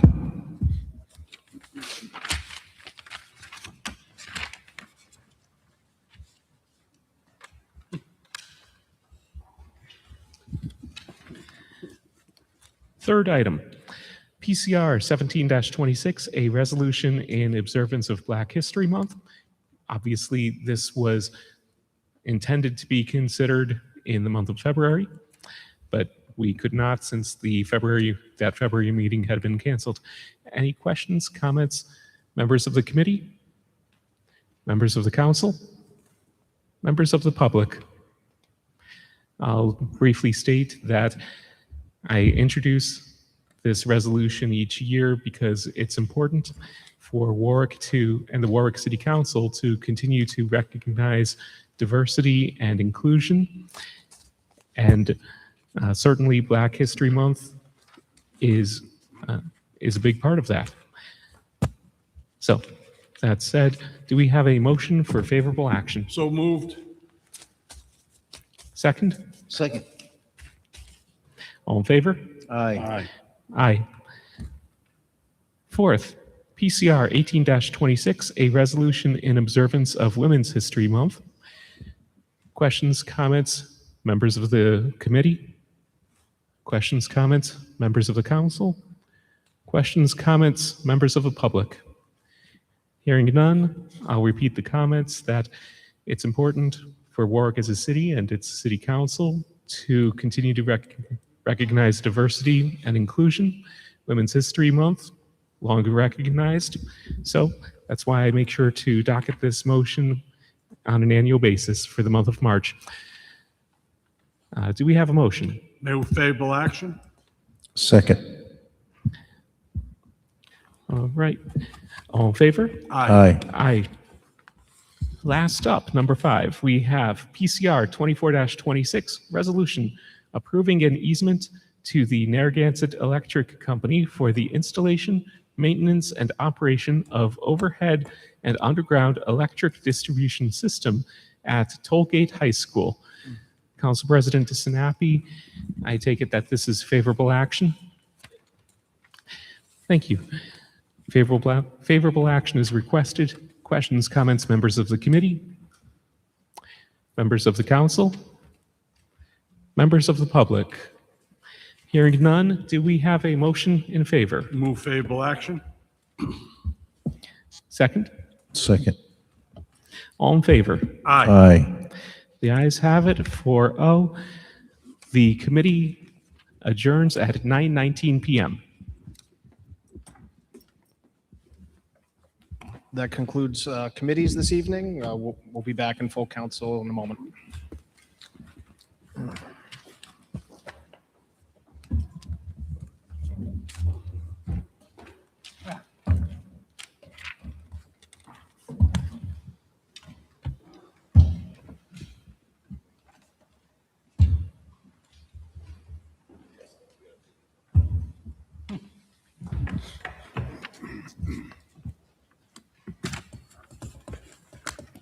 I need some Narcan to wake me up.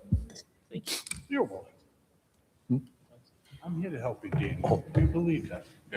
Let's keep this show moving. Come on, come on, come on. Knocked out that committee, 6 items in minutes, inside 10 minutes. And I appreciate you saying I won't repeat myself. Too much. I know, I got that. Huh? So? You stay over there, all right? Just stay where you are. Stay in your lane. Stay in your lane. And remember,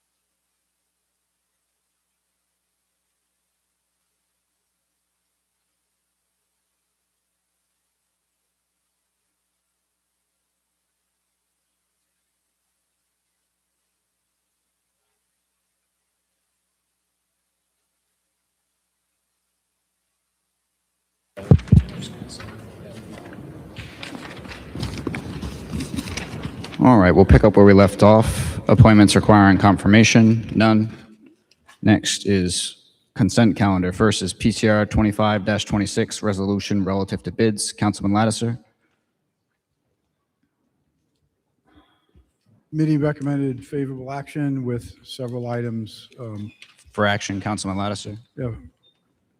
Move favorable action on PCR 25-26. Second. There was one item removed that was bid 2026-328, which has been assigned PCR 2826. Correct. All right, next is PCR 26-26, resolution relative to bids. Councilman Lattiser. The committee recommended to move to the floor without a recommendation. I move to amend the award from $104,914 to $75,000. I think you skipped one, Councilman. We're running through the consent calendar. We'll come back to that one after the consent calendar. It was Okay. pulled off. Got it. Okay. So it's PCR 26-26 on the consent calendar, resolution relative to bids. I think it's 28. My understanding is the recommendation is favorable action. Oh, you're on the second bid package. Okay. Yes, favorable action, and there are several that have been pulled off. So for action, Councilman Lattiser. Move favorable action on PCR 26-26. Second. there were 4 items removed from this bid package. Bid 2026-383 has become PCR 2926 with an unfavorable recommendation. Bid 2026-386 has become PCR 3026 with a favorable recommendation. Bid 2026-388 has become PCR 3126 with a favorable recommendation. And bid 2026-131 has become PCR 3226 with a recommendation to hold to March 23rd. All right, and the third item on the consent calendar, PCR 27-26, abatements. Councilman Lattiser. Move favorable action. So for action, Councilman Lattiser moves favorable action. Is there a second? Second. Motion made and seconded. All right, and so on the consent calendar, does anyone have any questions or comments? Seeing none, clerk will please call the roll on the consent calendar. Mr. Sinapi? Yes. Mr. DeLuise? Yes. Mr. Foley? Yes. Mr. Gephardt? Yes. Mr. Kirby? Yes. Mr. Ladison? Yes. Mr. Muto? Yes. Mr. Napa? Yes. Mr. Riggs? Yes. 9 yes, consent passes. All right, and now the items removed. First is bid 2026-328, now PCR 28-26. For action, Councilman Lattiser. Committee recommended moving to the floor without a recommendation. I make a motion to amend from $104,914 to $75,000 based upon the information provided and the discussions that were held during the committee. So is there a second on the motion? Second. Motion made and seconded for discussion. Councilman Ricks. Second for discussion. Oh, no, but we already had one, so you want to chime in now or do you want to wait? Pardon me, no need. Alrighty. Chief or Major or both? Robert Hart for the Police Department. The Police Department is against this amendment. We are still requesting the $104,000 as originally requested.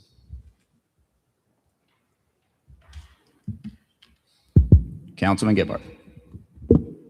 I had the pleasure is not the word, but I was here during the discussion, and I didn't hear anything that supported a need for less. I did hear some angling towards trying to convince the major of that.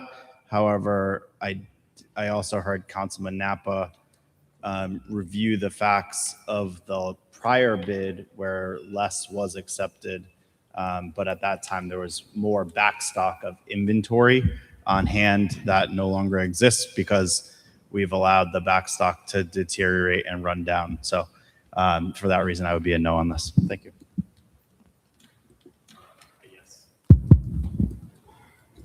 Councilman Lattiser. Thank you, Mr. Chairman. As a response to Councilman Gebhardt, I think that's one of the issues is that we did not receive a total inventory of information that's on the shelf. Not that I recall. Okay, the chief's shaking his head, not true, then tell me what is true. Councilman, what information would you like? I'm sorry? Which information would you like? I still don't understand you, Major. What information would you like me to expound upon? Total inventory of all ammunition that you currently have, because that's what I based my change at the last meeting for this item. Right, and I had asked you if giving you an example with the 9mm ball ammo was sufficient. I can go through the rest of them if you'd like. Sorry, I still can't hear what you're saying. Okay, I will go through our current inventory for these items as of March 9th, 2026, based off of what we had purchased from this bid. For 9mm ball ammo, which is target and range ammo, we have 148,706 rounds. For 223 ball ammo, which is target range, as of the 9th of March, we have 159,700 rounds. For 9mm high power, which is duty ammo, As of March 9th, 2026, we have 31,800 rounds.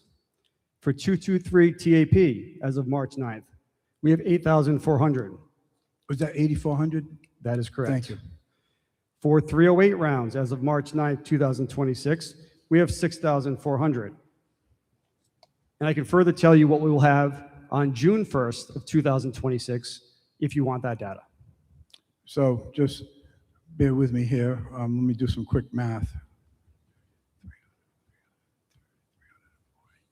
So right now you have on hand approximately 346,000 rounds of ammunition. Of Just various types as of today, based Right. off what we purchased, but we have plans on expending a large portion of those rounds for Got it. training by June 1st of this year. Okay.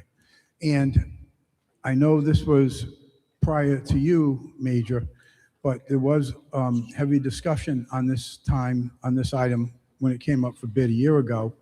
And what was the inventory that was on hand in February of 2025?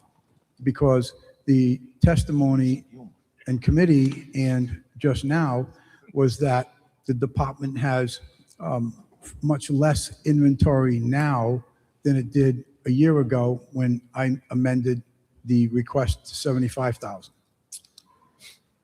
So do we know that? I was not here for that. I don't know what that inventory count was then. Okay. But I do have today's count and what we'll have in just a matter of weeks as this training happens. Okay. And I can also tell you that the reason that we asked for more money this year, so from 75 to approximately 104, was an increased round count for the academy, an increased round count for required qualifications. So there's more rounds that we shoot than normal.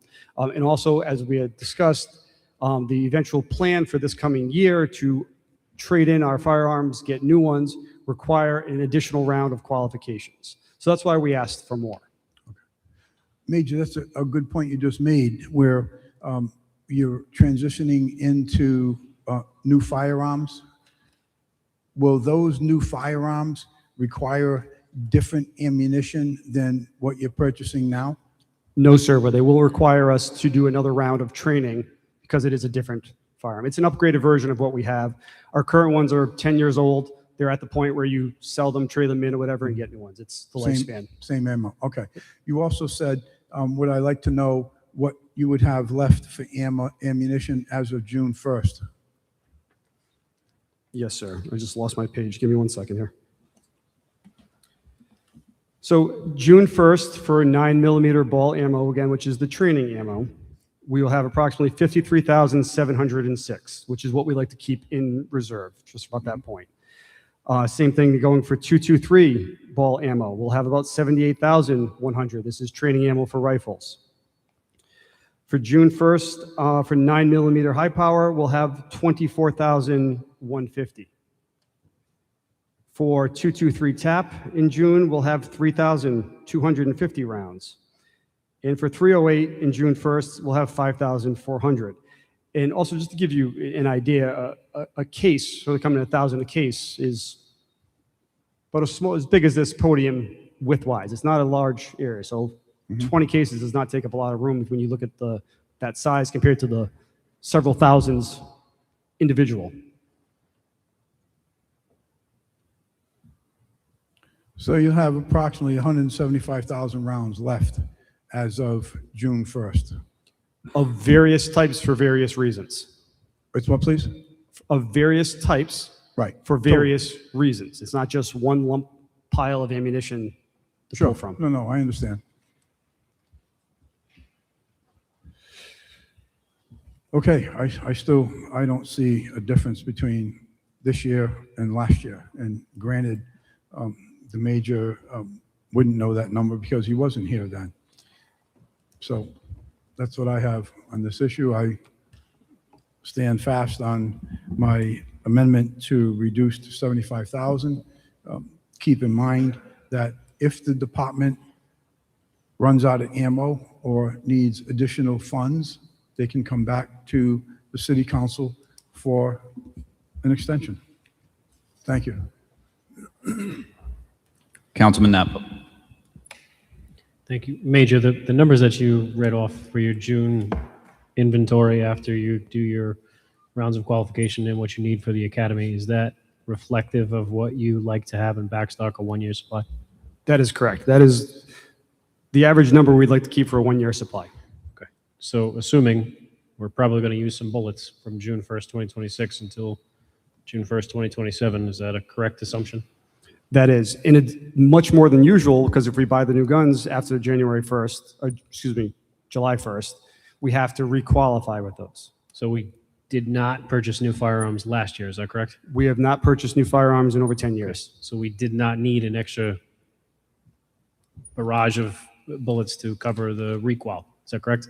That is correct, and I can even tell you how many we're going to need for qualification if you would like that number. I don't think that's necessary, but my point here is that inherently then, we would need a larger spending authority than we granted you last year because we have a larger need from last year. Is that?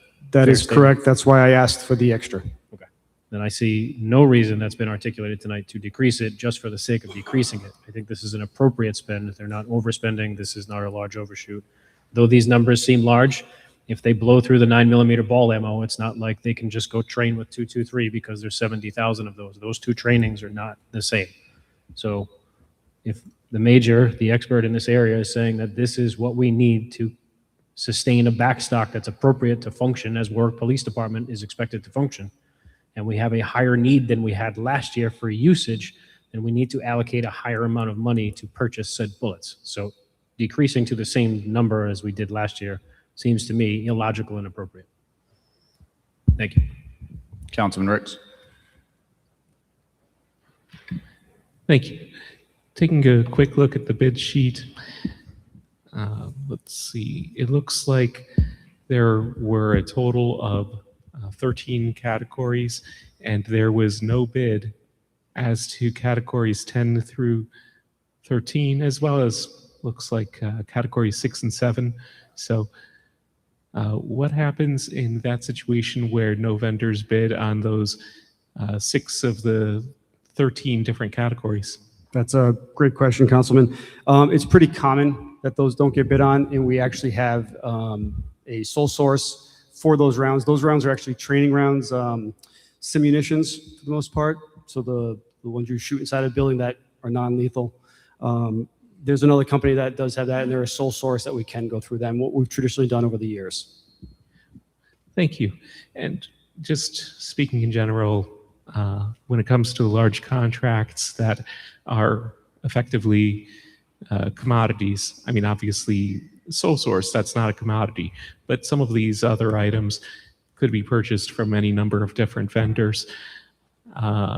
Doesn't leave a lot of people feeling warm and fuzzy on the council when only one vendor winds up bidding. I'm not saying that that's anybody's fault or anything like that, but there was some testimony this year as well as last year, or at least comments, perhaps not testimony, that it appears that it may be possible to receive, I don't know if the quantities would be necessarily sufficient from one source or another, but significant quantities at lower rates just based on publicly advertised prices. So in the event that the city council were to not approve the one bid that came in, then it's my understanding that typically the administration would obviously not allow for the police department to run out of or run too low on something essential like bullets, but instead do its best, do its due diligence to find the most reasonable price, and through a 56-6 exception to bidding, should none be approved. In that type of event, do you think that it would be possible that sufficient quantities could be obtained through alternative sources? So just bear in mind, the current thing before us is the proposed amendment to reduce the bid to the amount stated by Councilman Lattiser. And I'm not sure, what you're saying might be on point. I'm not entirely clear. It sounded low that it might be related to if this was declined altogether and or if it went sole source instead. But you'd know better than I. Really, it could go to both, but it would, for the specific purpose of this discussion during the amendment, go to that purpose since we would be talking about a reduction. So I'm Bill Facente, Chief Staff. So right now you have a bid asking for $104,000 of spending authority from a vendor that followed the bid procedures. We emailed or mailed, communicated with 23, 26 vendors, including 2 in Warwick, that chose not to bid. Okay? Plus 16 or 18 on another site. Plus it was publicly advertised, following our procurement processes. We can't put vendors' pen to paper. The major and the police chief are here as the experts on what they need to run their police department. The police department is not the place to nickel and dime on ammunition. We've answered all the questions. We can't do a 56-6. It'd have to come back to the council. It takes months. So it's approve this so we can function and run the police department as the situational experts. The major and the colonel are here that have asked for this. That's what we're asking for, the $104,000. We're not asking to rebid it. We're not asking for a 56-6 or anything else. We're asking to award the current bid that was publicly advertised and done appropriately in accordance with our ordinances. To be clear, would the administration allow the police department to run out of bullets rather than, well, I suppose I don't know what the alternative would be, but my understanding of a 56-6 or perhaps a 3-3 may be more applicable is that the purchase would occur before coming back to the city council in the event of an emergency of that nature. 3-3 would, 56-6 would not, and there's no reason to do a 56-6 or a 3-3. We're here before you tonight to ask approval for $104,000 to equip the police department with the appropriate amount of ammunition that they are requesting as the situational experts. That's one approach to take. I simply want us to bear in mind that simply because one bid came in, that does not necessarily make this the most competitive process. So I'll simply leave it at that, but I would be inclined to support the chairman's motion on this to reduce the amount, and perhaps in the future, as the need comes up for future purchases, have that opportunity to go out to bid once again and to see if we can get a better purchase price. That's all. Councilman, there was a second bid, but it was rejected because it came in late. Because it was late in accordance with our procurement processes. We can't accept late bids. So there were 2 bids. One was rejected because it was late. Again, the administration, the police department cannot put vendors' pen to paper. Right. What I meant, I don't want to get too pedantic here, but the word bid can mean a verb and a noun. I understand that the bid by the vendor is the noun here, as in the physical piece of paper or electronic communication that contained the bid information with their specs. But what I meant by the word bid in that specific context was the verb, as in the city goes out to bid, puts it up on the website, goes through that process. So we did do that. That's what we did. This is not a 56-6. This is a publicly advertised bid. And I agree that this is a bid, that rather, this is the result of a process during which the city went out to bid, not to get too pedantic here, but it apparently is necessary. So what I am saying is that the city would go out to bid in the sense of a verb a second time. I'm not talking about a second bid as in the noun that came in late.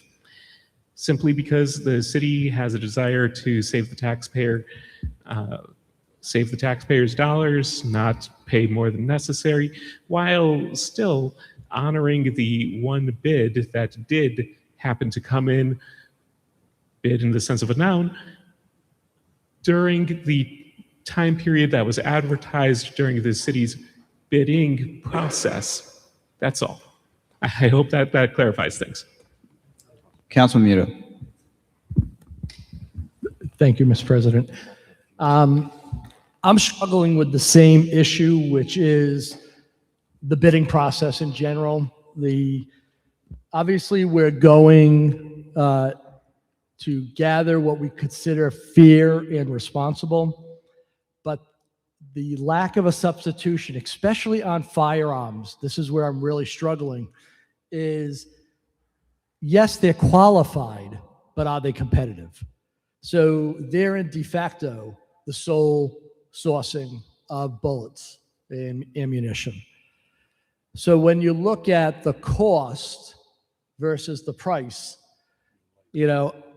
basically what we're doing with this sole sourcing, and I literally just did some quick searches, we're mitigating the risk for the manufacturer, because apples to apples on, item to item, and this is not for you, Major, this is, you're doing your job. I appreciate and I respect what you're asking for. This is a more holistic problem with the process that a person that can just do a quick search with some local suppliers are 20-30% cheaper than a bid, basically puts a question in my mind is we're mitigating that risk instead of being cost plus 20%, and I know the concern was that prices went up 3 times with bullets, but we're already paying, well above and beyond what market value is right now for the same product. So that's where I'm concerned with our process. And really, is the taxpayer truly getting, a fair deal here? And again, I will tell you right now, I'm not going to nickel and dime the police department. I'll nickel and dime an ice rink. I'll nickel and dime, extra trucks, but I won't nickel and dime police. However, this sole sourcing versus a sole response, one company versus one company that chose to do the work with us, just screams, does our RFP process needs revamping? Because this is not the only time that we deal with this. And considering there's a lot of vendors out there, maybe fewer for some products than others, but ammunition especially, you can't throw a stone without getting an ammunition price. So again, this is not on you, Major. This is on the process of bidding. And I will, ask the council, not at this moment, but in the future, how can we make this better and more competitive for businesses in Warwick and Rhode Island, as well as for our taxpayers? That's all I have to say. Councilman Napa. Thank you, Council President. I went back in my emails with, now Commander Sullivan from last year, found the numbers. We had 24,000 more rounds of 9mm ball ammo at the time that this was presented last year. We had 1,600 more rounds of .308 at the time this was presented last year. And roughly 1,000 rounds more of .223 ball ammo as the time this was at the time this was presented last year. 9mm hollow point, about the same within 800 rounds. .223 tap is the only one that we actually have more in stock now, but it seems as though that's going to deplete fairly quickly over the proceedings. So we have roughly 26,000 rounds more last year when this was presented than we do now. So there was significantly more in stock, in back stock last year. That's it. I call the question.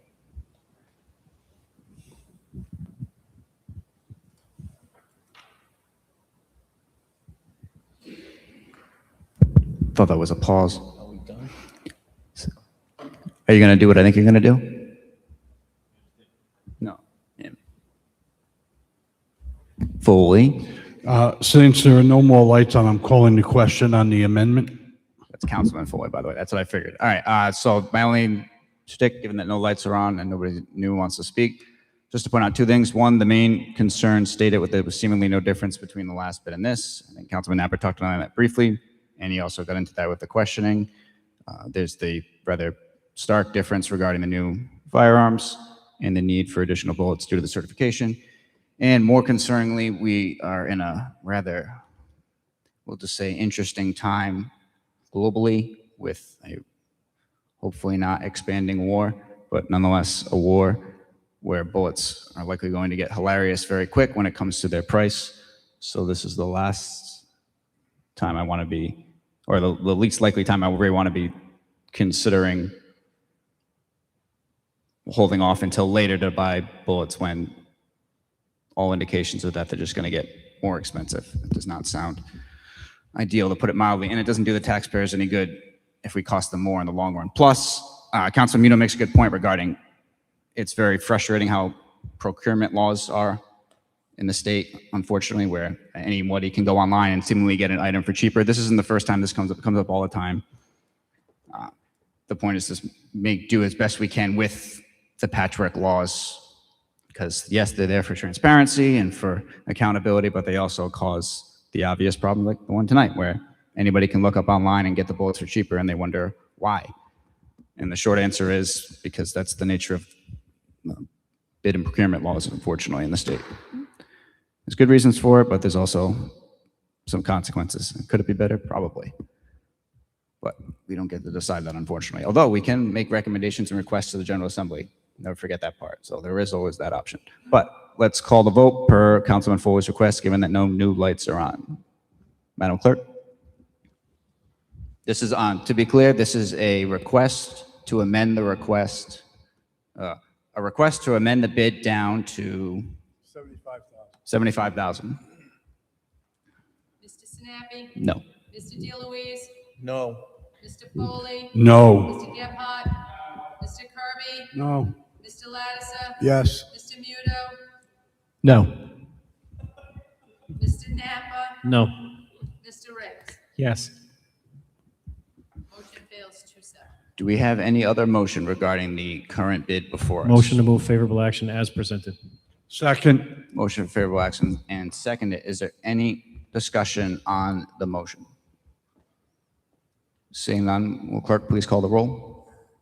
This is for the original bid amount. This is a vote in favor would approve the original bid amount. Mr. Sinapi? Yes. Mr. DeLuise? Yes. Mr. Foley? Yes. Mr. Gephardt? Yes. Mr. Kirby? Yes. Mr. Lattiser? No. Mr. Muto? Yes. Mr. Napa? Yes. Mr. Ricks? Yes. 8-1, motion passes. Next is bid 2026-383, now PCR 29-26 for action. Councilman Lattiser.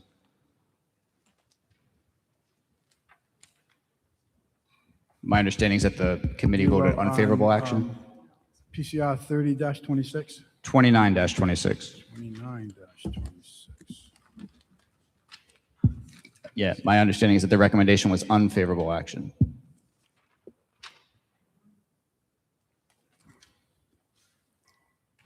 That is correct. All right, so for action, Councilman Lattiser. The committee, I'll move unfavorable action on what is now PCR 29-26.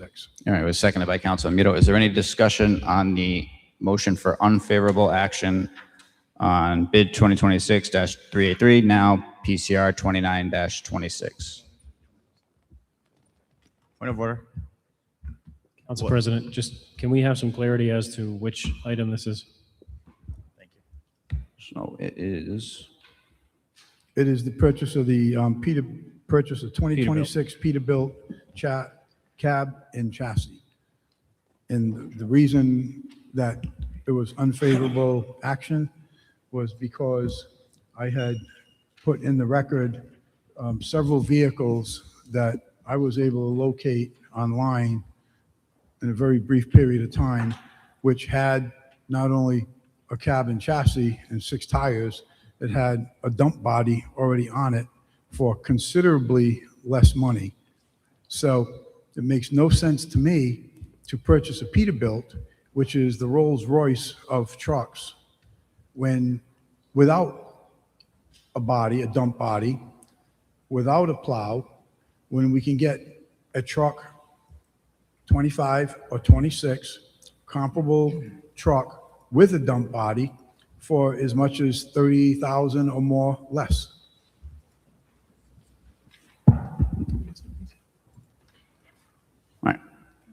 Chief and/or Christie? So I just want to say, doing Google searches, all due respect, Councilman, it doesn't work. I mean, we're trying to get this purchase. It's a Peterbilt. It's not a Rolls Royce. Rolls Royce of trucks is a Rolls Royce of trucks. This is a Peterbilt. It compares to a Ford or a Chevy. It's not a Cadillac, as you mentioned. It's a workhorse. This is what the department has asked for. This is what the administration has asked for. And I understand you Googled it, just like Councilman Muto Googled the ammunition. It's just, it's not here before you. And we're asking you to approve it, to allow the city to continue to do its job and use the equipment and replace the equipment in a manner that we see fit to run the city and make sure that the residents have their services as they need them. So, Chief, with all due respect, this is a perfect example of a want versus a need. Just because a department is coming before us saying, we need this, we must have this, that doesn't necessarily mean that it automatically has to get approved. And more concerning now is I documented where this vehicle, not the exact vehicle. By the way, a Peterbilt is the top of the line truck. Let's not compare it to a Chevy. But in any event, comparable vehicles with a dump body on them already from 93,000 to 104,000 versus 135, 136, and we still got to put the dump body on that no one has discussed about how much that's going to be. So that makes no sense to me, and I'm not going to support spending 135,000 on a vehicle because it's easy to go through the MVP or whatever it is that you call it, as opposed to soliciting independent bids or going out for bid on this. This is exactly what was being discussed earlier this evening about just, okay, let's just do it, as opposed to going out for bid. And had I done the research and it showed that there were other vehicles out there, whether it be a Peterbilt or a Rolls Royce or a Chevy, and they're all in that same category without a dump body on them, okay, argument over. But my job is to take a look at these numbers and say, okay, what does the city need? Can they do the same job with something less costly? And for me, the answer is yes. We're taking a vehicle that is in use right now that doesn't do any plowing. We're going to send it over to DPW so they can plow with that truck. That truck plowing has far more abuse on it than it does carrying a load of dirt or loam or rocks or whatever it is they're calling. So this makes no sense to me. To go ahead and approve this item when it's known that this vehicle, type of vehicle, comparable vehicle is available right now. It's on the lots as of yesterday. It's available for far less money. Councilman, So that's me. I don't know what you Googled. I don't have access to that, and or do I need to? But this is replacing a 2001 truck, and the truck we are moving over to highway. I thought it was a 2003. It went from 2007 to 2003, now it's 2001. That's a 2003. That truck plows now. The one you're saying we're moving to highway to plow, that has a plow on it now. We use it to plow. We use it in the storm. Doesn't say that in the position paper. It doesn't tell us what the use was. So, okay, we're just going to assume. I'm all set. That's my feelings with this thing. The truck, a comparable vehicle is available. It's available out there if you look for it. You're not hopefully going to be doing any more plowing this year.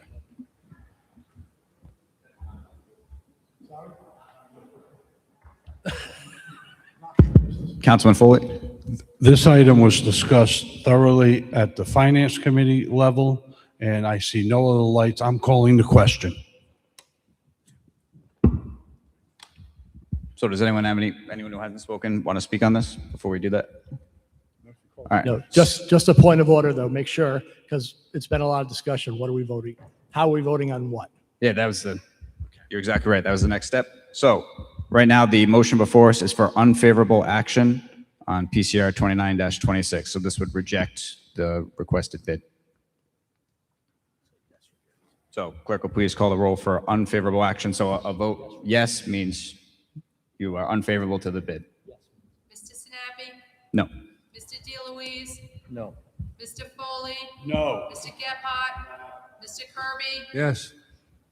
Mr. Lattiser? Yes. Mr. Muno? Yes. Mr. Napa? Yes. Mr. Ricks? Yes. 5-4. All right, so this is unfavorable action. And so next is bid 2026-386 PCR 30-26. My understanding is that this is favorable, but that this was pulled for recusal. Well, yes, Mr. President. Councilman Ricks has to recuse on this item as well as PCR 3126. So for action, Councilman Lattiser. Move. Committee recommends favorable action on PCR 30-26. Second. All right, any questions on the motion for favorable action on PCR 30-26? Seeing none, clerk will please call the roll. Mr. Sinapi? Yes. Mr. DeLuise?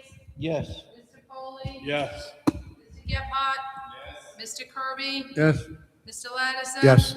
Mr. Muno? Yes. Mr. Napa? Yes. Mr. Ricks? Recuse. 8 yes, 1 recusal.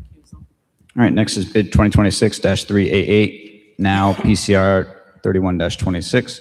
My understanding again, favorable action and was pulled for recusal. That's correct. Councilman Ricks is going to recuse.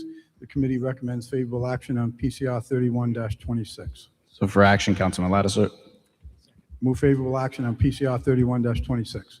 seconded by Councilman Muto. Are there any questions or comments on PCR 31-26? Seeing none, clerk will please call the roll. Mr. Sinapi? Yes. Mr. DeLuise? Yes. Mr. Foley? Yes. Mr. Gephardt? Mr. Kirby? Yes. Mr. Lattiser? Yes. Mr. Muno? Yes. Mr. Napa? Yes. Mr. Ricks? Recuse. 8 yes, 1 recusal. All right, next bid 2026-131, now PCR 32-26. My understanding is that the request is to hold till March 23rd, 2026. Is there any objection? Seeing none, so held.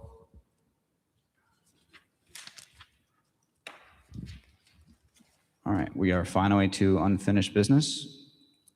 So first up is PCO 27-25 sub A, an ordinance amending Appendix A zoning ordinance of the City of Warwick regarding fences, drive-through window overhead clearance, and special use permit lot size standards for duplexes, City of Warwick petitioners citywide. This would be second passage as amended. Committee report land use. So Councilman Ricks. Committee recommends favorable action. For action, Councilman Ricks. If you don't want to move, I can ask somebody else. That's awkward, I know. I'll allow someone else to move it. All right. Anyone else be willing to move this? So Councilman Gephardt. All right. Motion for favorable action. Is there a second? Second. Seconded by Councilman DeLuise, Councilman Napa. Any questions or comments on the motion for favorable action that wasn't already discussed in committee? Seeing none, clerk will please call the roll. Mr. Sinapi? Yes. Mr. DeLuise? Yes. Mr. Foley? Mr. Gephardt? Mr. Kirby? Yes. Mr. Lattiser? Yes. Mr. Muno? Yes. Mr. Napa? Yes. Mr. Ricks? No. 8 yes, 1 no, motion passes. Next is PCO 2-26 sub A, an ordinance establishing regulations and penalties relative to the use of city dog parks. This is Councilman Muto's second passage as amended ordinance. Councilman Napa. This was moved to the floor without recommendation for purposes of an amendment. Second. Solicitor. Councilman Muto would like to move an amendment to PCO 226 sub A.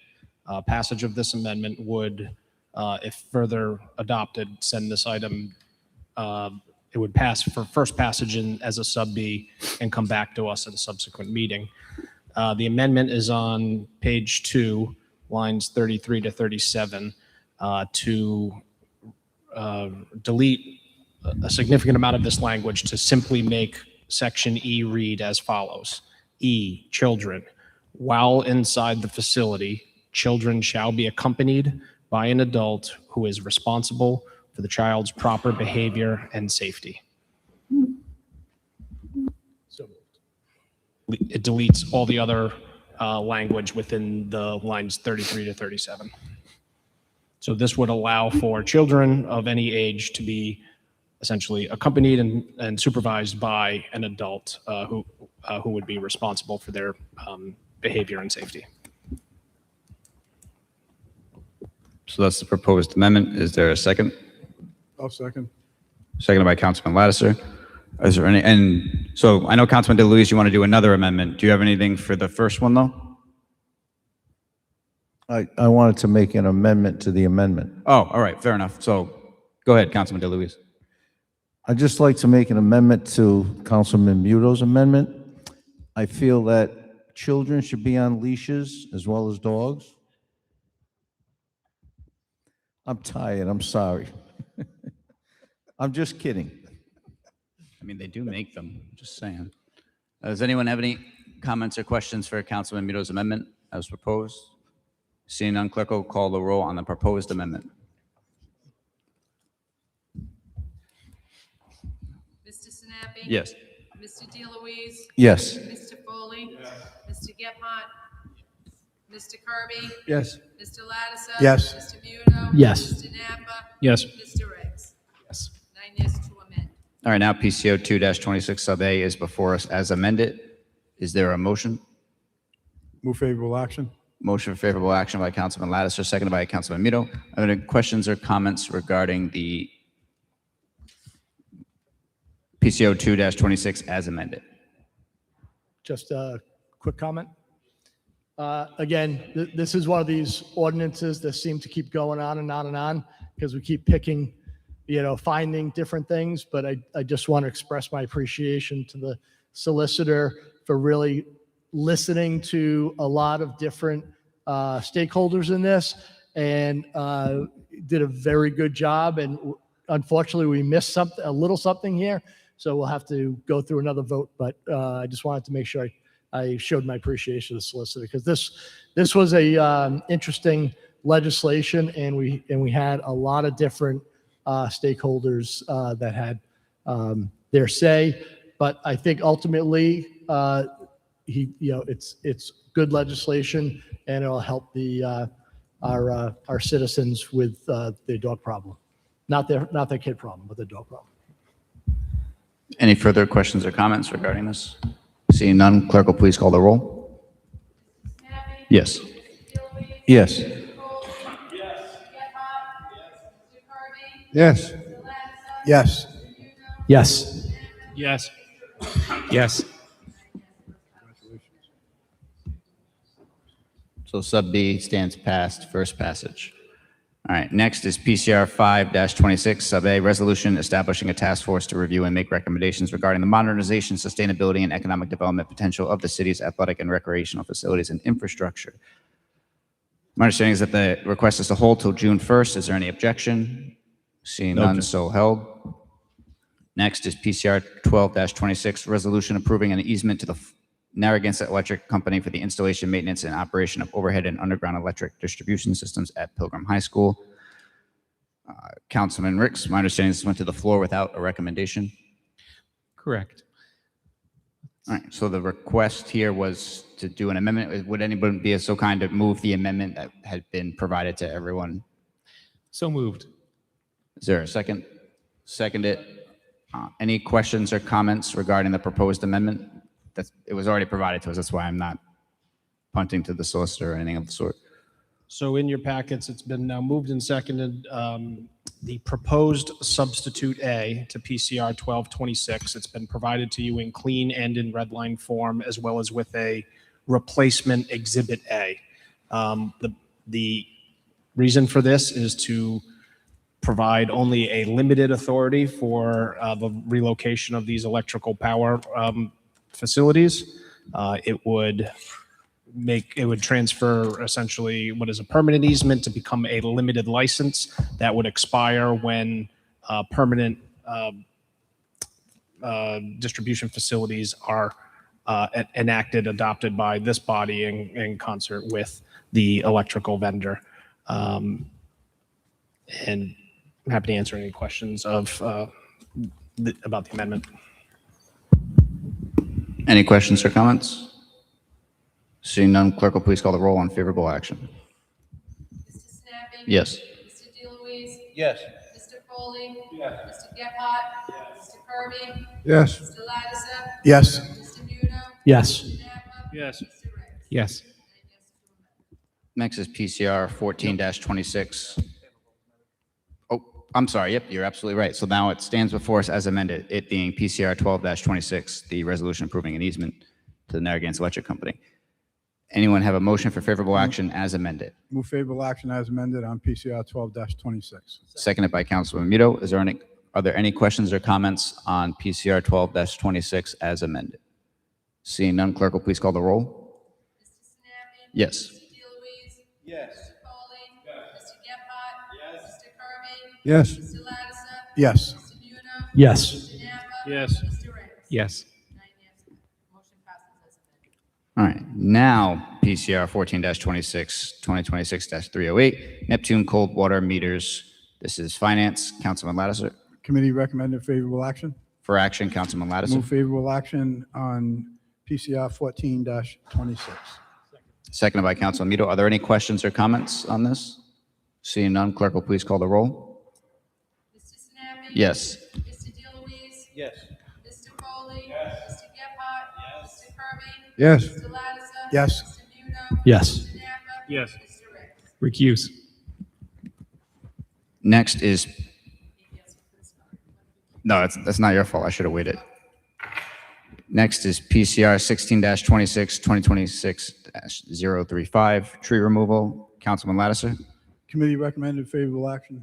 For action, Councilman Move Lattiser. favorable action on PCR 16-26. Seconded by Councilman Muto. Are there any questions or comments?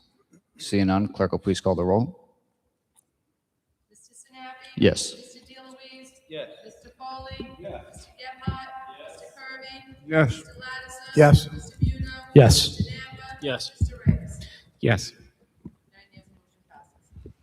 All right, on to new business, PCR 17-26, a resolution in observance of Black History Month. This is public properties for action. Recommendation first from the committee. Recommend favorable action. For action, Councilman Ricks. Move favorable action. Second. Seconded by Councilman Lattiser. Are there any questions or comments? Seeing none, clerk will please call the roll.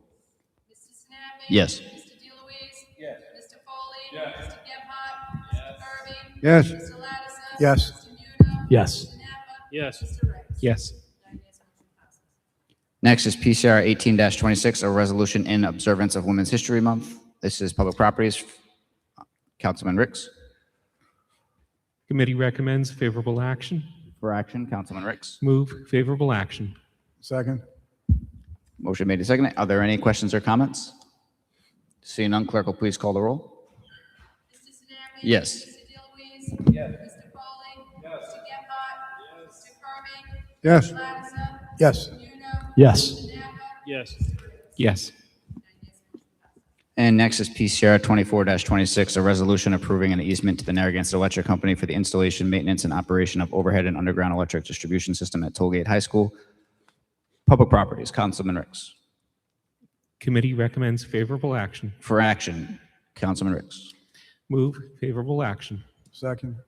Seconded by Councilman Lattiser. Are there any questions or comments on PCR 24-26? Seeing none, clerk will please call the roll. Mr. Snappy. Yes. Mr. DeLuise. Yes. Mr. Foley. Yes. Mr. Gephardt. Mr. Kirby. Yes. Mr. Lattiser. Yes. Mr. Nudo. Yes. Mr. Napa. Yes. Mr. Ricks. Yes. All right, and then now, solicitor. All right, so recognizing Councilman Lattiser. Yes, thank you, Mr. President.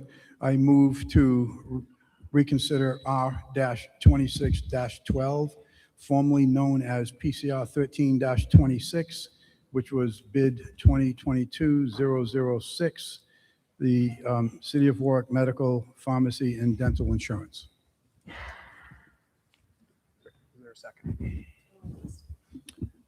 Seconded by Councilman Muto. Just for everyone's edification of where we are, we did have a canceled meeting, so this item was adopted favorably by this body at the prior meeting on February 9th by a vote of 8-0 with Councilman Ricks recusing. Pursuant to our city council rules for reconsideration, it's in order for, at the subsequent meeting, a matter to be moved for reconsideration, and it has been done so and seconded. This matter is not on our agenda for action this evening. The implications of this pursuant to protect the Open Meetings Act is that should the matter be voted to be reconsidered, it would be docketed for action at the next subsequent meeting, which is March 23rd. If the matter fails, it is completed. Happy to answer any questions on that process. And then Councilman Lattiser Okay. can explain his motion. Thank you. So after giving this considerable thought since our last meeting and revisiting what took place in that meeting, I'm the first to admit when I feel that perhaps I made a mistake on a vote. And in this case, I think it was an error. There was considerable conversation or discussion that took place, whether or not we were within our legal runways for voting on this. To Solicitor Walsh's defense, this is something that came up and it was a split moment decision and interpretation that had to be met. Where I erred was I should have moved to hold this until we could get further clarification and more information. And I didn't do that. That's why I'm here tonight to make that motion for reconsideration. I think that this is something that needs to be reviewed in depth. I think that there is definitely a need for an independent view on this. And it all relates to extending a no-bid contract over a period of 7 years. This is a $65 or so million item. I don't think that it lends itself to this issue that we have to vote on it or approve it immediately. So given the fact that there is a lot of concern surrounding this particular bid and the ordinances governing healthcare bids, this is different than your average run-of-the-mill bid. This is healthcare bids, as we've heard testified to. And with all that said, I am moving to reconsider this at our next meeting and do our due diligence in making a final decision on this. And that's what I have to say on it, Mr. President. So, Chief, can you tell us what the status is of that bid? Because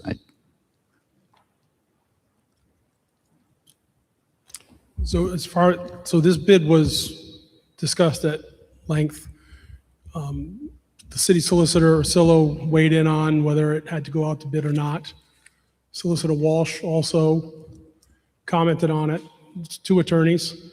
I'm not sure how you're going to get a third attorney, but it's already been approved by the council. We've moved forward with, issuing the PO. So the healthcare bid, as far as I know, is been awarded. so, and then the solicitor has here, as far as for Robert's rules, motion to reconsider. Do you want? As we've discussed previously, the Roberts Rules provides additional context to fill in where there's any details missing in our adopted council rules. Reading from section 37.5 of Robert's Rules of Order regarding reconsideration,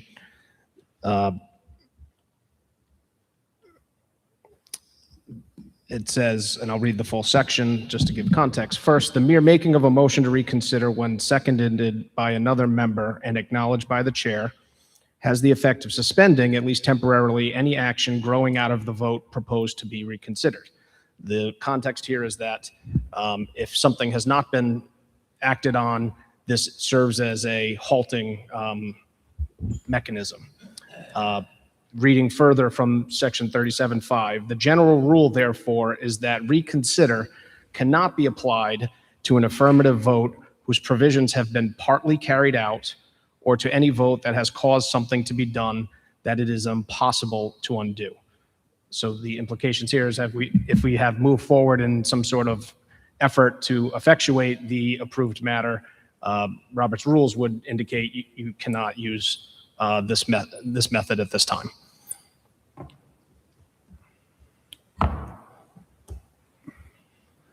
So I would put forth that there has been no action taken to effectuate this. And I'm basing that comment on the fact that I sent an email to the chief on Saturday asking if a contract had already been signed between the administration and Blue Cross, the trust. And I did not receive a response. I also said, if this agreement had been signed, please forward it to me. And nothing was forwarded to me. As of this moment, there has been nothing put in my hands pre-Saturday that any contract had been signed. So without an agreement, a written agreement accepted by both parties, the city and the trust, I would put forth that there is no agreement and it has not been acted upon or effectuated. So the last contract that I sent you was from 2022. That was the last time it was signed. We've done extensions through this council on that contract issued by a PO. Oh, so the PO is As far as I know, I believe it has been issued. right, but my point is the PO is the extension. Yes. It's not a, The PO, yeah, it's not a signed contract, no. Oh. The last contract that we have is from 2022. And I did send it to you. And again, Councilman, I'm the mayor's chief of staff, not the council's. Did the administration sign an agreement with the trust to extend the contract for 2 more years? The contract was signed in 2022. There That was there's a PO 2022. Correct. We just There's a PO extended that it. is issued after that. Chief, we You've just extended it a extended couple times. Listen, when I have a lease on a property and the lease is for 2 years, that's the contract today. When that contract expires, it's either renewed or it's not renewed. That's the lease. In this case, it's the contract. The contract was signed initially in 2021. That doesn't mean that that contract just stays in force just because. Councilman Lattiser, so he stated that the PO It's a contract. being issued has constituted consistently the act of I extending haven't it. seen a signed PO. Point of so order. When I asked for the signed contract. Point of order. Why didn't we send What, over? what are we debating right now? You said, what are we debating right now? I said just point of order. What is all this discussion happening right now? So right now, well, as far as what's before us actually formally? Yeah, All right, exactly. fair enough. So what's before us currently is the motion to reconsider the healthcare bid from last month. The vote was 8-0. Councilman Rick's recusing? Yes, Councilman Rick's recusing, sorry. Councilman Lattiser requested to reconsider it. Robert's rules states that we cannot because specifically that it has been partly carried out, and then there was a discussion as to whether or not it was partly carried out. It actually apparently is more carried out than we even thought because it's not the typical offer acceptance both signed situation because it's just basically they issued the PO and that is the extension period, full stop. There's not a signature and response apparently. Point of order, When- Council when- President. When was the PO? The issued? offer. Hold on, Councilman Lattiser, sorry. The offer was the bid that was presented to us from the trust. The acceptance is the PO. Fair So point, that is yeah. a contract. A contract doesn't have to be a formal writing. A contract is you sticking $1 in a vending machine and getting a candy bar out. That actually constitutes a contract. You can shake your head all you want, but one of us went to law school and one of us didn't. That constitutes a contract.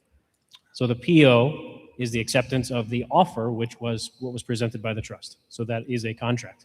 Yeah, so we are actually at a even different point. So the Robert's rules that we were citing where it can't go forward if it's been partly done, it's actually fully done. So, Mr. President, I respectfully disagree with Councilman Napper. I'm not an attorney, but I disagree with the fact that the administration comes before the city council for approval to do something. This council made an approval on that healthcare bid. The administration still has the responsibility to facilitate that agreement. And just because we said, okay, you can do it, suppose they chose not to do it. That doesn't automatically extend it. There has to be an agreement between that party and the trust. This is my understanding of contract law. Now, I could be wrong after doing it all these years. Right. Nonetheless. I understand because it's not the normal contract law that we're used to. I fully get it. I understand. Councilman Napper chimed in and Chief of Staff Vicente pointed out it's because of the unique nature of the situation where instead of the normal, I sign here, you sign, we call it a day, you had the offer via the bid, and the acceptance was the issuance of the PO after we approved. And yes, Chief? I just found out the trust does not do POs, they do wires, and they were sent a wire, the wire communication on the notification that it was approved. On what date? I'm assuming right after the council meeting that it was approved Well, that. I don't think we can assume. I Well, think, I I would like I to don't want know. to do the definition of Chief, assume right now, but. The date is important. So I the would mayor like to signed know the what- resolution that was approved, and then the city does their work and sends the notification to the trust. To effectuate the agreement. Correct. Correct. So that's my question. When was that notice sent to the trust to effectuate the agreement? Was it before? I'm I not sure requested a if, copy I'm not of sure if I can such get that on answer Saturday. right now. It Councilman might be in Lattiser, someone's office. that wouldn't change the situation we're in where the deal's done. How was the deal done? They just said the notification was sent to the trust confirming that it was approved, and so that's it. There is no next step. Chief, I'd like to get a copy of that notification that was sent, Okay. including the date that it was done. Did your email to the city include a request to hold? I'm sorry? Did your email requesting status of the contract include a request to hold the item if it had not been done yet? No, it didn't request to hold it in abeyance. It requested, was the contract with the trust signed? And Understood. there was no response. Just wanted to clarify. So, excuse me, there was a response. I sent you the contract. That There was was the what? contract that was signed. Now you have a contract, you said? There's a He's contract? citing the prior one. That's Oh, why. okay. The prior contract. He responded to your 2022 email contract. literally. Okay. Councilman Foley. Since we have a ruling from our solicitor that based on Robert's rules, this cannot be reconsidered, what's our next step? So my hopeful thing is that Councilman Lattiser will withdraw. Otherwise, I have to rule on it, and I'd rather not. And if he does not, what's the next step? Then I have to rule on. Then I potentially have to rule on Robert's rules application here. Then we're going to have to rule on it because I'm not going to withdraw my request for reconsideration.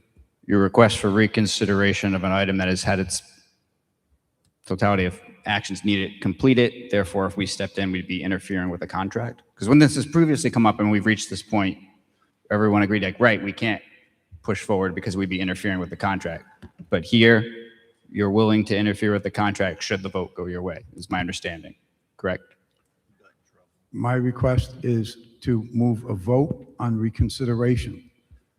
And then the council all of the council can render their vote yes or no. Is All right. this going to be Understood. reconsidered? So I'm required to rule you out of order per Robert's rules due to the section read by the solicitor. I don't have a choice unless I want to ignore the rules, which I can't. So that being said, you or anyone else have the opportunity to appeal the ruling of the chair. Sure. So you invoke Rule 1, you appeal the ruling of the chair. Okay. Okay. Now we're going to take a vote on that. Back to Parliamentary 101, everyone. We have an initial motion to reconsider the healthcare package from the prior meeting, which, for the discussion that has occurred, has been ruled out of order by the council president, and Councilman Lattiser has now appealed said ruling of the chair, or of the president.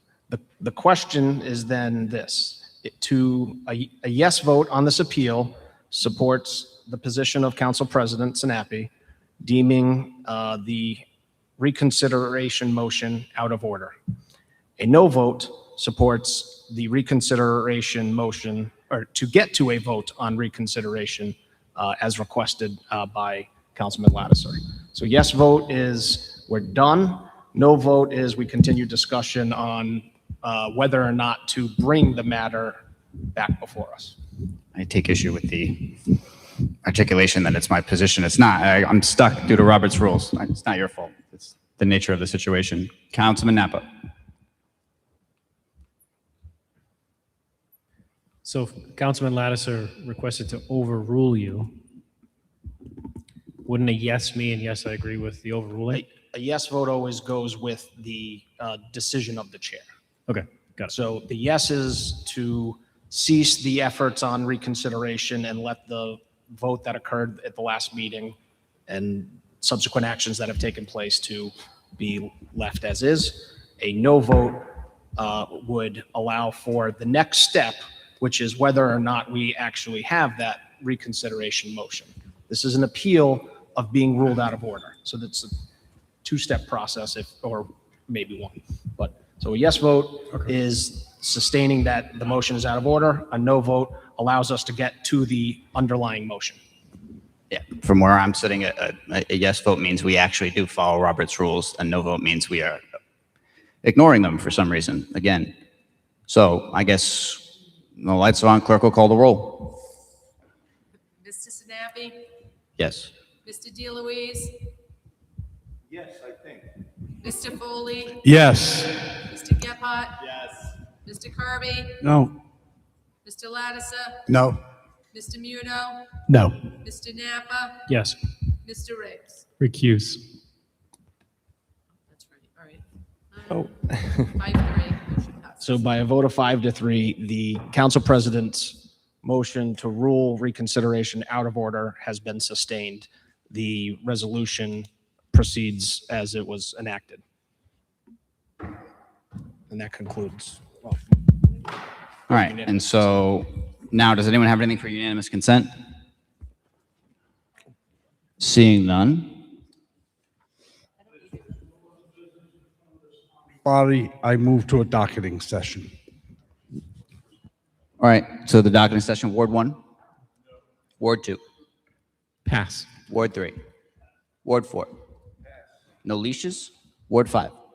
Yes, I have one ordinance, and the tentative title is an ordinance in regards to tax sales dash policies and procedures for collecting past due water sewer bills.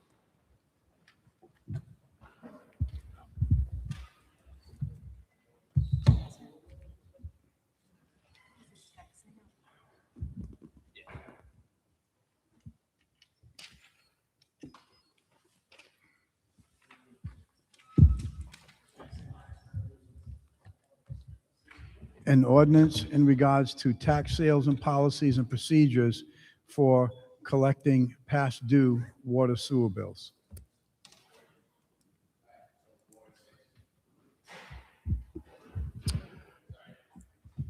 No, it's okay. I have 7 with 22 parts. No, I'm passing this week.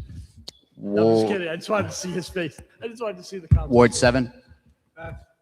Ward 9?